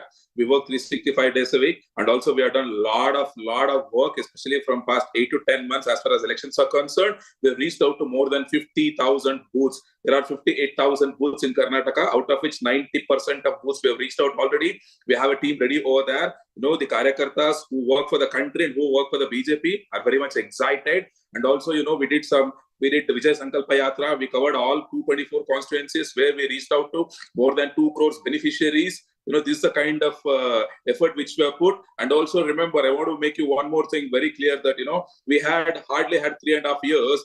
In the 3.5 years, 1.5 year went for COVID. So in 2 years, the massive kind of development which is done by BJP in the state will definitely get us minimum 150 seats. That is what I'm going to tell today. Let's speak on the date of election results also. And as far as the statement which you made, I want to make it very clear that, there was no such kind of incidents inside the party. That was basically an opposition propaganda which they know for lying in the state. See, if you take Congress also, there are some 13 CM candidates, which is told by Mr. G. Parameshwara, who was the ex-president of KPCC. He himself have told Siddaramaiah and DK Shivakumar were fighting. Siddaramaiah will not like DK Shivakumar, DK Shivakumar will not like Siddaramaiah.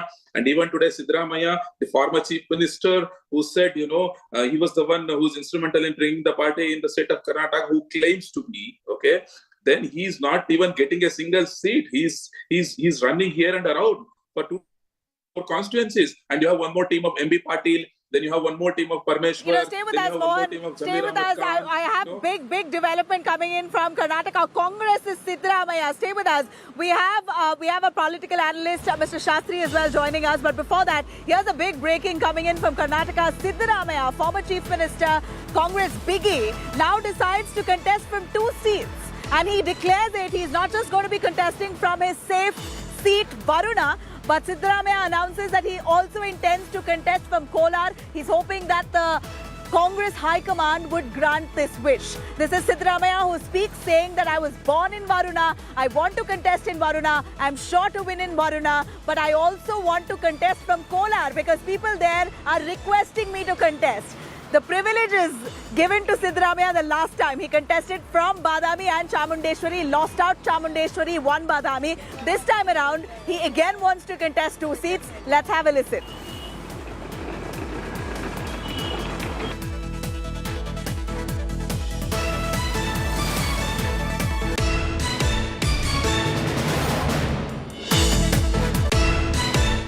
ನಮ್ಮೂರು ಕೂಡ ವರ್ಣ ಕ್ಷೇತ್ರಕ್ಕೆ ಹೋಯಿತು.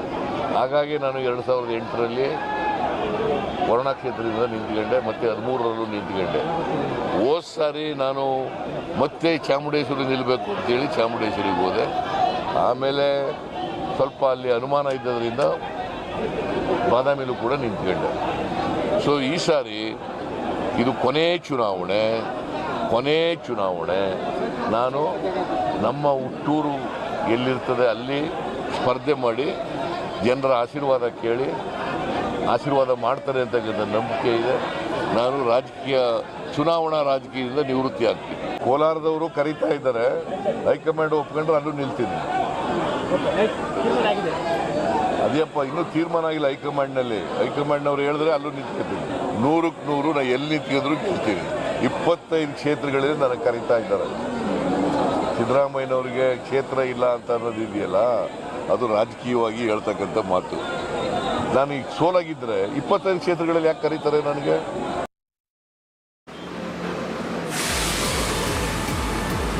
All right, cutting across to Congress spokesperson Lavanya Balal joining us. Lavanya, why is Siddaramaiah not confident? Varuna is a super safe seat for him. His son was contesting from there and won. He has enough and more support from Varuna. He can easily win. What's this desire now to also contest from Kolar? Why can't you give it to a more deserving a person within your party? I know a decision hasn't been made, but yet. No, it is not about being confident or not being confident at all, Nabila. It is about contesting. I mean, it's a privilege that these leaders do have. I mean, it is a privilege that is accorded to them according to the law. So he wants to contest both from Varuna and Kolar. And Siddaramaiah ji, if you notice, for the past 10 months, I think has been talking about him wanting to contest from Kolar, which is also very pro-Siddaramaiah constituency. So he wants to contest from there. It is nothing new. I mean, if you look at Modi ji also, he's contested from 2 constituencies. If you look at other MPs like Sonia Gandhi ji had once contested from Ballari and Amethi as well. So leaders often do that. This has got nothing to do with confidence. Leaders often do that because of lack of confidence. No, would you say that about Modi ji when he contested? Stay with us, Lavanya. Sorry? We are speaking of Siddaramaiah at this point, and Siddaramaiah last time with, in that case, if you take your analogy, if you go back to Siddaramaiah in 2018, he contested from Badami and Chamundeshwari. He said very clearly that he wasn't sure of winning Chamundeshwari, and exactly like that, he lost Chamundeshwari, won Badami, and went on to become the Chief Minister of Karnataka. So it appears that nervousness within Siddaramaiah still persists. No, the last time he didn't become the CM. It was the time before that he became the CM.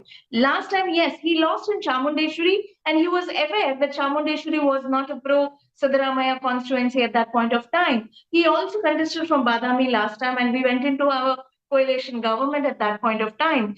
But this time, it is not about not being confident of winning from Badami. Badami is a constituency which is not able to travel quite often because of his responsibilities as CLB. Kolar is a much closer constituency for him. So Looking at all the Badami, he ditched constraints. Badami because of distance. He's gone back to now contesting from Varuna. Hopes to contest from Kolar as well. I'm cutting across to Sandeep Shastri, a political analyst. Mr. Shastri, as we see here, like in many other states, the BJP High Command takes the call for the states entirely. In Karnataka too, it appears that the BJP High Command were making decisions through and through and somehow irked the local leaders here. B.S. Yadurappa, who's seen as a mass local leader here, was at least visibly sidelined. But looking at the BJP's prospects as per multiple surveys in the state of Karnataka, it seems like now the BJP High Command has fallen back on their local leaders entirely to make decisions, to lead the campaigns in the state. What does this really speak of?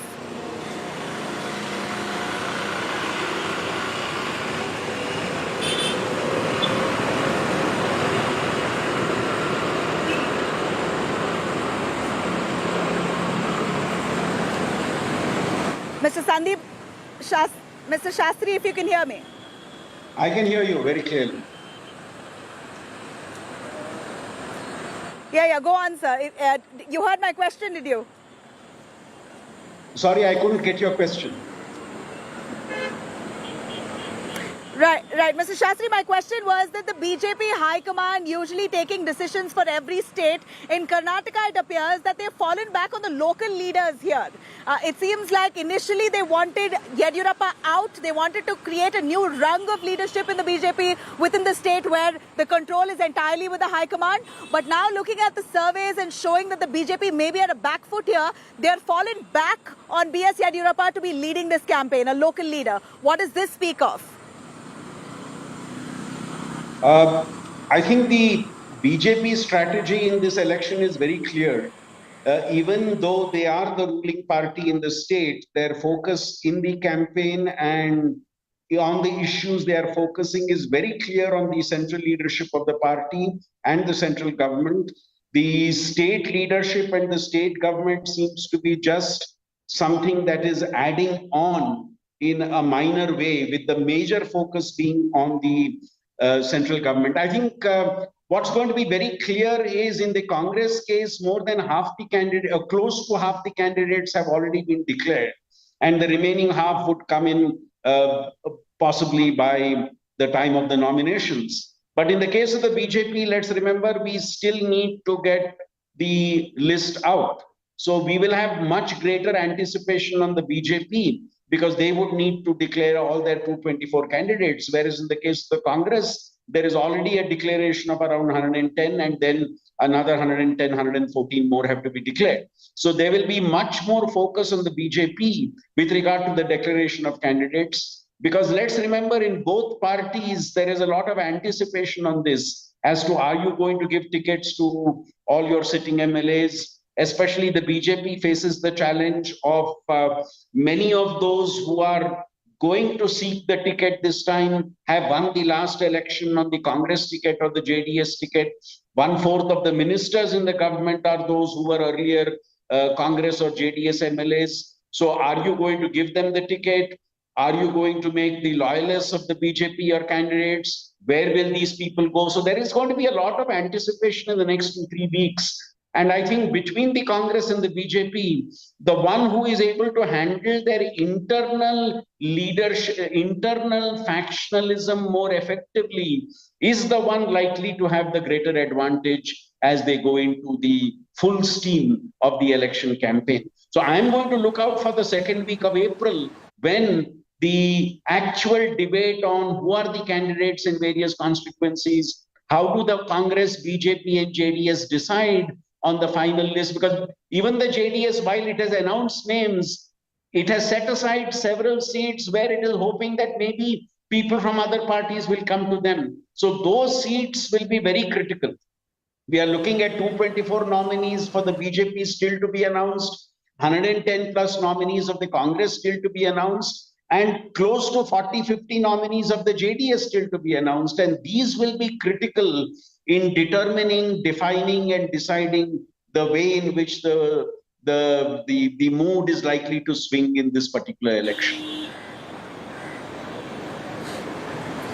All right, stay with us. I'm going to cut across to Rahul Srivastava. Here we see the caste dynamics in Karnataka. Largely the Dalits vote for the Congress, but it appears that the BJP tried this time to step in to galvanize the support from the Dalit community. It went on to announce internal reservations for the SC, took away 4% of the Muslims from the Muslims quota and gave it away to the Lingayats and the Wakaligas. So they're really trying hard. BJP really trying hard to woo the Dalit vote base, which largely goes with the Congress. But somehow we've seen protests erupt in the last few weeks, condemning the BJP for the moves they've made. But BJP, as we know, always stands stern to its decision, says we want equality among all these castes. A bunch of them are unhappy. We can't do much about that. Do you think this will backfire on them? Nabila, the BJP has been working at very many levels actually to get win over those vote banks which have been traditionally belonging to the Congress party, the ST and the SCs both. Now, interestingly, if you see what happened in Gujarat in the last time its state went to polls, the BJP, despite a lot of tensions on the surface against the BJP, did win a sizable number of tribal seats. Especially even in a state like Karnataka, the last 2-3 years have been extremely tough in terms the pandemic has taken a big economic toll. The Labharthi element, when it comes to the central government schemes, I think that has become one very strong move in front for the BJP, primarily because the social sections which are weaker are also the economically weaker sections. Now, if they have benefited from the Labharthi schemes launched by the government, that's one element working for the party. And then the parties, RSS and others, have been trying to work into in these segments of the society. Also, the polarizing element. The polarizing element is also to create that one monolith in which the caste lines can be blurred. That's what the BJP's attempt usually is, that if Labharthi doesn't work, if work in the caste community doesn't work, then comes the polarization angle, which actually obliterates a loss of caste and other fault lines. And that's what the BJP would be hoping. But I think the real problem for the BJP as far as the caste, and I think the matrix of the state is concerned, is Yadurappa. Right. Yeah, Yadurappa will really be the man who could turn things around for the BJP in the state. But thank you very much, our panelists. We're going to continue our Karnataka coverage. Do stay with us. Slipping into a short break, we'll be right back on a lot more from Karnataka battleground, the election-bound state in 1 month's time that is going to go to polls. Polami Saha on the other side. Stay tuned.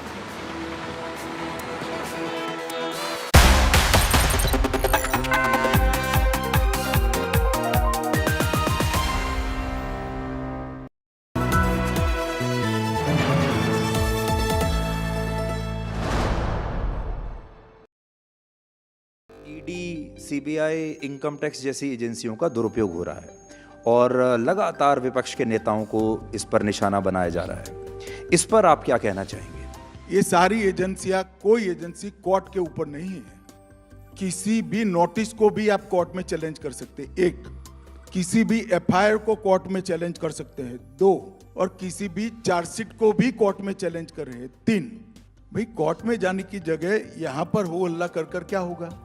और बहुत हमारी party में तो कम है, उनकी party में ढेर सारे अच्छे वकील हैं।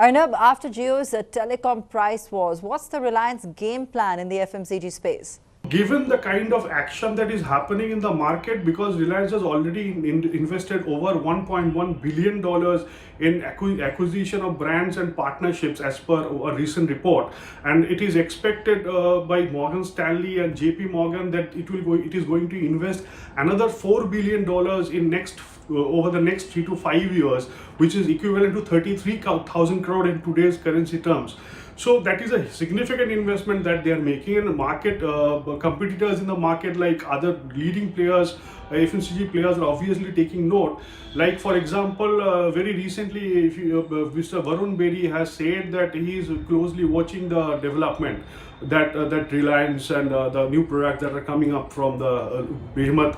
And secondly, if you look at the Reliance's game plan, they have not only purchased new brands or launched new products, but they have also hired some of the key industry veterans. Like for example, they have hired Mr. K. Krishnakumar to head their beverages portfolio, which now includes Campa Cola, a well-known brand from 1970s and 80s. So, of course, industry competitors like HUL and others are obviously watching the developments very closely, and given the kind of price that Reliance is offering in competition to these leading multinationals, of course, there could be some price cuts by them as well, the industry insiders tell us. And if you notice that HUL, after cutting pack sizes significantly over the last 2 years due to inflation, they have now started to increase their pack sizes in terms of grammage. They have started to increase the size of their packs at the same rate of late in the last one and a half months.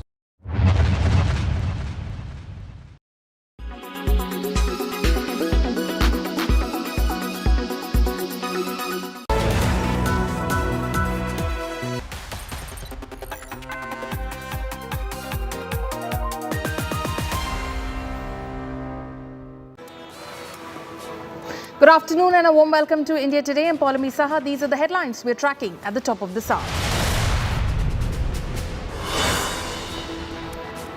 Karnataka elections officially kicks off. Karnataka to vote on May 10th in one phase. Results to be out on May 13th. BJP is always a ever-ready party. We don't prepare for elections. We prepare for organization and we prepare for welfare of the people, and we are ready. This election will be for a corruption-free state, and this election will be a model because the corruption is on the peak, and Modi encouraged corruption. Siddaramaiah makes big claim as Karnataka vote schedule out, says sought to contest polls from both Kollar and Varna.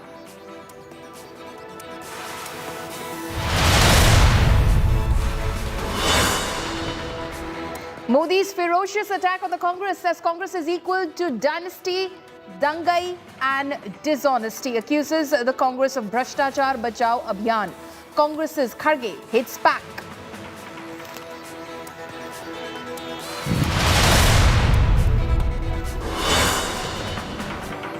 Complaint filed against actor Taapsee Pannu for hurting religious sentiments. Hindu groups complain over Taapsee wearing a Lakshmi pendant over an alleged indecent dress.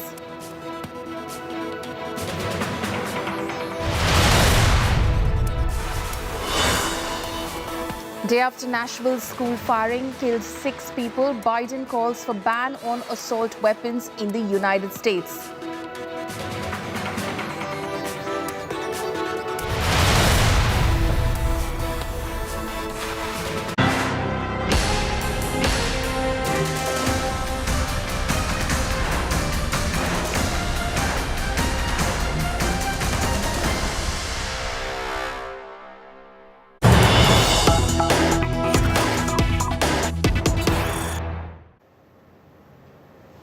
Breaking news that's coming in right now. Massive row over DK Shivkumar's cash ki barish. While campaigning in Mandya, DK Shivkumar threw money on people. While campaigning near the Bevenahalli, DK Shivkumar threw money on people. He threw money on people carrying God's chariot. However, few people criticized this particular behavior of the Congress state precedent. You can see those images of DK Shivkumar throwing money on God's chariot in Mandya, Karnataka. This was yesterday, but it has come in for a lot of criticism from the Bharatiya Janata Party, the Congress's political opponents going into these Karnataka Assembly elections, who've in fact said that the people will teach DK Shivkumar a lesson. He cannot, the Congress party cannot buy out the people, is what the Chief Minister in fact has said.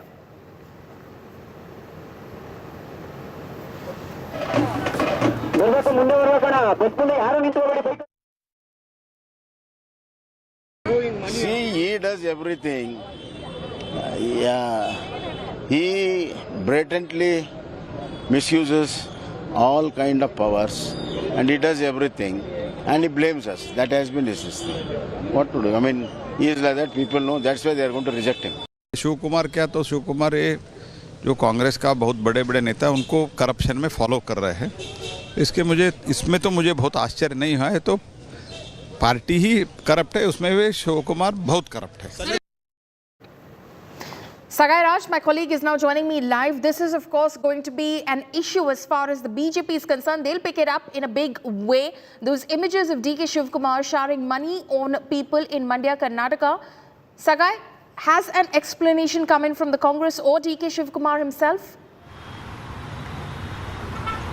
Now, DK Shivkumar and his supporters have given a justification stating that he was trying to give that money for that God's chariot, and you can see in the visuals there is a chariot of God, and he was supposed to hand over that money to that chariot, but he threw that money.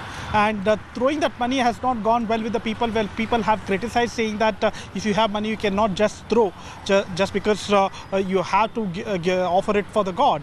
And on the other side, BJP has cashed in the situation because it has been served in the plate, where they have hit out at KPCC President DK Shivkumar, saying that it is the audacity of the minister who involved in corruption, shows that he is throwing money ahead of elections. And the message is clear from the BJP that they will continue to target DK Shivkumar on the same.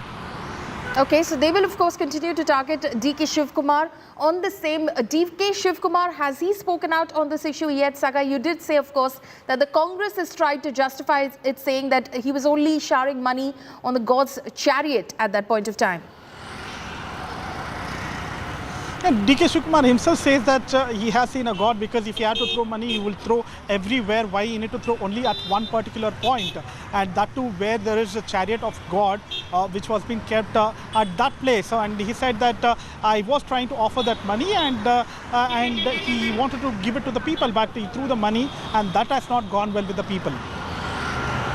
Okay, Sagai, stay on with us. Rajdeep Sardesai, consulting editor, is also joining us live this afternoon. Rajdeep, as far as these images of DK Shivkumar are concerned, of course, the fodder for the Bharatiya Janata Party, because he's seen over there showering money. Of course, the Congress explaining that that was a God's chariot which seemed to be passing by, which is what he was in fact showering money on. And this isn't a way of buying out people, as is being alleged by the BJP. Good afternoon, Paulo. Look, money power is one of Karnataka's worst kept secrets. The fact is, and many believe, that Karnataka today is among the most expensive states to contest elections. DK Shivkumar in particular is known to be someone who's an extremely resourceful resourceful politician. Clearly, those images will only confirm the belief that money power is used rampantly, and therefore, to that extent, the Congress can't only target the BJP when it comes to misuse of money power, as the Congress has been alleging. Rajdeep, if you would just hold for a second over there. Amit Malviya, BJP IT cell chief, is over the phone line with us right now. Malviya, Mr. Malviya, the question is that DK Shivkumar is seen in those images showering money. The Congress, of course, explains these are images from Mandya, Karnataka. The Congress explains he was only showering money on the God's chariot. It's not an attempt to buy out the voter. Why would you shower 500 rupee notes unless you have got a lot of ill-gotten wealth through corrupt means? And DK Shivkumar is known to be the money bag of the Congress party in Karnataka. He funds the Central Congress party by all his shenanigans. And clearly, this entire money has been looted from the people of Karnataka. If the Congress was to ever come back to power in Karnataka, they will drain the state dry, stop all developmental work because they are not present in any significant state. They are going to lose Rajasthan and Chhattisgarh as well. So Karnataka will be the only state where they will be in power, and they will take the state back by several decades if D.K. Shivkumar and gang were in any position to call the shots in the state.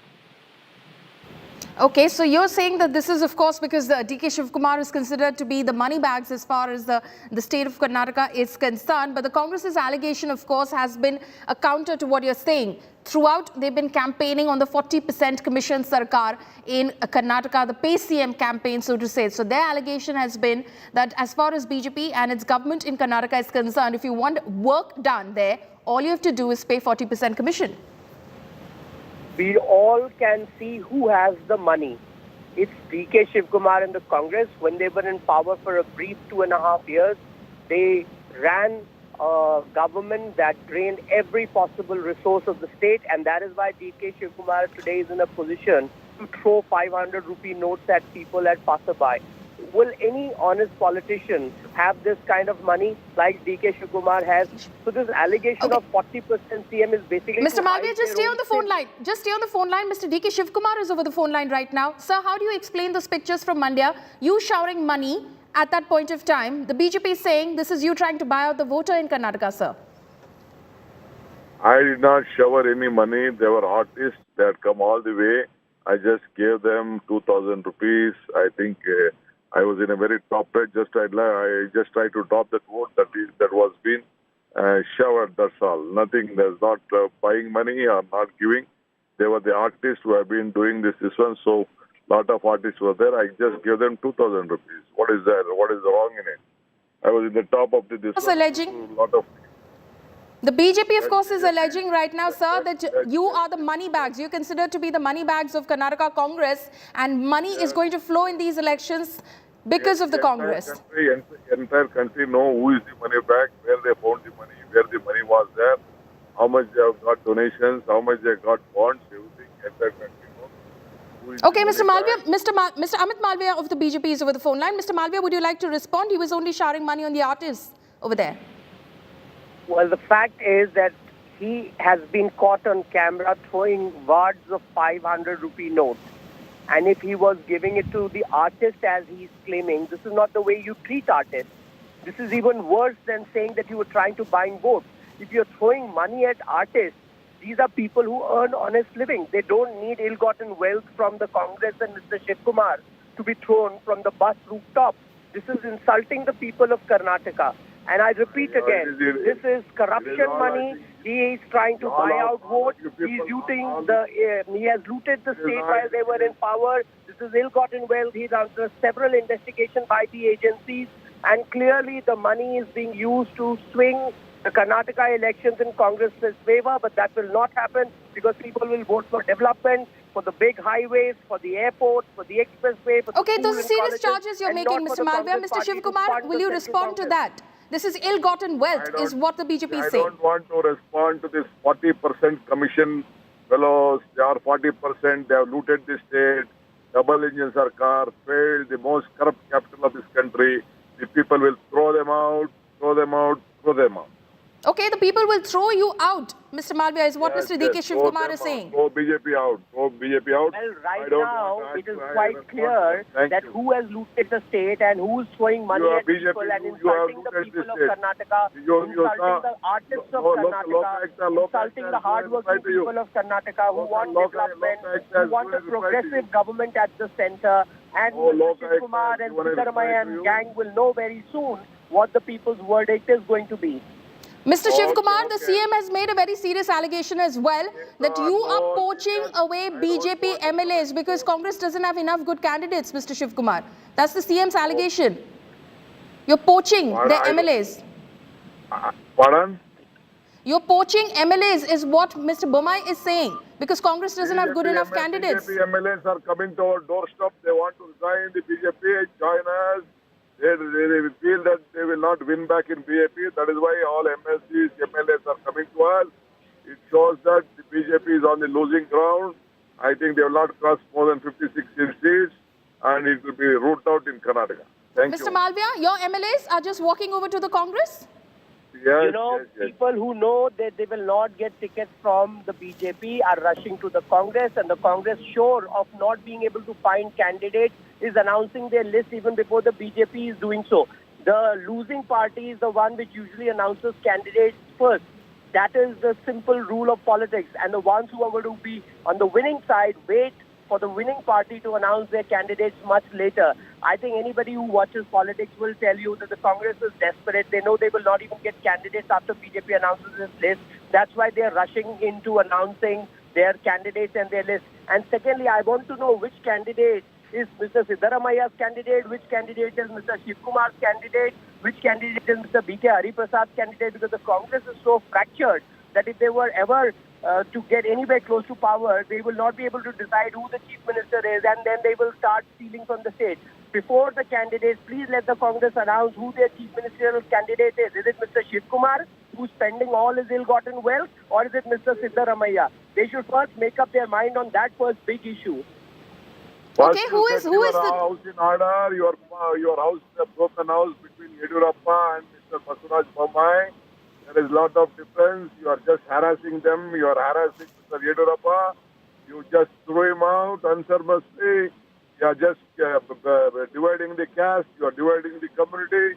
You are working against the constitution. You should know there is a slap on your face.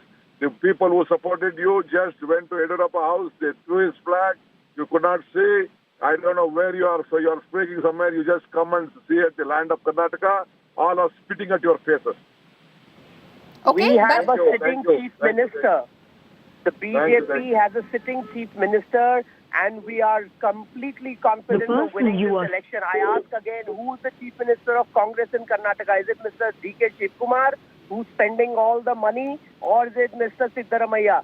That is the answer that the Congress is not willing to give.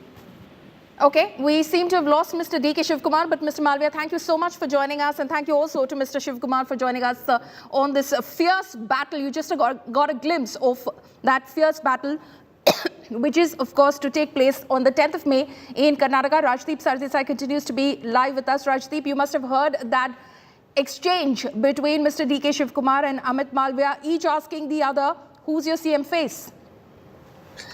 Look, I think, it's very interesting, Paulomi, the usual political tutu meme, but 2 points. One is that corruption is a great leveler in Karnataka, and we've seen it over the years. It's one of the states where politicians switch sides. Almost 1/6 of the MLAs have been in more than one party, which clearly shows that Karnataka, there are no party loyalties. There are 2 factors, I think, Paulomi, which one needs to look at beyond the tutu meme. One is the caste factor. I think the critical factor in Karnataka this time will be how the caste arithmetic plays. The BJP has traditionally relied on the Lingayat vote, and Mr. Yediyurappa was their tallest leader. Mr. Yediyurappa is not the CM face of the BJP this time. How will that play out on the Lingayat vote is a big question mark. The Congress, on the other hand, has a Congress president, national president from Karnataka who's a Dalit. They have in Siddaramaiah someone who's played consciously backward caste politics, plus is reaching out to Muslims, and they have in D.K. Shiv Kumar a Vocaliga face. Does that give the advantage to the Congress? It would appear so in terms of caste arithmetic. So there's the caste factor. The second factor, Paulomi, in Karnataka is the fact that there are sharp regional disparities. The BJP has traditionally been stronger in the northern part of Karnataka, Mumbai, Karnataka, coastal Karnataka. In southern Karnataka and Mysore region, you have the JDS, where Kumaraswamy will make an effort to try and replicate what he did in 2018, throw up a hung assembly and then bargain with both sides.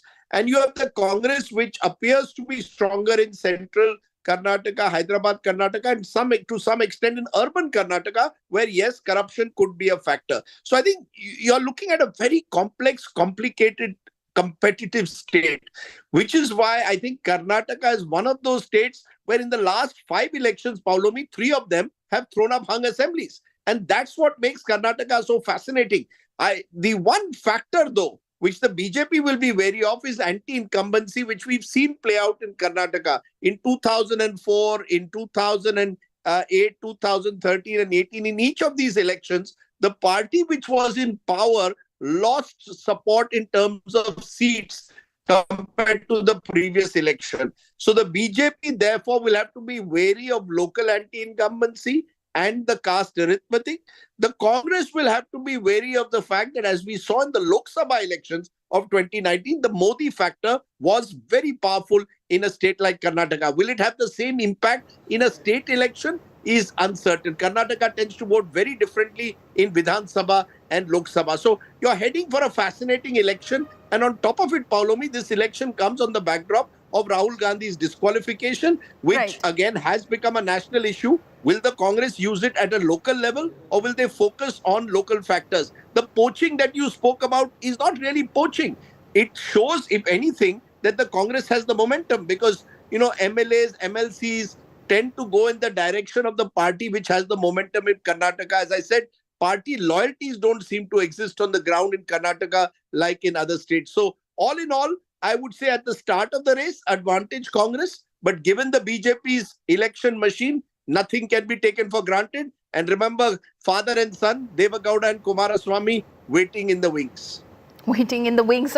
As far as JDS's future is concerned, it's going to be interesting which way that is headed after these 2023 Assembly elections. Rajdeep, stay on with us. Karnataka Assembly polls, in fact, dates have been announced. Voting is to be held on May 10th and the results will be announced on May 13th. The upcoming polls will be a three-way battle between the Congress, the BJP and the JDS. While Prime Minister Modi has already visited Karnataka 7 times in the last 3 months, bolstering the BJP's campaign, all three parties have begun their campaigns, undertaking various yatras across the state. While BJP is set to announce its first list next week, Congress and JDS have released their first lists of 124 candidates and 93 candidates, respectively. Chief Minister Bommai has accused Karnataka Congress Chief DK Shivakumar of poaching BJP MLAs, offering them party tickets. Meanwhile, DK Shivakumar has slammed the Election Commission for announcing the poll dates late to facilitate Prime Minister's visits to the state. He accused the BJP of spending heavily on ads ahead of the polls. BJP is always a ever-ready party. We don't prepare for elections. We prepare for organization and we prepare for welfare of the people, and we are ready. You were anticipating that it will be announced today or tomorrow? Yeah, it was as per anticipation. So Congress has already released the first list, sir. When is the BJP list going to be released? Probably after a week or so. The first list will be released. So if you notice the reservation announcement which has been made by your government, now there are a lot of protests which is happening across the state. Do you think it will backfire? The Congress is trying to create some confusion in Banjara community only. Okay. And we have talked to all Banjara leaders, our MLAs have talked. There is no issue. Everything will be set right. All the national leaders will be coming for campaigning. Yeah, all the national leaders, including Prime Minister Amit Shah ji, Nadda ji, everybody will be there. ನೋಡಿ, ನನಗೆ ಬಂದಿರೋ ಮಾಹಿತಿ D K Shivakumar ಅವರು ಈ ಎರಡನೇ ಪಟ್ಟಿಯಲ್ಲಿ ಸುಮಾರು 100 ಸೀಟುಗಳಿಗೇನಿದೆ ಎಲ್ಲ ನಮ್ಮ BJP MLAಗಳಿಗೆ ಫೋನ್ ಮಾಡಿ ಖಾಲಿ ಇಟ್ಟಿದ್ದೇವೆ, ನಿಮಗೋಸ್ಕರ ಬನ್ನಿ, ನೀವು ಬಂದರೆ ಕೊಡ್ತೀವಿ ಅಂತ ಹಲವಾರು MLAಗಳಿಗೆ ಫೋನ್ ಮಾಡಿದ್ದಾರೆ. ಇದು ಅವರ ಪರಿಸ್ಥಿತಿ ತೋರಿಸ್ತದೆ. ಅವ್ರ ಹತ್ರ ಅಷ್ಟು ಗಟ್ಟಿಯಾಗಿ ಕ್ಯಾಂಡಿಡೇಟ್ ಇದ್ದರೆ ನಮ್ಮ MLAಗಳಿಗೆ ಫೋನ್ ಮಾಡ್ತಾ ಇರಲಿಲ್ಲ. ಎಲ್ಲ ಕಡೆ ಓಪನ್ ಆಗಿ ಫೋನ್ ಮಾಡ್ತಾ ಇದ್ದಾರೆ. ಅದು ಎಲ್ಲರಿಗೂ ಯಾರ್ಯಾರಿದ್ದಾರೆ ಎಲ್ಲರಿಗೂ ಸರಾಸಗಟವಾಗಿ ನಮ್ದಿನ್ನ ನಿರ್ಣಯ ಆಗಿಲ್ಲ, ಇಲ್ಲಿ ನೀವು ಬಂದರೆ ನಿಮಗೆ ಕೊಡ್ತೀವಿ ಅನ್ನೋಂಥ ಮಾತಾಡಿದ್ರೆ ಅದು ಹತಾಶ ಮನೋಭಾವನೆ ತೋರಿಸ್ತದೆ. ಎಲ್ಲರೂ ಮತ್ತು ನನಗೆ ಹೇಳ್ತಾರೆ ಅಂದರೆ ಅವರು ಹೋಗೋದಿಲ್ಲ. We are ready at any point of time. We are ready when they do.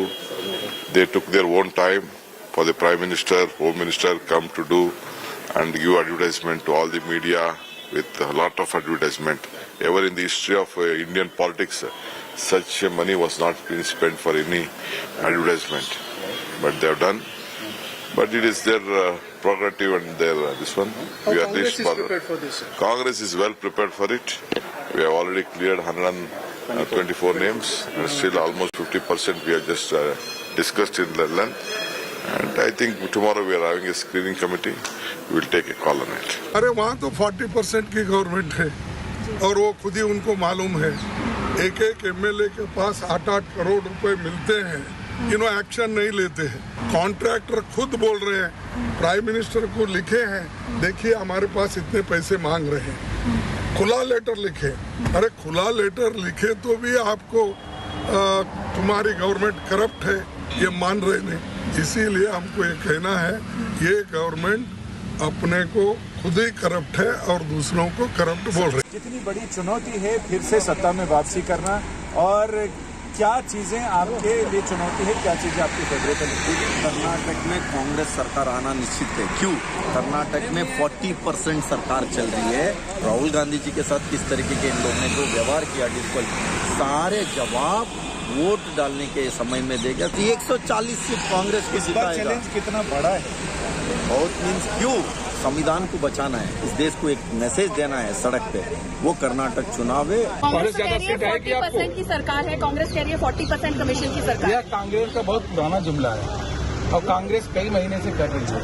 Congress जमीन पे कहीं है नहीं। पिछले 3 से 4 महीने देखेंगे तो कांग्रेस ने कोई कार्यक्रम नहीं किया।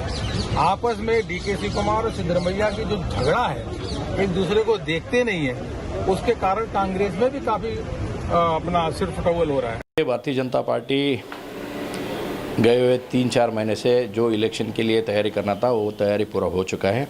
इलेक्शन के लिए 58,282 बूथ में भी भारतीय जनता पार्टी पूरा चुनाव का तैयारी कर चुका है।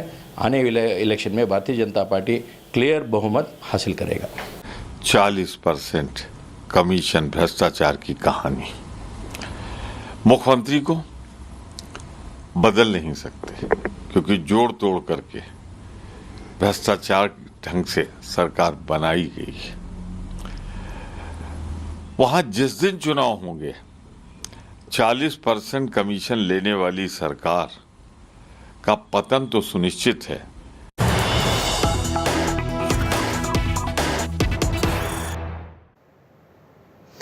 Breaking news that's coming in right now. As poll dates out, Karnataka BJP in a key huddle. Karnataka mantris rush to Chief Minister's house for a meeting. B.S. Santosh, in fact, National Secretary in General Secretary organization is meeting with the Chief Minister. Right now, Minister Samanna, Ashok, Muniratna also rush to the Chief Minister's residence. So, as soon as the poll dates have been announced for the Karnataka Assembly elections, May 10th is when that election is to take place. The BJP is already in a very key huddle. Remember that the BJP is yet to announce its list of candidates, while the Congress and the JDS have already announced a set of candidates. The BJP is yet to announce its list of candidates. At such a juncture, there is a very crucial meeting which is taking place in the Chief Minister's residence at the moment. Sagai is joining us live at the moment. Sagai, give us more details about who all are there at this meeting which is taking place at Chief Minister Bomai's residence. Now, as you rightly pointed out, the Minister V. Somanna, Shivram Hebbar, BJP National General Secretary B.L. Santosh and Chief Minister and few other leaders are meeting inside his official residence here on Racecourse Road. As we speak now, you can see more vehicles are going inside, and still more people are expected to join this particular meeting. Probably this meeting is all about the election strategy, how they're going to take this up in the days to come, how they're going to counter Congress in the days to come, and the election dates has already been announced, and this is not something a strategy meet as such, probably an informal meeting to how to take this forward from here on. Okay. So as far as the BJP is concerned, Sagai, why the delay in announcing their list of candidates?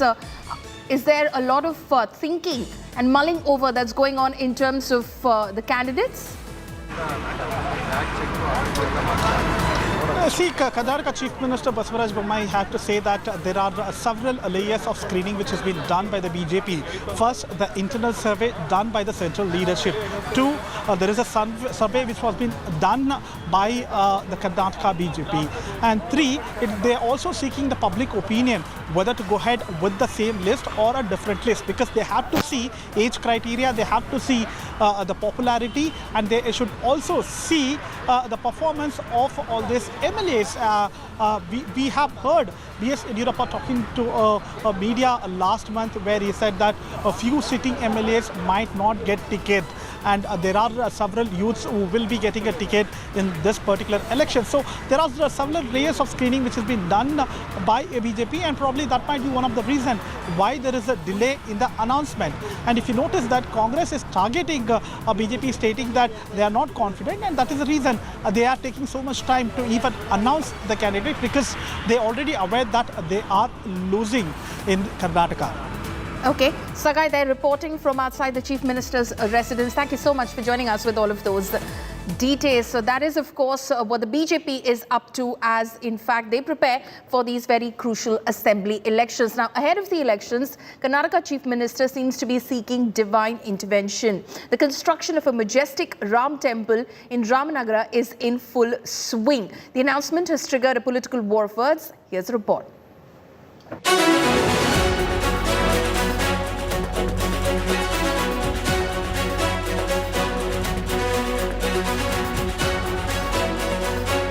As the Ram Mandir rises in Ayodhya, Uttar Pradesh, a similar temple is rising in Karnataka too. Eyeing the Hindu vote bank, the BJP government is all set to build a temple on the lines of the Ayodhya shrine in Ramanagara. The big announcement came just ahead of the assembly polls. The temple will be built on a 19-acre plot in Ramadevara Betta. First concept permission ಇವನ್ನೆಲ್ಲ ತಗೊಂಡು ನಿರ್ಣಯವನ್ನು ಮಾಡಿ ಮತ್ತೆ ನಿಶ್ಚಯ ಮಾಡೋಣ, ಯಾವ ರೀತಿ ಮಾಡಬೇಕು, ಏನು ದುಡ್ಡಲ್ಲಿ ಮಾಡಬೇಕು, ಜನರು ಭಕ್ತಾದಿಗಳು ಬಂದು ಮಾಡುವಂಥದ್ದ, ಸರ್ಕಾರ ದುಡ್ಡಲ್ಲಿ ಮಾಡಬೇಕಾ, ಟ್ಯಾಕ್ಸ್ ಪೇಯರ್ ದುಡ್ಡಲ್ಲಿ ಮಾಡಬೇಕಾ, ರಾಮ ಭಕ್ತರ ದುಡ್ಡಲ್ಲಿ ಮಾಡಬೇಕಾ, ಎಲ್ಲ ನಿಶ್ಚಯ ಮಾಡೋಣ. The Congress is not impressed and is playing down the temple project. This is an election manifesto, first of all. They are not going to implement. They are going to be ousted by the people of Karnataka. How can they implement? As the BJP once again raises Hindutva pitch in the state, it seems the party is literally fighting the elections. Ram Bharose. Bureau Report, India Today. Slipping into a very short break, stay tuned. News and updates will continue on the other side of this break.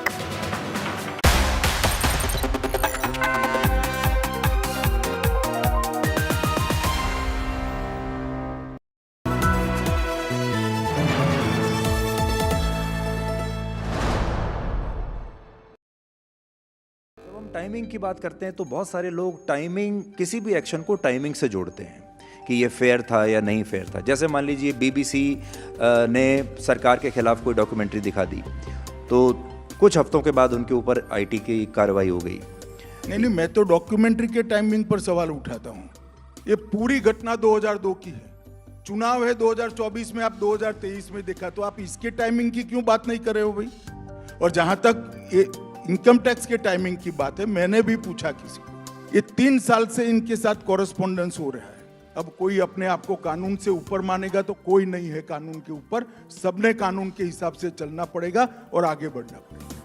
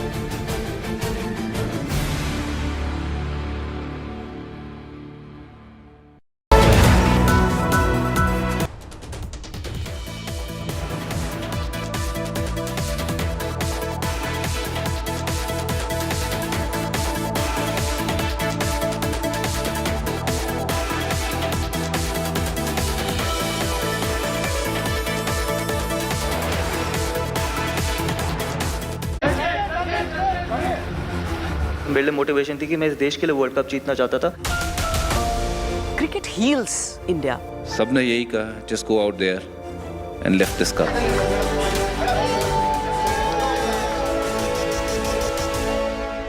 Yeah, stars had aligned. I really do feel this is like yesterday.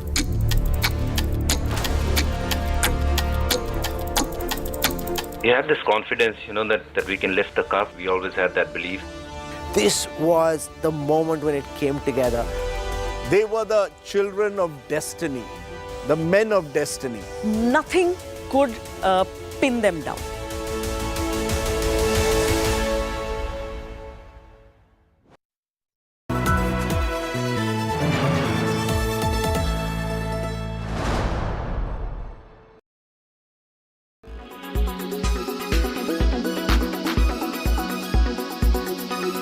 Chetan, what's the latest in what's been a long-drawn saga with regards to Ashok Hotel? Well, absolutely. It's literally a long-drawn saga, 2023, but now seems to be the year when ITDC's iconic property, the Ashok in Delhi, goes on a long lease for about 60 years. Sources have in fact told Business Today TV that the government has in fact expedited the process, and the structural audit of both Ashok Hotel and Samrat Hotel have begun and will be completed in 6 months. Sources also confirming to Business Today TV that the process of formulating the model concession agreement, which literally forms the backbone of any disinvestment, has also begun. And the day it receives green light from the Union Cabinet, the government will call the bids and will not wait any further. Remember, the Ashok is a 550-room hotel built on a sprawling 25-acre land in the heart of the national capital. All right, Chetan, thanks so much for that. Now, will electric vehicles become cheaper given that prices of key battery inputs like lithium, cobalt, copper are all coming down?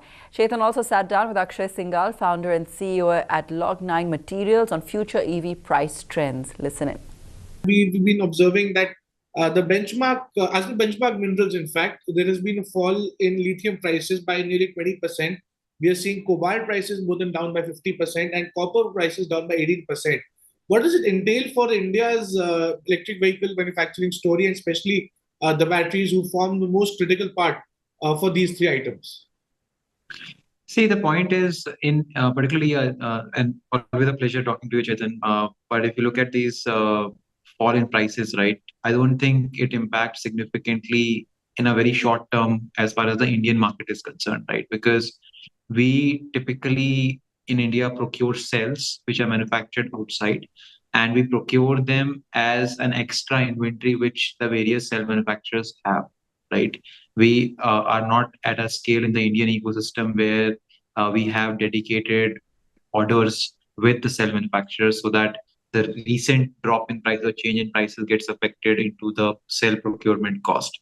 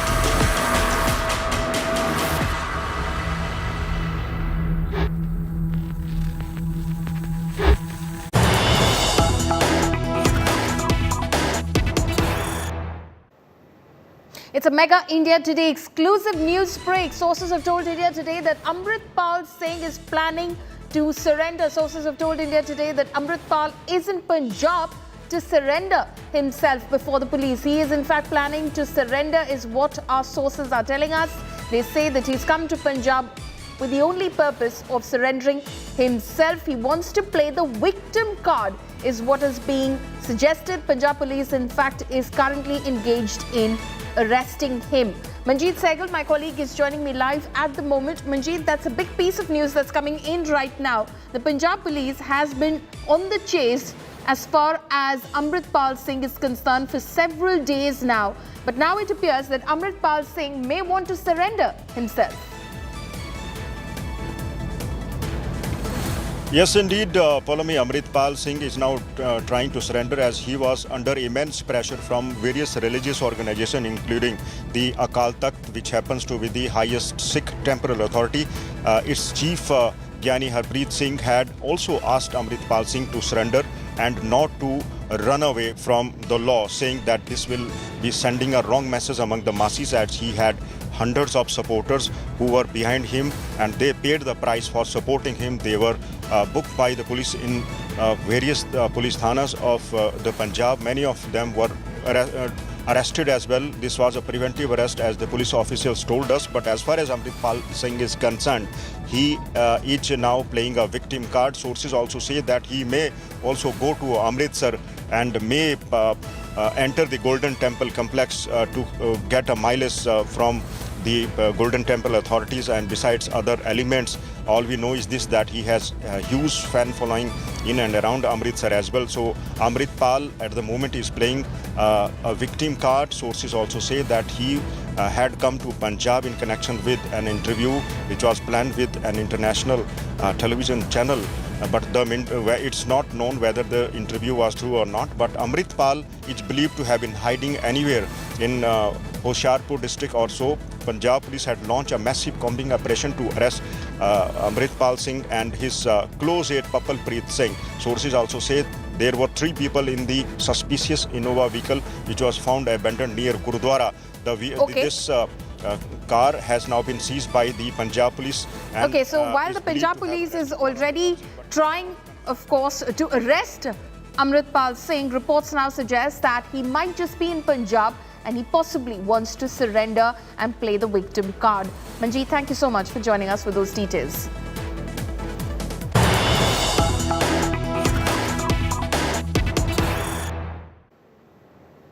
More news that's coming in right now. Amritpal and Papalpreet are known to have many female friends. More than 10 of those friends are now on the radar. 3 girls were on the radar in Delhi. They were being interrogated as well. They stayed in Patiala using, in fact, Amritpal and Papalpreet stayed in Patiala using this female network, took shelter at a female friend's house in Haryana as well, and they used the same network to stay in Delhi. In fact, used his wife, Amritpal did, to raise funds. Arvind Oja, my colleague, is joining us over the phone line right now. Arvind is bringing us this latest piece of information as far as this investigation is concerned. Arvind, और बताइए कि आपके सूत्रों ने क्या बताया है आपको कि अमृतपाल और पपलप्रीत किस तरह से अपनी फीमेल फ्रेंड्स का इस्तेमाल कर रहे थे, उनकी मदद से छुपते छुपाते बचते फिर रहे थे? Okay, we'll try and reconnect with Arvind. My colleague Arvind, in fact, is bringing us all of these details as far as how Amritpal and Papalpreet, his aide, have been able to, in fact, hoodwink the cops who've been hot on their chase since the day that they escaped from Jalandhar. Now, what we're learning from our sources is that they had several female friends who they used in order to escape the police. In fact, they used them to raise funds as well. Arvind Oja, my colleague, is joining us over the phone line right now. Arvind, आपके सूत्र क्या बता रहे हैं कि किस तरह इन्होंने अमृतपाल और पपलप्रीत ने अपनी महिला फ्रेंड्स का इस्तेमाल करते हुए कॉप्स को, पुलिस को एक तरह से चकमा दिया?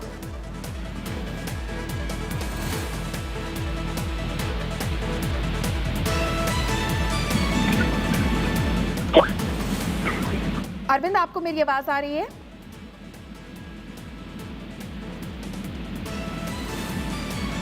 Okay, we'll try and fix that line with Arvind, but these are the details that he's learning from his sources at the moment, is that the cops are in fact watching some of these female friends. They're on the radar as far as their ongoing investigation is concerned into Amritpal and Papalpreet. Now, it's been more than 10 days and Amritpal still remains out of the police's reach. Sources have informed India Today that the Khalistan Army chief is suspected to be in Punjab. Sources further said that Amritpal is planning to surrender. The cops are carrying out search operations in Punjab's Hoshiarpur.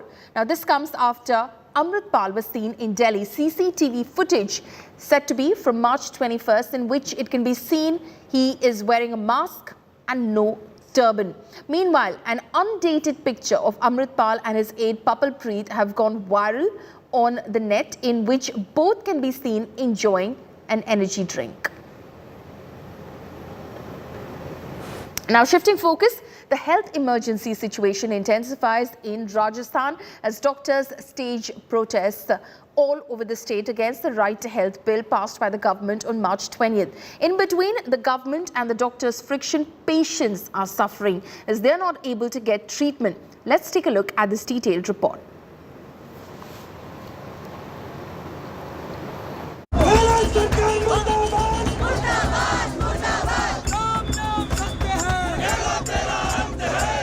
There is a health emergency in Rajasthan.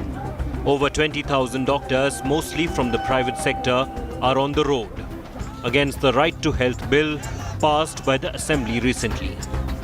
With private hospitals on strike demanding a rollback, the load on government health facilities has increased exponentially. Hundreds of patients are coming to the emergency.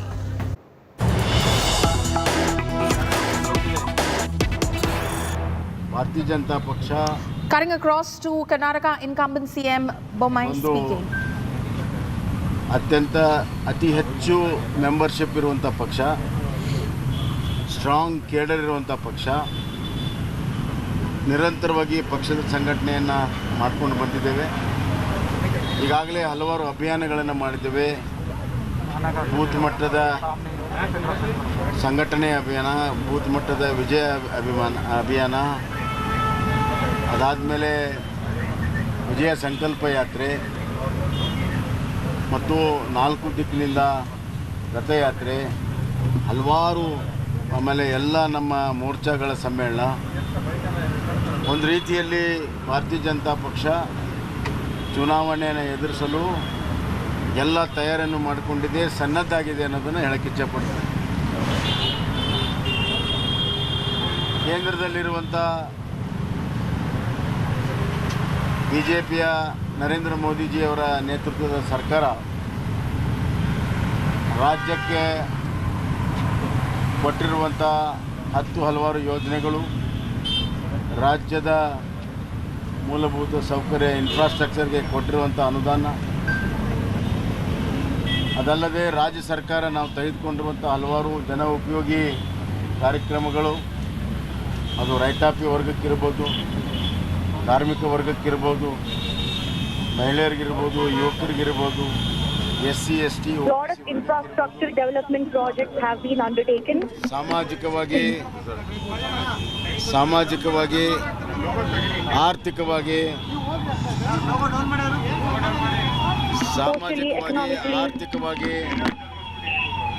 ತೆಗೆದುಕೊಂಡಿರುವಂಥ ತೀರ್ಮಾನಗಳು, ವಿಶೇಷವಾಗಿ ಬಡವರಿಗೆ lot of decisions have been taken pro poor.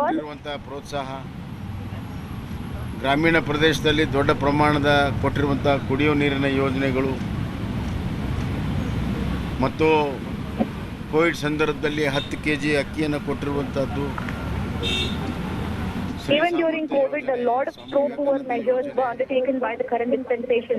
ವಿದ್ಯಾರ್ಥಿ ರೈತ ವಿದ್ಯಾನಿಧಿ, ಹಲವಾರು ಯೋಜನೆಗಳನ್ನು ಕೊಟ್ಟಿದ್ದೇವೆ. ಮತ್ತು ಸಾಮಾಜಿಕವಾಗಿ ತುಳಿತಕ್ಕೆ ಒಳಪಟ್ಟವರಿಗೆ ರಿಸರ್ವೇಷನ್ ಹೆಚ್ಚು ಮಾಡಿರುವಂಥದ್ದು, ರಿಸರ್ವೇಷನ್ನಲ್ಲಿ ಇಂಟರ್ನಲ್ ಕ್ಲಾಸಿಫಿಕೇಷನ್ ಮಾಡಿರುವಂಥದ್ದು, ಹಲವಾರು ವರ್ಷದ ನೆನೆಗುದಿ ಬಿದ್ದಂಥ ಎಲ್ಲ ಸಮಸ್ಯೆಗಳಿಗೆ ಪರಿಹಾರವನ್ನು ಕೊಟ್ಟಿದ್ದೇವೆ. OBCಯಲ್ಲಿ ಬದಲಾವಣೆಯನ್ನು ತಂದಿರುವಂಥದ್ದು.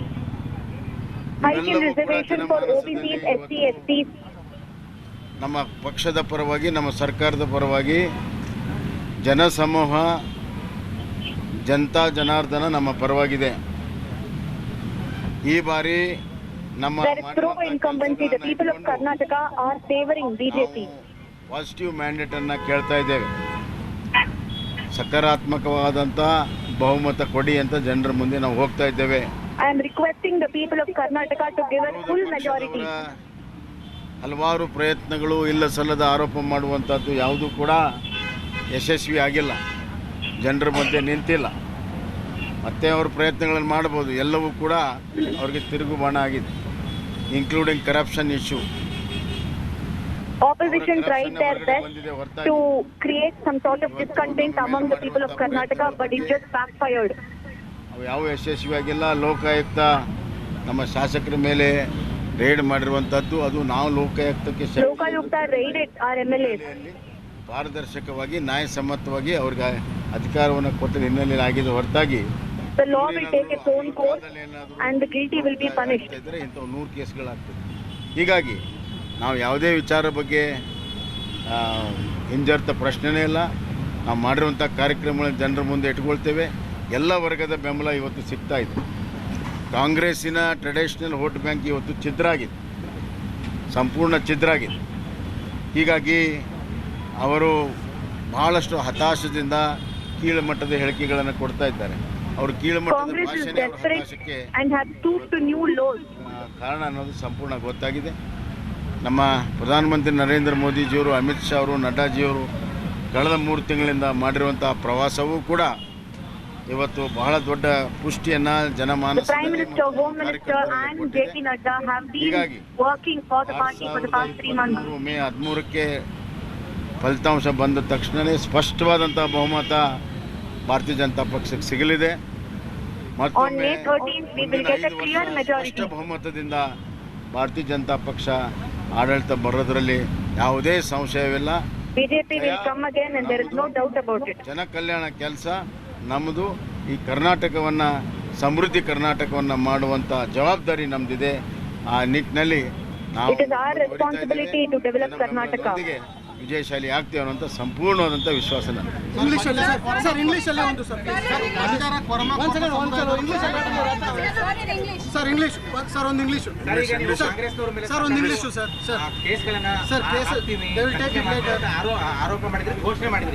ಹಲವಾರು ಕೇಸ್ಗಳನ್ನು ಹಾಕಿದ್ದೇವೆ. ಬರುವಂಥ ದಿನಗಳಲ್ಲಿ ಯಾರ್ಯಾರು ಇಫೆಕ್ಟ್ ಆಗಿದೆ ಅವ್ರ ಕೇಸ್ಗಳನ್ನು ಹಾಕ್ತಾರೆ ಲೋಕಾಯುಕ್ತ.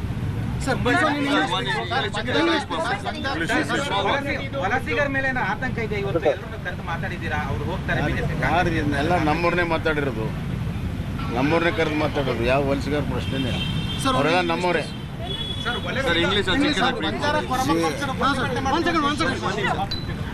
ಇಂಗ್ಲೀಷ್ ಅವರೆಲ್ಲರಿಗೂ ಕರೆದು ತಿಳಿ ಹೇಳಿ ಅವ್ರಿಗೆ ಆಗಿರುವಂಥ ನ್ಯಾಯವನ್ನು ನಾವು ಸ್ಪಷ್ಟೀಕರಣವನ್ನು ನೀಡ್ತೀವಿ. ಇವತ್ತು ಸ್ವಲ್ಪ ಈ ಕಡೆ ಬಂದ್ಬಿಡಿ ಸರ್, ಎಲ್ಲ ಮೈಕ್ಸ್ ಈ ಕಡೆ.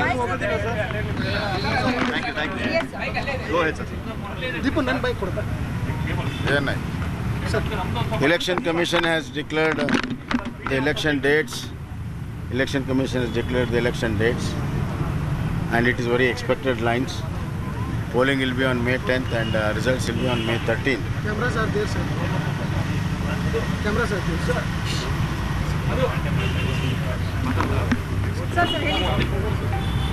BJP is ever ready party with a strong organization right from booth level to the national level, and we have done a lot of abhiyans where the response of the people was tremendous, and both central government and state government, double engine government has done tremendous jobs in terms of infrastructure, in terms of benevolence to the farmers, workers, women, youths and SC/ST and OBCs.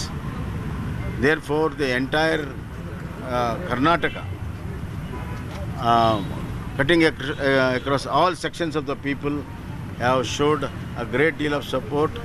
For last 3 months, I visited more than 120 constituencies, and I am sure that on May 13th, BJP will have a handsome victory, will win a hands-down victory, and will get absolute majority. And we take the responsibility of taking Karnataka forward towards new Karnataka, where there will be place for the people who have abilities, poor people where capabilities are to be done, women, youths, all these people will have ample opportunities, and we have taken path-breaking decisions as far as social structure is concerned. Therefore, the vote bank of Congress has been now broken down. They are in a tremendous disappointment. Therefore, they are making wild allegations and cheap allegations. But people will not appreciate, people of Karnataka will not appreciate this. We are taking them head on. We have answered all their allegations squarely. So that is, of course, the incumbent Chief Minister of Karnataka, Basavaraj Bommai, expressing confidence in the BJP's prospects going into these assembly elections. That's a wrap on this bulletin. Stay tuned. News and updates will continue on the other side.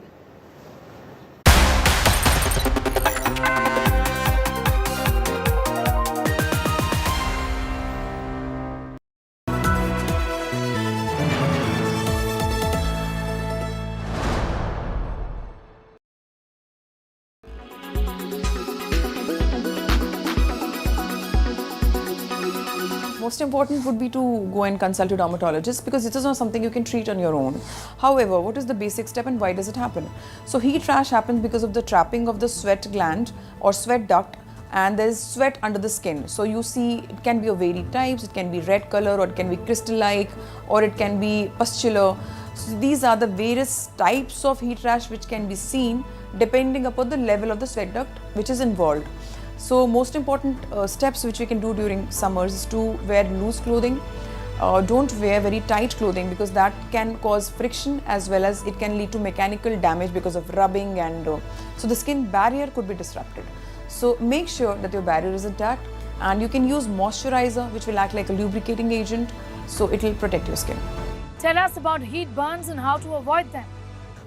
You have to use something to negate the effects of your direct exposure to sun, like hat you can use goggles, so that eye irritation will not happen.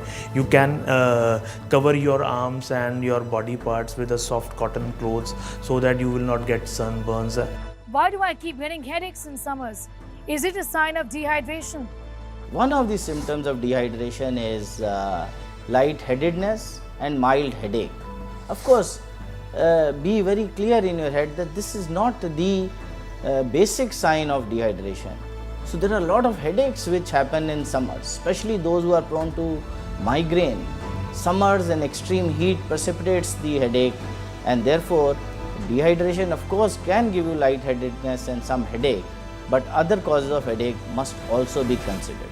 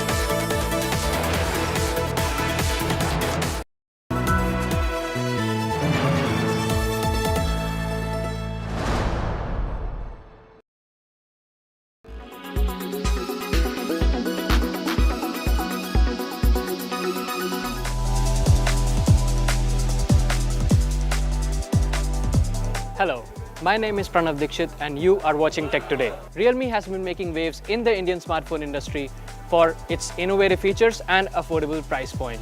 Today, Realme has launched the C55 smartphone. Now, specs aside, one of the most interesting features that I found in this smartphone is the mini capsule, which smartly takes around the area of the punch hole camera. From the outside, the phone is quite slim at just 7.89 millimeters of thickness. The back of the phone has a nice design to it with these brushed vertical lines.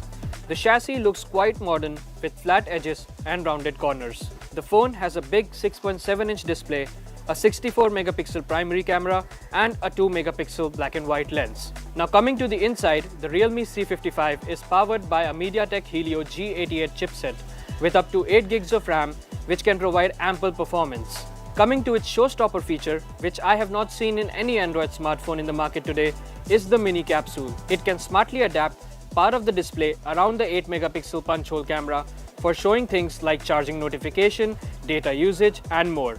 Apple's Dynamic Island, anyone? Now while the phone supports only 4G networking with 2 nano SIM card slots, it has something that many of the phones 10 times its cost do not have, which is a micro SD card slot. You can expand the storage by up to 1 terabyte. The phone has a 5000 mAh battery with 33 watt fast charging that can charge your phone from 0 to 50% in just 29 minutes. The Realme C55 comes in two colors, sun shower and rainy night. Overall, the Realme C55 offers impressive features at a great price point of Rs 13,999, making it a great option for anyone who is in the market for an affordable smartphone that doesn't break the bank.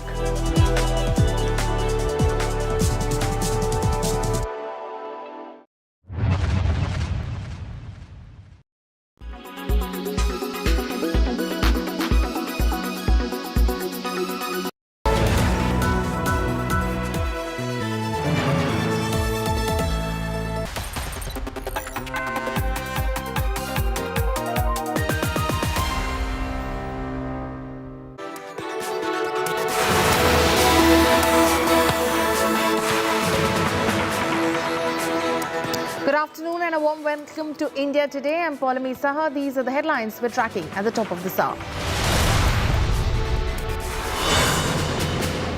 State of War Karnataka officially kicks off. Karnataka to vote on May 10th in one phase. Results to be out on May 13th. BJP is always a ever-ready party. We don't prepare for elections. We prepare for organization and we prepare for welfare of the people, and we are ready. This election will be for a corruption-free state, and this election will be a model because the corruption is on the peak, and Modi encouraged corruption.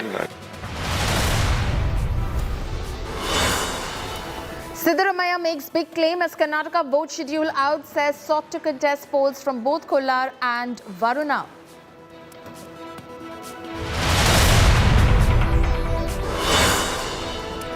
Modi's ferocious attack on the Congress, says Congress is equal to dynasty, dangai and dishonesty. Accuses the Congress of Bhrashtachar Bachao Abhiyan. Congress's Kharge hits back.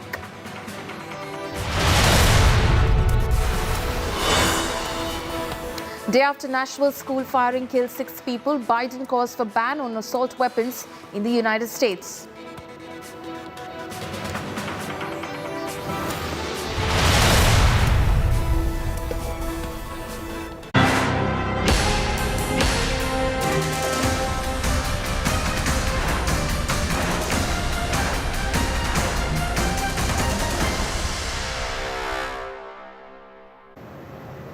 Let's take a look at all the latest stories coming in from the poll-bound state of Karnataka.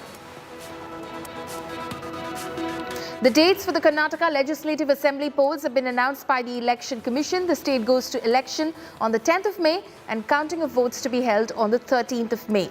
With the term for the 2023 Karnataka Assembly ending on May 24th, the state is also set to elect a fresh 224-member contingent. As Karnataka edges closer to the assembly election, State Congress Chief D.K. Shivkumar was spotted showering 500 rupee notes at artists carrying deities near Bevenahalli in the Mandya district during the Praja 20 Yatra organized by the Congress party in Srirangapatna.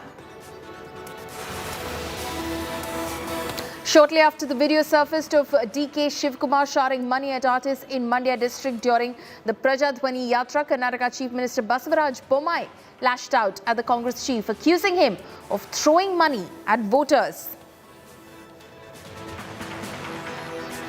After massive protests over the scrapping of Muslim quota, Chief Minister Basavaraj Bommai has assured the protesting communities that they will in fact address all their concerns. This assurance comes after a Banjara community hit the streets in several parts of Karnataka, fearing that their reservation will be compromised. Senior Congress leader Siddaramaiah has declared that he wants to contest his last electoral battle from both Kollar and Varuna constituencies, days after he was fielded by the party from the Varuna seat. Siddaramaiah has said that he has now requested the High Command to assign him a second seat, which is Kollar.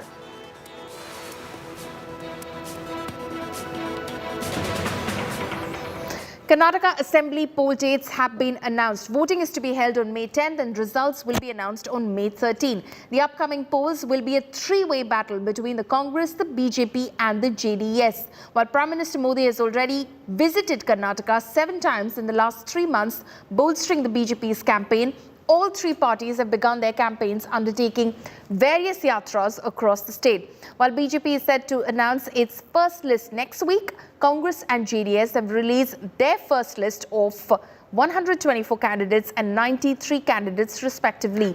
Chief Minister Bommai has accused Karnataka Congress Chief DK Shivkumar of poaching BJP MLAs, offering them party tickets.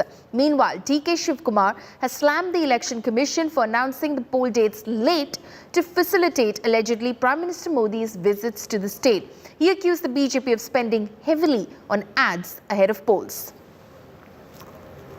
Schedule for the Karnataka Assembly elections for 2023 would be like this. The Gazette notification would be issued on 13th of April. Last date of making nominations would be 20th of April. Date of scrutiny would be 21st April 2023. After that, the withdrawal of the candidature can be up to 24th of April. The polling will take place on 10th of 5 in single phase, and day of counting would be 13th of May. So this is the schedule for the Karnataka elections. BJP is always a ever-ready party. We don't prepare for elections.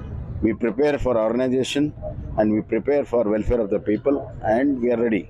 You were anticipating that it will be announced today or tomorrow? Yeah, it was as per anticipation. So Congress has already released the first list, sir. When is the BJP list going to be released? Probably after a week or so. The first list will be released. So if you notice the reservation announcement which has been made by your government, now there are a lot of protests which is happening across the state. Do you think it will backfire? The Congress is trying to create some confusion in Banjara community only. Okay. And we have talked to all Banjara leaders, our MLAs have talked. There is no issue. Everything will be set right. All the national leaders will be coming for campaigning, sir? Yeah, all the national leaders, including Prime Minister Amit Shah ji, Nadda ji, everybody will be there. ನೋಡಿ, ನನಗೆ ಬಂದಿರೋ ಮಾಹಿತಿ D K Shivakumar ಅವರು ಈ ಎರಡನೇ ಪಟ್ಟಿಯಲ್ಲಿ ಸುಮಾರು 100 ಸೀಟುಗಳಿಗೆ ಏನಿದೆ ಎಲ್ಲ ನಮ್ಮ BJP MLAಗಳಿಗೆ ಫೋನ್ ಮಾಡಿ ಖಾಲಿ ಇಟ್ಟಿದ್ದೇವೆ, ನಿಮಗೋಸ್ಕರ ಬನ್ನಿ, ನೀವು ಬಂದರೆ ಕೊಡ್ತೀವಿ ಅಂತ ಹಲವಾರು MLAಗಳಿಗೆ ಫೋನ್ ಮಾಡಿದ್ದಾರೆ. ಇದು ಅವರ ಪರಿಸ್ಥಿತಿ ತೋರಿಸ್ತದೆ. ಅವ್ರ ಹತ್ರ ಅಷ್ಟು ಗಟ್ಟಿಯಾಗಿ ಕ್ಯಾಂಡಿಡೇಟ್ ಇದ್ದರೆ ನಮ್ಮ MLAಗಳಿಗೆ ಫೋನ್ ಮಾಡ್ತಾ ಇರ್ತಾರೆ. ಎಲ್ಲ ಕಡೆ ಓಪನ್ ಆಗಿ ಫೋನ್ ಮಾಡ್ತಾ ಇರ್ತಾರೆ. ಅದು ಎಲ್ಲರಿಗೂ ಯಾರ್ಯಾರಿದ್ದಾರೆ ಎಲ್ಲರಿಗೂ ಸರಾಸಗಟವಾಗಿ ನಮ್ಮದಿನ ನಿರ್ಣಯ ಆಗಿಲ್ಲ, ಇಲ್ಲಿ ನೀವು ಬಂದರೆ ನಿಮಗೆ ಕೊಡ್ತೀವಿ ಅನ್ನೋಂಥ ಮಾತಾಡಿದ್ರೆ ಅದು ಹತಾಶ ಮನೋಭಾವನೆ ತೋರಿಸ್ತದೆ. ಎಲ್ಲರೂ ಮತ್ತು ನನಗೆ ಹೇಳ್ತಾರೆ ಅಂದರೆ ಅವರು ಹೋಗೋದಿಲ್ಲ. We are ready at any point of time. We are ready when they do. They took their own time for the Prime Minister, Home Minister come to do and give advertisement to all the media with a lot of advertisement. Ever in the history of Indian politics, such money was not being spent for any advertisement. But they have done. But it is their prerogative and their this one. We are Congress is prepared for this, sir? Congress is well prepared for it. We have already cleared 124 names, and still almost 50% we have just discussed in the length. And I think tomorrow we are having a screening committee. We will take a call on it. अरे वहाँ तो 40% की government है और वो खुद ही उनको मालूम है. एक MLA के पास 8-8 करोड़ रुपए मिलते हैं, इन्होंने एक्शन नहीं लेते हैं. कॉन्ट्रैक्टर खुद बोल रहे हैं, प्राइम मिनिस्टर को लिखे हैं, देखिए हमारे पास इतने पैसे मांग रहे हैं. खुला लेटर लिखे. अरे खुला लेटर लिखे तो भी आपको तुम्हारी गवर्नमेंट करप्ट है ये मान रहे नहीं. इसीलिए हमको ये कहना है, ये गवर्नमेंट अपने को खुद ही करप्ट है और दूसरों को करप्ट बोल रहे. As the Election Commission of India announces Karnataka Assembly polls on the pious day of Durga Ashtami, the Congress Party and people of Karnataka resolve to throw out the BJP's 40% Commission Sarkara, which has brazenly looted the state. Let us rebuild a Karnataka of people of Karnataka's dreams. Let us rebuild brand Karnataka. Let Kannada pride flourish. जितनी बड़ी चुनौती है फिर से सत्ता में वापसी करना और क्या चीज़ें आपके लिए चुनौती है, क्या चीज़ें आपकी फेवरेट है? कर्नाटक में कांग्रेस सरकार आना निश्चित है। क्यों? कर्नाटक में 40% सरकार चल रही है। राहुल गांधी जी के साथ किस तरीके के इन लोगों ने जो व्यवहार किया, सारे जवाब वोट डालने के समय में देगा। 140 सीट कांग्रेस की जीताएगा। चैलेंज कितना बड़ा है? बहुत मीन्स क्यों? संविधान को बचाना है, इस देश को एक मैसेज देना है सड़क पे, वो कर्नाटक चुनाव है। कांग्रेस ज्यादा सीट आएगी आपको? 40% की सरकार है, कांग्रेस कह रही है 40% कमीशन की सरकार। यह कांग्रेस का बहुत पुराना जुमला है और कांग्रेस कई महीने से कर रही है। कांग्रेस जमीन पे कहीं है नहीं। पिछले 3 से 4 महीने देखेंगे तो कांग्रेस ने कोई कार्यक्रम नहीं किया। आपस में डीके कुमार और सिद्धरमैया की जो झगड़ा है, एक दूसरे को देखते नहीं है, उसके कारण कांग्रेस में भी काफी अपना सिर फटोल हो रहा है। भारतीय जनता पार्टी गए हुए 3-4 महीने से जो इलेक्शन के लिए तैयारी करना था वो तैयारी पूरा हो चुका है। इलेक्शन के लिए 58,282 बूथ में भी भारतीय जनता पार्टी पूरा चुनाव का तैयारी कर चुका है। आने वाले इलेक्शन में भारतीय जनता पार्टी क्लियर बहुमत हासिल करेगा। As expected, as a political leader, accordingly, Election Commission today announced the calendar of events. I welcome it, and it is scheduled to be held on May 10th voting. May 13th is the result day.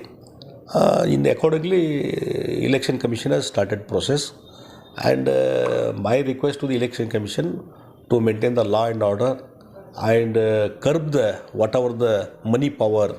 If it is that curb is there, then peaceful election will be held and impartial election will be held.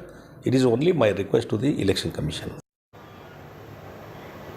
Now, here's all that you need to know as far as the Karnataka Assembly elections are concerned. So, the elections are to take place on the 10th of May. It's a single-phase election that will take place on the 10th of May, and the results will be announced 3 days later on the 13th of May. Now, as far as party positions were concerned in the 2018 Assembly elections, here's how they stood. As far as the vote share is concerned, the BJP stood at about 36% in the last election, the Congress at 38%, the JDS at 18%, and others at 8%. That is how the vote share stacked up in the 2018 Assembly elections. Now, what about the seat share in the 2018 Assembly elections? The BJP won 104 seats. It emerged as the single largest party in the Legislative Assembly. The Congress won 80 seats, the JDS 37 seats, and others took away 3 seats of the 224-member Legislative Assembly of Karnataka. And this time, again, the BJP and the Congress are going neck to neck in this election, but the JDS also hoping that it can get a big chunk of that pie as far as the Legislative Assembly is concerned. Now, ahead of the Karnataka Assembly elections, Siddaramaiah has expressed his desire to contest from 2 constituencies. Siddaramaiah, who holds the post of Congress Legislature Party leader, has in fact been fielded from his native Varuna constituency in the first list of candidates released last Saturday by the Congress party. He had replaced his son and sitting MLA Yatindra from that constituency. Now, the former Chief Minister, however, has said that if the Congress High Command agrees, he wants to contest from Kolar too, along with Varuna, boasting about the love he received from the people of Kolar. Further, Siddaramaiah has reiterated that the upcoming State Assembly polls that is to be held on May 10 would be his last electoral battle, and he's confident of winning from any given constituency. ಕೋಲಾರದವರು ಕರೀತಾ ಇದ್ದಾರೆ, high command ಒಪ್ಕೊಂಡ್ರೆ ಅಲ್ಲೂ ನಿಲ್ತೀನಿ. ಅದೇಪ್ಪ ಇನ್ನೂ ತೀರ್ಮಾನ ಆಗಿಲ್ಲ ಹೈಕಮಾಂಡ್ನಲ್ಲಿ. ಹೈಕಮಾಂಡ್ನವ್ರು ಹೇಳಿದ್ರೆ ಅಲ್ಲೂ ನಿಂತ್ಕೊತೀನಿ. 100ಕ್ಕೆ 100 ನಾ ಎಲ್ಲಿ ನಿಂತ್ಕೊಂಡ್ರು ಗೆಲ್ತೀನಿ. 25 ಕ್ಷೇತ್ರಗಳಲ್ಲಿ ನನಗೆ ಕರೀತಾ ಇದ್ದಾರೆ. ಸಿದ್ದರಾಮಯ್ಯನವರಿಗೆ ಕ್ಷೇತ್ರ ಇಲ್ಲ ಅಂತ ಅನ್ನೋದು ಇದೆಯಲ್ಲ, ಅದು ರಾಜಕೀಯವಾಗಿ ಹೇಳ್ತಕ್ಕಂಥ ಮಾತು. ನಾನು ಈಗ ಸೋಲಾಗಿದ್ದರೆ 25 ಕ್ಷೇತ್ರಗಳಲ್ಲಿ ಯಾಕೆ ಕರೀತಾರೆ ನನಗೆ? ನಮ್ಮೂರು ಕೂಡ ವರ್ಣಾ ಕ್ಷೇತ್ರಕ್ಕೆ ಹೋಯಿತು. ಹಾಗಾಗಿ ನಾನು 2008ರಲ್ಲಿ ವರ್ಣಾ ಕ್ಷೇತ್ರದಿಂದ ನಿಂತ್ಕೊಂಡೆ, ಮತ್ತೆ 13ರಲ್ಲೂ ನಿಂತ್ಕೊಂಡೆ. ಹೋದ ಸಾರಿ ನಾನು ಮತ್ತೆ ಚಾಮುಂಡೇಶ್ವರಿ ನಿಲ್ಲಬೇಕು ಅಂತೇಳಿ ಚಾಮುಂಡೇಶ್ವರಿಗೆ ಹೋದೆ. ಆಮೇಲೆ ಸ್ವಲ್ಪ ಅಲ್ಲಿ ಅನುಮಾನ ಇದ್ದದ್ರಿಂದ ಬಾದಾಮಿಲೂ ಕೂಡ ನಿಂತ್ಕೊಂಡೆ. ಸೊ ಈ ಸಾರಿ ಇದು ಕೊನೆ ಚುನಾವಣೆ. ನಾನು ನಮ್ಮ ಹುಟ್ಟೂರು ಎಲ್ಲಿರ್ತದೆ ಅಲ್ಲಿ ಸ್ಪರ್ಧೆ ಮಾಡಿ ಜನರ ಆಶೀರ್ವಾದ ಕೇಳಿ ಆಶೀರ್ವಾದ ಮಾಡ್ತಾರೆ ಅಂತಕ್ಕಂಥ ನಂಬಿಕೆ ಇದೆ. ನಾನು ಚುನಾವಣಾ ರಾಜಕೀಯದಿಂದ ನಿವೃತ್ತಿ ಆಗ್ತೀನಿ. Now, Karnataka Congress chief DK Shivkumar lands in trouble for throwing currency notes, during a rally. DK Shivkumar was caught on camera throwing currency notes from his tour bus during a rally in Mandya on Tuesday.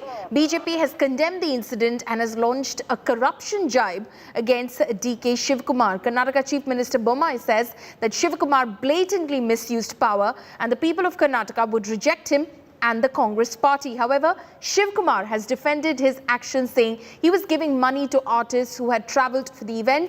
He hit back at the BJP, saying they should first answer on the 40% commission charge against the government. See, he does everything. He blatantly misuses all kind of powers, and he does everything. And he blames us. That has been his system. What to do? I mean, he is like that. People know. That's why they are going to reject him.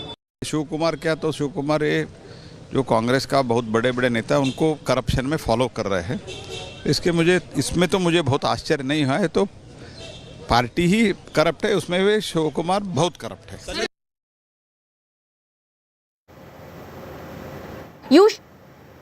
At that point of time, the BJP is saying this is you trying to buy out the voter in Karnataka, sir. I did not shower any money. They were artists. They had come all the way. I just gave them 2,000 rupees. I think I was in a very top rate. I just tried to drop that vote that was being showered. That's all. Nothing. There's not buying money or not giving. They were the artists who have been doing this one. So lot of artists were there. I just gave them 2,000 rupees. What is that? What is wrong in it? I was in the top of this. Alleging. The BJP, of course, is alleging right now, sir, that you are the money bags. You consider to be the money bags of Karnataka Congress, and money is going to flow in these elections because of the Congress. Entire country know who is the money bag, where they found the money, where the money was there, how much they have got donations, how much they got bonds, everything. Entire country knows. Okay, Mr. Malviya, Mr. Amit Malviya of the BJP is over the phone line. Mr. Malviya, would you like to respond? He was only showering money on the artists over there. Well, the fact is that he has been caught on camera throwing wads of 500 rupee notes. And if he was giving it to the artist as he's claiming, this is not the way you treat artists. This is even worse than saying that you were trying to buy votes. If you're throwing money at artists, these are people who earn honest living. They don't need ill-gotten wealth from the Congress and Mr. Shivkumar to be thrown from the bus rooftop. This is insulting the people of Karnataka. And I repeat again, this is corruption money. He is trying to buy out votes. He has looted the state while they were in power. This is ill-gotten wealth. He's under several investigations by the agencies. And clearly the money is being used to swing the Karnataka elections in Congress's favor. But that will not happen because people will vote for development, for the big highways, for the airports, for the expressway. For okay, those are serious charges you're making, Mr. Malviya. Mr. Shivkumar, will you respond to that? This is ill-gotten wealth, is what the BJP is saying. I don't want to respond to this 40% commission fellows. They are 40%. They have looted the state. Double-engine Sarkar failed, the most corrupt capital of this country. The people will throw them out, throw them out, throw them out. Okay, the people will throw you out, Mr. Malviya, is what Mr. DK Shivkumar is saying. Throw BJP out. Throw BJP out. Well, right now, it is quite clear that who has looted the state and who is throwing money at people and insulting the people of Karnataka, insulting the artists of Karnataka, insulting the hard-working people of Karnataka who want development, who want a progressive government at the center. And Mr. Shivkumar and Siddaramaiah and gang will know very soon what the people's verdict is going to be. Mr. Shivkumar, the CM has made a very serious allegation as well that you are poaching away BJP MLAs because Congress doesn't have enough good candidates, Mr. Shivkumar. That's the CM's allegation. You're poaching the MLAs.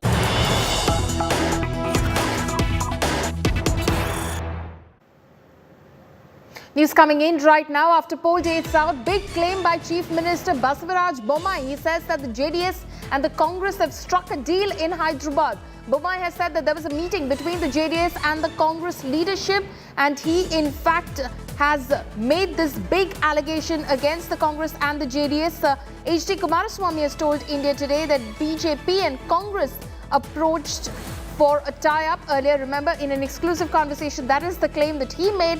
Now, Chief Minister Bomai is saying that there was a meeting in Hyderabad between the JDS and the Congress party, and a deal was struck there in Hyderabad. That is, in fact, the charge that Chief Minister Basavaraj Bomai has made. Will Kumaraswamy this time go with BJP or Congress? How do you see the election? We will going to form the government on our own by the blessing of these state citizens. Do you have pressure from the centre saying come with us? Have they already spoken to you? Offer is there. You have already offered? Offer is there. Okay. Everybody offering me. Even Congress is offering? Everybody is offering me. They know. Okay. Their strength, what is their strength internally, they know. Okay. But publicly they are telling we will get 140, 150. That is their announcement. But internally internally I know their strength. Okay. What is some important persons who are approaching to thinking that this time also fracture will be there. But according to me, whatever I worked very hard work for 18 hours a day, how the people's response, I have full confidence that our government will be formed by the blessings of these Karnataka voters independently. So I'm stressing on this point because even before the election, you are saying both the national parties have given you an offer already on the open platter, saying, Mr. Kumaraswamy, please support us. Because of their minus point, they know the real strength. I know my strength now. From last 3 elections, where we lapsed our working style, because why we failed, all those things, we worked it out. How to solve those problems, how to settle it. On that basis, I am telling you, in this election, because of 2 national parties' attitude, people want a regional party. This time they were going to choose Janata Dal to form the government on their own. This is my impression wherever I am going throughout the state. That's a wrap on this bulletin. For all the latest news and updates, you can log on to indiatoday.in. You can also download the India Today app. Stay tuned. On the other side, in the club.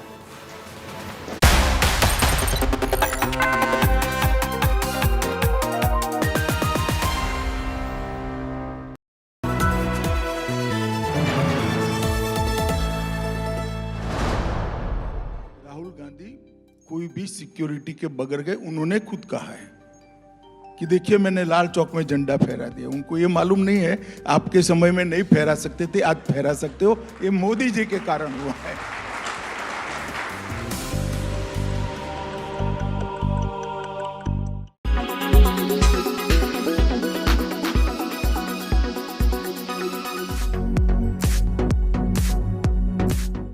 It's good news for Harry Potter fans as the star Daniel Radcliffe is expecting his first child with longtime girlfriend Eden Dark.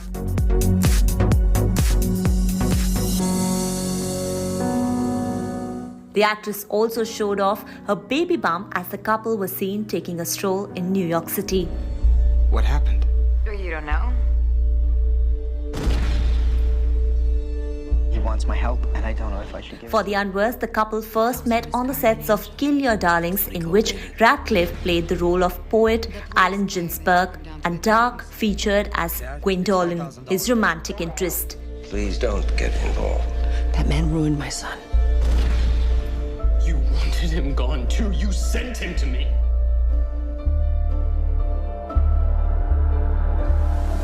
They were later spotted at the 2013 Sundance Film Festival. Radcliffe and Dark have been together since then.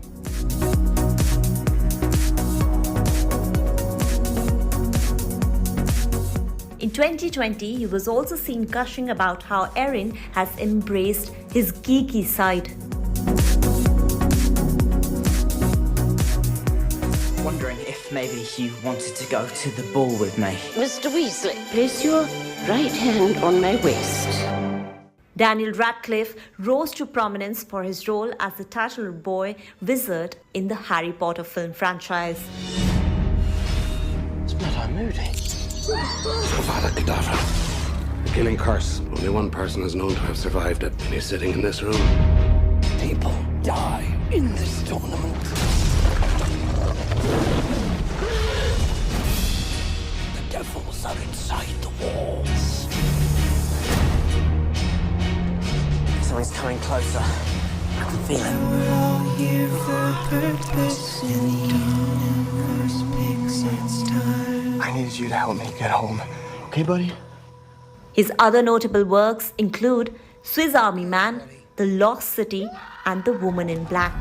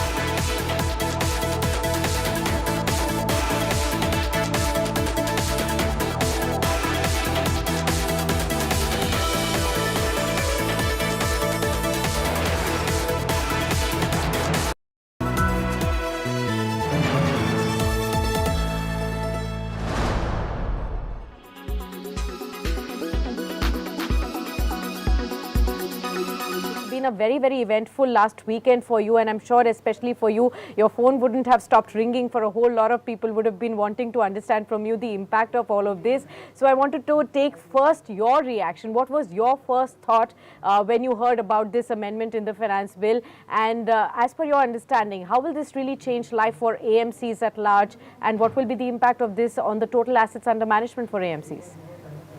Yeah, no, thanks Sakshi for having part of the show today. I think first reaction as we came to know on Thursday night that there is an amendment that is being now introduced in the finance bill. Of course, all of us were taken aback and surprised that how come this has all of a sudden has come and was not being part of the budgetary provisions. Yeah.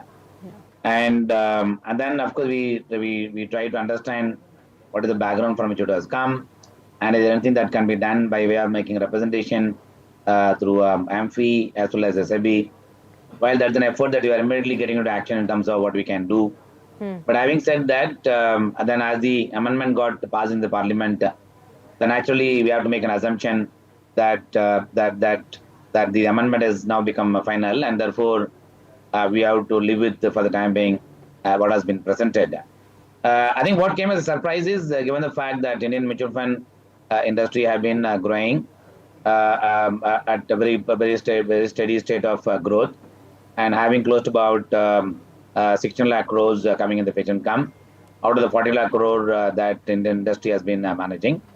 And the mutual fund also been playing the role of one, channelizing these savings into the capital market, both in equity as well as in fixed income. At the same time, provides a greater depth to the corporate bond market in the country. And we have been a provider of another source of financing for most of the company needs, and we have been doing. Therefore, these taxations introduction was a bit surprise for us, given the fact that the role that we are playing actually benefit both investors on one side and the capital market on one side, and third is the corporate bond market development on the other side. Therefore, we are a bit surprised. But anyway, government has gone by that assumption that we need to have a uniform taxations across all products, across all industry players. I think probably the finance minister has been living up to the effort that she is taking for simplified tax structure, So going by that, I think they seems to have taken it in the final bill when they were getting amended.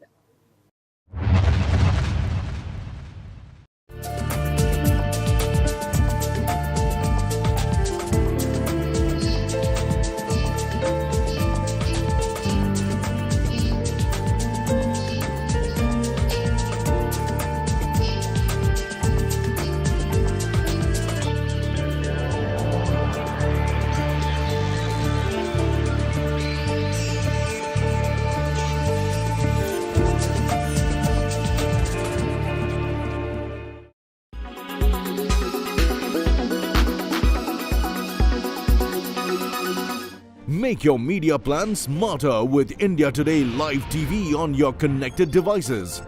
Amplify your brand with 100 million smart internet viewers. To advertise, mail us at sales@aajtak.com.